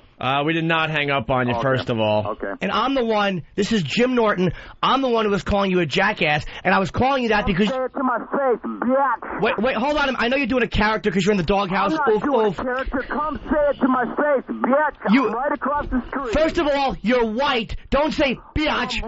And second of all, you said we were cursing, and nobody was cursing. And I know, yo, dog. You in the doghouse. Shut up. No one is listening to you. No one is listening to you. If you guys are so good, what do you need a comedian on your show for anyway? That's the best you have? No, it's not. That's a great question. That's the best you have? Is it Opie and Anthony, or is it Opie and Anthony and 5,000 comedians? Maybe it's the drug addict and the guy who can't control him. Oh, wait, that's not our show. On your show, his name is Anthony. Opie is a board op. That's the best you have? That's the best you have? You have. Hey, you 2 market nobodies, that's the best you have? Hey, can I ask you guys something? You guys got to New York. Can I ask you something? All right, I'll just shout it then. Who over there has the drinking problem, by the way? Who has the drinking problem? Who has the drinking problem? Who has the drinking problem? And who's the other guy that said, man, I can't take this anymore. You got to really clean up your act. You got to clean up your act because I can't take you and your drinking anymore. And they're not dominating. Who's got the drinking problem? Who's got the drinking problem? Who's got the drinking problem? Which one has the drinking problem? Who's got the drinking problem, and who was the guy that goes, man, you got to clean up your act. I can't take it anymore. I just can't take it. You got to get rehab or something. I just can't take you and your drinking anymore. 2 years and went psycho. I thought it was your girl. Yeah, which one got fired and had to see a psychiatrist? Like, it was a board op. I think it's your girlfriend that was drunk, right? And then she's in a psych ward. That's what the case was. That is so compelling. More lies, by the way. I never went to a shrink. That's really hilarious. But we do have audio of one of you guys going, man, you gotta stop drinking. You're ruining the show. I can't take it anymore. You need to go into rehab. We got audio. You're a married couple. I mean, Opie, since I've been here, you have not said one funny thing. I thought you just said you liked the show. You don't do honest radio. The doghouse doesn't do honest radio. See, more dishonesty from these guys. I've said not one funny thing. I thought you liked the show. Why are you lying? God, how bitter are you guys that we're sitting in the morning show slot and you're stuck in middays and not even getting ratings and don't even have the balls to go out there and get a better job, so you use excuses like, well, we don't have ratings because we're a midday show. If we were in mornings or afternoons, we would get the ratings. We're doing middays. Don't get a morning or afternoon drive show, you pussies. I'm the pussy. Yes. Right here saying, come on back over. Stop with your radio shtick. A bunch of pussies. You know this business is starving to find real talent. So go out there and get a morning show or an afternoon drive show. Get one. Get one. Go ahead. Get one. Instead of hiding behind poor midday ratings, go out there and get a real radio show. You said you guys are great. I would love to see it. You're doing fairly well since your return to New York. Why wasn't it you? Why wasn't it you? When Howard had them... Are you guys just bitter that they gave us the morning show? Are you? I'm sorry about that. I don't know what to tell you. You were in that seat. Without you, they would not have gotten all those markets. You were in that seat. And you weren't good enough to get the gig. The gig was already taken. You were in that seat. Do your research, moron. You were in that seat. Dork. You're not good enough. Wear the Band-Aid on your nose, you little punk. You're not good enough to get the seat. Who's cracking them in the nose every day to wear the Band-Aid? You're not from all the coke you did good enough. Oh, okay. Me doing coke? You're the one crying like some codependent wife to go to rehab. You little woman. Slow down, you little bitch. You need to go to rehab, honey. You need to go to rehab. Stop your drinking. You gotta go to rehab. Who does? You do. Stop your drinking. Wait, you guys aren't going to be honest. Hold on. Anthony was really honest today about what was going on in his personal life. Why don't you guys discuss who has the drinking problem on the show and how you were trying to talk to him about it, going, I can't take this anymore. You really got to stop drinking. Why don't you guys do a real honest radio show and talk about the real problems between you two, and that one is drinking his face off, and that the other one is begging him to stop. That monitors other shows. Let's get real. Why don't you talk about that on your show? Then maybe you would get ratings in midday. Who's begging? Who is begging? I mean, half that stuff I was like, wait a minute. You did that after we did it. So, now we stole from these guys? That's a good way to put your stuff together. You know, don't even attack you. Don't even try to comedy show, by the way. I didn't even know who the fuck you guys were. Oh, so nice dump there. Yeah. So anyway, who came up with that comedy show? With 2002, dude. Who came up with 2002? I'm talking about 1994. Dickwad. Where were you? No one knew who you were in 94. Wait, you've been doing radio that long, and you're still not in a morning drive show? You guys ain't going a show together for that long, and you're still in freaking middays? Who put that together? You're still in middays? Answer the question. All these years, and you're still in middays. Here's the one that's not funny. I don't give a crap if I'm not funny, but I'm being heard in 25 cities, and we're the #1 show on XM. Now, why don't you tell us your resume? Oh, my God, I'm a board op. I couldn't even handle a midday show at Light FM, because all I can do is turn on the mic and let Anthony be funny. You're in middays, dude. And that's I'll give all you Anthony are. that much. Anthony, like I've always said, you are funny, but the other board op is a joke. People know what I do on the show, so, you know, that'll never You're in middays. 12 years, and you're in middays, dude. Why? Right. Why? I mean, why are you still in middays? Because we got fired. Why are you in middays? Because we got fired from Why are you in middays if you think you're so great? Why are you in middays if you think you're so great? Why are you in middays because you think you're so great? Because everything was already said here. We were told by management we would have been in another spot if we would have come here. They didn't know about it. These guys don't know the truth. We had a terrible agent named Bob Eatman. Terrible agent. He's a joke. Dude, maybe if you were good enough, you'd have a morning drive show. You're acting like you got this some amazing show. Your show's all right. Then why did you say it was good before? Why don't you do honest radio? Good means all right. You're not. It's not amazing. I mean, it ain't like you're Howard Stern. You just said you didn't like Opie, you don't like the show, so why don't you be honest? No, you're not even honest about your own conflict. Funny. You're not even honest and when about they your have own the conflict. comedian on that doesn't even fit into the title, I mean, why shouldn't they respect you? Dude, do you get paid as much as them? You're not even good enough Are for a you morning. getting paid as much as them? Because Opie is nothing more than a board op. The bottom, yeah, but Opie is on in 25 cities, and you're not good enough for mornings or afternoons. You're a midday show, and you're not good enough. Listen, we were number one solid for 10 years. Then where are you? So we got to restart somewhere. Then where Same are as you guys. You restarted on satellite where you had no choice. Despite your Right, we did have no choice. So why would they come to us? Why aren't you in Chicago? San Francisco right now, you have a 0.0. Why are you only in these markets? Why are you only in these markets? You guys have By the way, we have a 0.0 You have because we less just than what started our on midday numbers have in these other markets. They know that. And you're on in Morning Drive. You know why What are you saying, the board op? What's the board op saying? Doghouse what? Thank you. Is that actually something you guys say?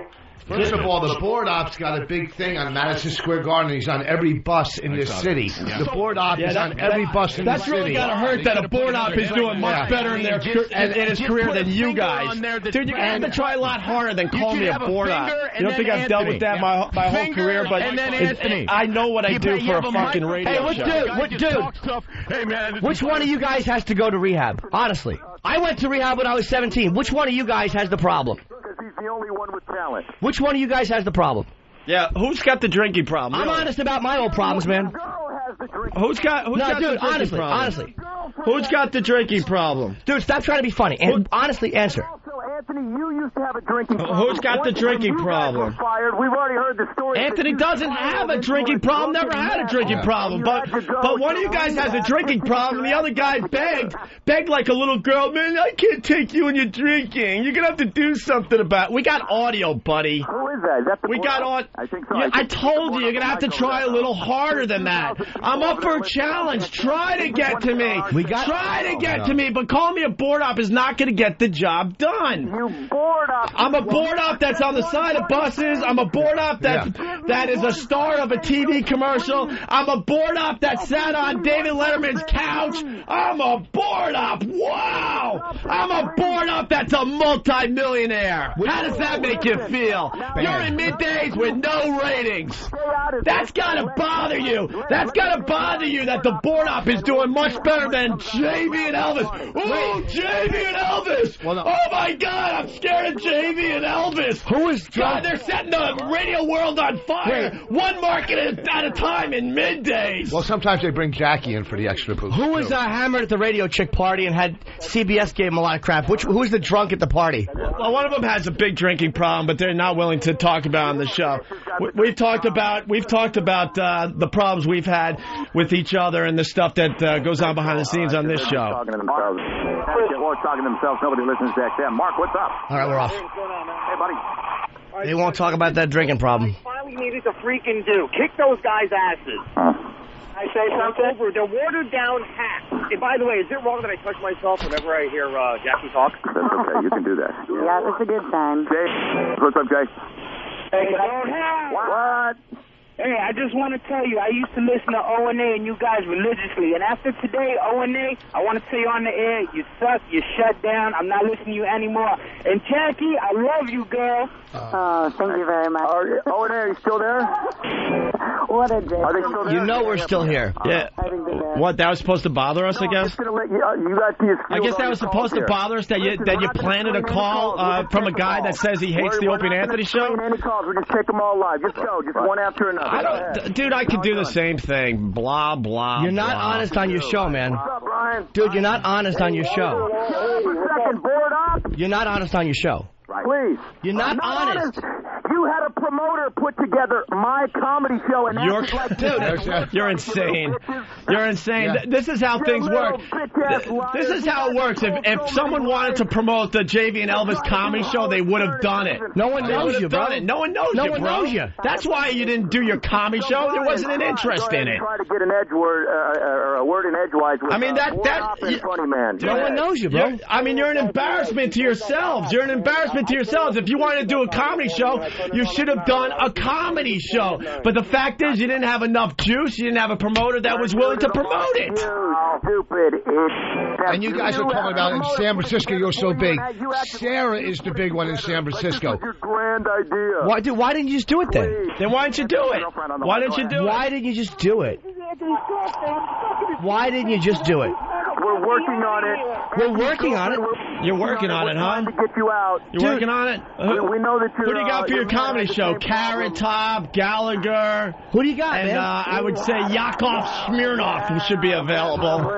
Yakov Smirnoff should be available for the JV and Elvis comedy show. Yakov Smirnoff. Hey, man, if you guys are so good, Yakov Smirnoff. Management's mistreating you. You probably could get Judy Tenuta. Judy Tenuta for the JV and Elvis comedy show. Judy Tenuta. Maybe you could get Louis Anderson out of rehab and he could join the comedy show as well. Brought to you by Dopey and Funny. Dopey and Funny. Wow. That's all you got, bro? Dude. That's all you got? Why is everybody mistreating you guys if you're a talented radio show? I mean, why won't a promoter give you a show? Or why isn't everybody is picking on you guys? Well, I don't need a promoter to give me a show. I put that together. Then where is it, bro?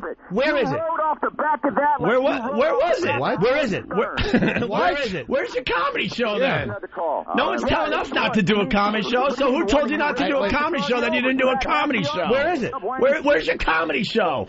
Where's your comedy show? Guys, hey, listen, I'll be down in Javits Center tomorrow, and from now on, it's Imus until 9 in the morning, JV and Elvis the rest of the day. Thanks, bro. Imus is doing a comedy tour, too. Where's your comedy show? Let's go to Jersey. What's up, Anthony? Why don't you just do the comedy show? Hey. Mr. Buggy! What? Are you guys this insecure that you gotta take phone calls praising you right now? Are you that insecure that you're going to line up a bunch of people that love JV and Elvis? That is the hackiest radio bit ever.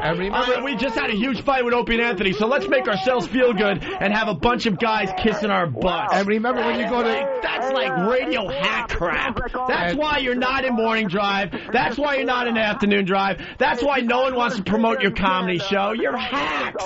And don't forget when you go to... After you had a huge fight with us, you did what management told you, didn't you? Yeah. And you played the O&A commercial. You're a bunch of hacks. Not going to win any awards, but we're going for a Guinness Book of World Records for bra unhooking. With the help of a load of hotties from Headquarters Gentlemen's Club, we will attempt to Unbelievable.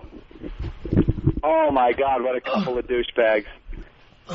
What a couple of douchebags.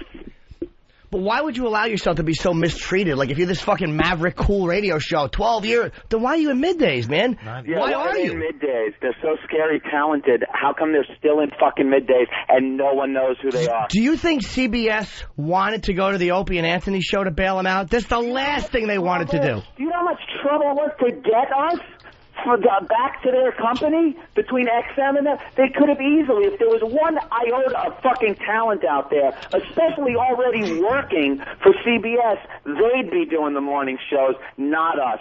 And JV and Elvis, that scary fucking talent, forget about it. Hey, why don't you remind them about the Pal Talk camera being left on? Well, how about that little bit of fucking audio? we kept asking them who's got the drinking problem, who's going to rehab, and they wouldn't admit it. Oh, I know. I was in the shower. I heard the whole thing on speakerphone. How great was I, Ant? Dude, it was terrible. These fucking idiots, these hacks. See, they don't know what the fuck to do with themselves. And then, look, I got to be honest. I love a good challenge, okay? But if all you got is to call me a board op, our own listeners, when they want to beat me up, say that crap. I know what I do for this radio show. The problem is that I know what I do for this radio show, so you're gonna have to come up with something a little better than that. Here's the problem. I mean, if I was just a board op, I wish I could tell them this. If I was just a board op, the company could save a lot of money by just firing me and hiring a real board op for whatever it would be, $12 an hour. And you probably wouldn't get line of the day today, right? I want to just yeah, you should have. I just want to let everybody know on what happened there. We left the Pal Talk on completely accidentally one day, and you could say, you know, it was on purpose, but it was accidental. We were rushing out of the place, left it on, and they came in at the beginning of their show, and one of them was screaming at the other one about being on drugs, and look at your eyes, they're all fucking dilated. You said you weren't going to do this. Go to rehab, you're drunk. and we have it all on tape. Now, obviously, we're not allowed to play it, but that's what we heard. That's what we fucking heard. And honesty, they're going to be honest. Get the fuck out of here, lying sacks of shit. We didn't tape it, actually. It was taped by a listener. Yeah, listener taped it. It was just that Pal Talk was still running when we left the studio. And these idiots, didn't know, so they start talking, and that happens. And somebody, the line was open. Oops. The phony hellos in the hallway. Hey, how are you? Hey, hi, ho, ho. I guess those are over. Hey, hi, ho, ho. And I know it bugs him that I don't talk to him when I see him. I just nod like, hey. Because they brought that up. I'm like, because I have nothing to say to these guys. You're like nameless, faceless radio guys that follow us. We've had a million of you guys after us. New afternoon show coming to Free FM New York, I think. New midday show. New midday show. It really bothers them that I don't give them some kind of respect. I don't know anything about them. I don't need any more friends in radio. Fuck them. My quota has been filled with Ron and Fez. That's it. And Brother Weeze. That's it. Why weren't they given the morning slot anywhere? Yeah. Why were they totally shut out? They didn't get the afternoon slot. You know what the answer to that is. Of course I do. That's why they're pissed. And they know the answer too. That's why they're so pissed off. All right, Kenny's calling me. I gotta catch Let's go to Troy in Philly. Troy. Hey guys, what's up, man? Hey. Yo, guys, what's up, man? What's up, Troy? Long-time listener.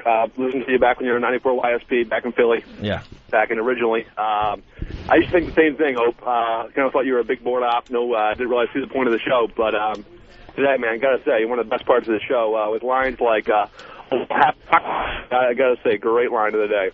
Thank you, sir. I know what I do. Keep I'm not stupid. I get paid very well because of what I bring to a radio show and a radio company. Of course. I gotta explain that shit to fucking those assholes. Oh, what hacks. And they're lining up people. Yeah, I'm never listening. I did listen to O&A. Oh, yeah. Then where do you go when our show stops and theirs starts? Because obviously the audience fucking disappears. That old gag. Let's get a bunch of calls saying how great we are. I was in the shower. I had my phone on speakerphone, and I was nude and shampooing during that whole... Tell us more. But I had to listen to it. What did Opie keep repeating over and over again? It was so fucking annoying. I don't know. I saw it a few times. I was cracking up because you wouldn't stop. Oh, Yakov Smirnoff? Yeah. Yakov Smirnoff. And Gallagher and Judy Tenuta. Holy fuck. Oh, is that funny, man? Comedy towards this guy. He's just a jerk off, and he knows he's a fucking relegated to middays jerk off, and he knows it. That's what he is, and he knows it. That's why he's angry. Here's the difference between the two shows. Every phone line is lit, and they all want to just praise us. Yeah. Watch. And how fast... I'm not going to answer one phone. Shut their fucking phone lines down, by the way. How fast, if we said, they're taking calls from all their scary fans, shut down their phone lines. They'd be down in a second. In a fucking second, they wouldn't be able to take one call. So just shut up. This is so scary. Go back to where the fuck you came from. By the way, Mike from FMQB, big fan of the show, just did a great article on us in the latest issue of FMQB. Did we throw that online? The latest article from FMQB? We should have.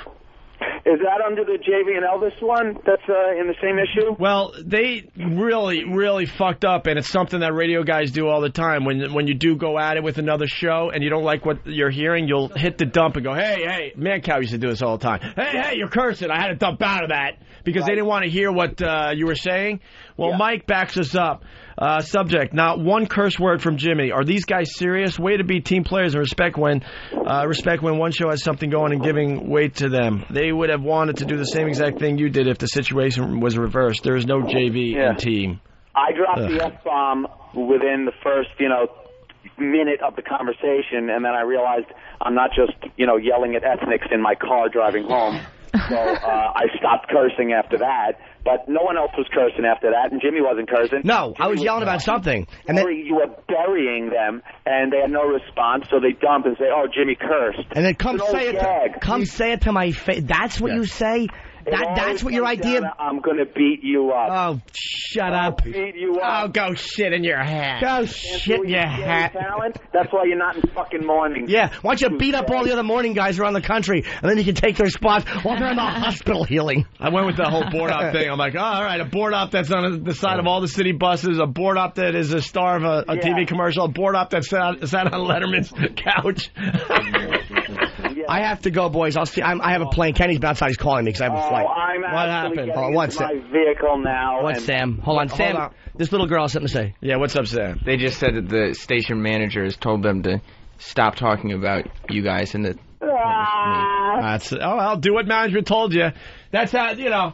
Ed and I made our names for ourselves by listening to management, you dopes. You don't even know what good radio is when it hits you in the face. Ed and I know how much trouble Ed and I got in over the years when management said, don't do this, don't do that, and we just continued. They actually yanked us off the air a few times, and guess what? It created amazing talk for the radio show. But you guys are going to be like good little boys because you know you have nowhere else to go, so you're going to have to listen to management. So they told you to shut up, and guess what? You shut up. And this is the board op talking. Let's see management try to tell us not to mention them tomorrow. Right. We'll talk about whatever the hell we want. Whatever. Always have, always will. It costed us our jobs a couple times, but we'll continue. Bye, guys. Anthony, good luck today, man. I'll see you Monday, man. I have to fly because Kenny is outside and I got a fucking flight. Have a good flight, yeah, and I'm taking off too. Who's left with that show? Jesus, what time is it? I don't know. Oh, you did 10 minutes overtime. All right, 11 minutes of bonus time. That means next week we start coming off XM at 8:40. That's right. All right, sweetie. I'll see you Monday. Great job, man. I'll see you guys, blah, blah, blah. All right, buddy. Hope everything works out, Ant. All right, I'll see you Monday, man. Bye, guys. Bye, Jimmy. Wait, Jimmy. I have to, dude. I'm leaving late. I was supposed to leave like 10:30. But I'm scared. Don't be scared. I don't know. I'm scared. You have boss here. He'll karate kick anyone. I never got to do my own show. I just push the buttons usually. Put Travis down. I'm scared. This kid's got magnetism. I'm scared. Oh, I don't know. What do you think? Should I continue? Your shirt. Yeah, why not? Just plug my gig. With these two? I'm sorry. Sorry. Jim Norton at the Improv in Pittsburgh all weekend long, starting tonight. We could do Line of the Day and get out of here. You guys want to go to noon for us? Who, me and Bonnie? You got anything in you? I'll go out. I mean, if you want us to, I'll do it. It's kind of hard to follow. Yeah, I know. There was like some amazing radio over at FM, and now why don't you be like reporters and just do like the post-show wrap-up? All right. So then there's not much pressure. You take calls and what you're feeling. They'll say something, then you could comment and All stuff. right, cool. All right, we'll do some post-show. All right, Bonnie and Rich will be doing the post-show today. Line of the Day, sponsored by Bodog. If you want to vote for Line of the Week, go to iliketolisten.com, iliketolisten.com. We'll be announcing that tomorrow, I guess, right? And if you want to learn to play better poker, go to bodog.net. This thing is sponsored now? I just realized that. Bodog is sponsoring Line of the Day. Okay. Why don't you listen to the same thing? All right, so there's the runner-ups. How many runner-ups we got today? One runner-up and one winner. I know I won today. The board op. I know I won today. Line of the Day. But I've never said anything funny. I already know I won. This is going to be a big party for me. All right, here's the runner-up Line of the Day. Why don't you listen to the same thing your cousin listened to? A bullet whizzing in. Oh, I hate my laugh. That was cute, but here's Line of the Day. Here comes the Line of the Day, Line of the Day.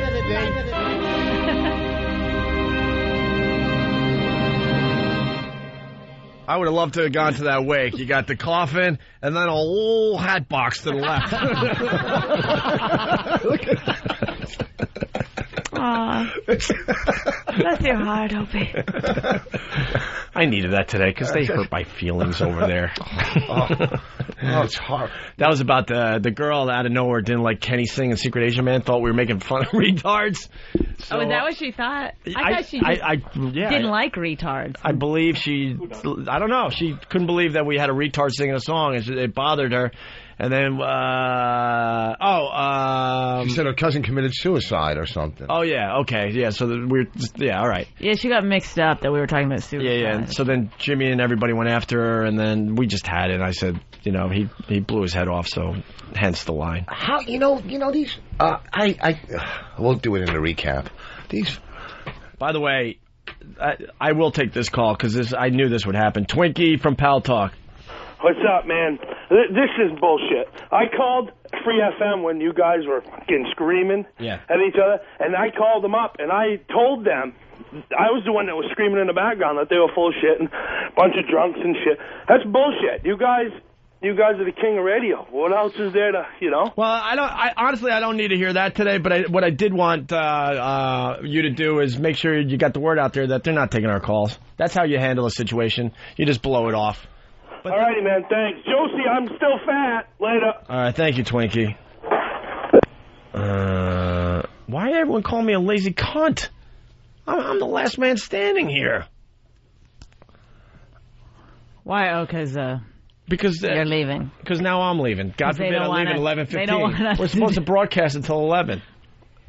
I think we gave the people 5 hours of great radio today.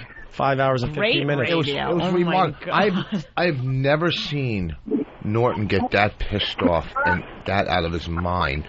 That's how mad he was. Because it gets so frustrating. Because, you know, these radio guys, they could just tell whatever lies they want to make themselves look better. A lot of lies. But here's the thing. And then their listeners just believe it as fact. And when, you know, if they had a discussion with us, we would prove our points, no problem. But here's the thing. They're in one market. Tomorrow morning, you're going to go in, or you can go in, and just bust all their lies. You could play it back. You could just honestly diffuse. We'd probably just do our show tomorrow. Yeah, but I'm just saying you're in New York. In New York, with 5 times or 10 times as many listeners in New York than around the country, they're crazy. It's like WB starting a war with NBC. It's ridiculous. If anything, they should be kissing your ass. Wait a minute. WB is too high up, I think. Yeah. WB starting a war with CBS. It's like the Wii Network. The Wii Network starting a war with Katie NBC. Couric would take on who? You think? I'm just. I can't think of it. What other? I wish I knew a WB show, which it's now CW, right? Everybody loves What does Chris. CW stand So maybe for? it would be the Undertaker taking on Katie Couric. You know, it's whatever. It's you know. No, let's really think Let's about do that. this. and I. Oh my God! Why am I alone with this ass? Why am I alone with this dope? I'm giving a good analogy, a good comparison. Yeah. That if anything, we have our pride. You know what? Your pride, bull. So it's a what? It's a TV war now? No, I'm comparing. It's a comparison. Comparison of what? That we're bigger than them and it was stupid for them to take us on? It's like an open micer starting a war with a headliner. With a big national headliner. It's like a kid starting a war with his parent. It's like a little baby lamb starting a war with a lion, right? See, you know Am what I I'm right? saying. Yeah, Am I you're getting right. it? You know what I'm saying. You talk Voss, that's great. My problem is I don't talk Voss yet. Oh my God, Rich. No, you know what I'm saying. Listen. Did you ever fight Marvin Hagler? It's like a CD starting a war with the Nano. It's like when you fought Marvin Hagler. Listen, thank you, Anthony. We walked into a very Anthony. Oh. Opie, I am so sorry for leaving you. I'm listening to this, and I wanted to change to JV and Elvis. I swear to you, I apologize so much for leaving you. I want to sound so distraught. I want to let people inside my head for a second. This is how twisted I am. I knew this would be painful, but for some reason I wanted to go through the process. I swear this is my life. Like, I watch TV shows I hate and I get pissed off. I am sitting here out of curiosity to see what this dope will say next. The WB competing with NBC. They are. And he doesn't even like... Yeah, they do compete. Good point, Ed. It's like... But he doesn't even say it with a smile like we're supposed to sit here and be on the edge of our seat with every word that comes out of his mouth. It's like Pepsi competing with Coke. No, it's not Pepsi competing with Coke. It's like that other one, you know? What other one? A real cheap one. Right? The one that says cola? Yeah. I mean, what? Oh, what a dolt. Oh, my dear, sweet Lord. You know what he does all the time? He'll he will accuse me of making words up. That if I'm just speaking normally, if I use a word with proper words, he'll accuse you of making them up. Yeah. Yes, that figures. Unbelievable. All right. I'm probably going to lose here, so have a good one. Don't stay in there too much longer with him. I don't want him affecting you. Yeah, know what's going to happen. If I stay in here any longer, I get all the emails. You know, without Anthony, oh, shut up. Look what I had to work with. You know, without Anthony, Opie's nothing. See, they can't do a show if one of them leaves early. This is my opportunity to shine. Help me out here, Henry. I'm here for you. Here's what I'm saying. How you stood up and just buried him. It was like it was Gladiator. It was Gladiator again. You it just was buried like a him. gladiator against a peasant. All right, we're going. You guys want to go to noon? Yeah. No, what are you kidding? All right, I guess. I don't know. I feel like, I don't care if you spend a half hour promoting Opie's that DVD saying we're of yours. terrible. And You're not terrible. Yeah, actually, we got good reviews on what you guys did last time. Really good reviews. Yeah, it was fun. And I complained a lot, and I apologize. We didn't do anything today either. We didn't do the T.O. story. We didn't do the... Why don't we do some of it now? Don't go. Look at me looking like, all right, why not? What? Oh, my God. Dan, what do I do? Why? What do you have? What do I do? Break and run. Break and run? I mean, but you know, JV Nellis, didn't they say that he was like, yeah, I'm going to tell them today that we're not going to do it anymore? Then, yeah, right. We got that on tape. Yeah, so then why did they cave to management when the management said stop talking? I really don't know. Well, here's the thing, too. That would have been their... The first time I went into their studio, like I was on O&A, we're on O&A at XM, and then I had to go do JV and Elvis the first time. So O&A go, we're going to play this, or, you know, they were playing bits of O&A, of JV and Elvis that were hack. So we went over there. You were with me, man. And they go, we heard you were making fun. And before we go in there, he's calling me out. This guy wants to fight everybody. Oh, right. Right, he's going, if you got a problem, I don't even know you, right? Right, because you walked into the studio. They were trashing Rich, and Rich went into the studio, and they go, no, we're not ready for you yet. He had to wait again. He's trashing me without even knowing me, And then he's going, you want to fight? And then all of a sudden, and then Norton busted him, and he goes, you want to fight? The guy wants to fight everybody. His problem is he needs anger management. That's the problem. I'm going to, all right. Email. I'm going to cut my losses. Was that one again? No, come on. That's a good story. It was terrific. Well, what do you want to talk about before you leave? Anything but that. Okay. Do you want No. You guys are on your own. No. Oh, come on. I got too much to lose if this doesn't go well.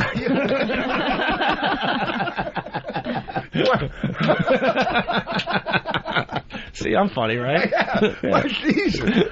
It's not worth the risk. You got to know when to punch out. Well, we can handle it. We can take it. Listen, see, my stock could go up if I stay and really, really do some funny stuff. But if I fail, it's going to hurt me. You know what? The risk and reward. It's not worth. Right, exactly. It's not worth the reward. The risk you got to take. But we'll handle it because. All right, you guys will do the last half hour before Ron and Fez today, okay? Easily, yeah. All right, guys, it was an amazing show today. Anthony's drama was amazing. If you didn't hear it, if you're tuning in now, you might want to listen to the replay today. He's almost ready to take his meeting. And Yeah, just say that, because we'll keep the radio tease going. We don't want to tell people the ending before they hear the show. Oh. There's a lot of people don't hear the show until the replay anyway, as far as the XMers go. Well, thank you for having us today. All right, when we get back, when the show gets back, it'll be you two, all right? Boss and Bonnie next. Boss and Bonnie. All right, cool. Opie and Anthony. I've been gangbanging, killing, robbing motherfuckers, selling crack, got my hoes in the back. I don't give a fuck about nobody in this motherfucker. Let me show your ass something.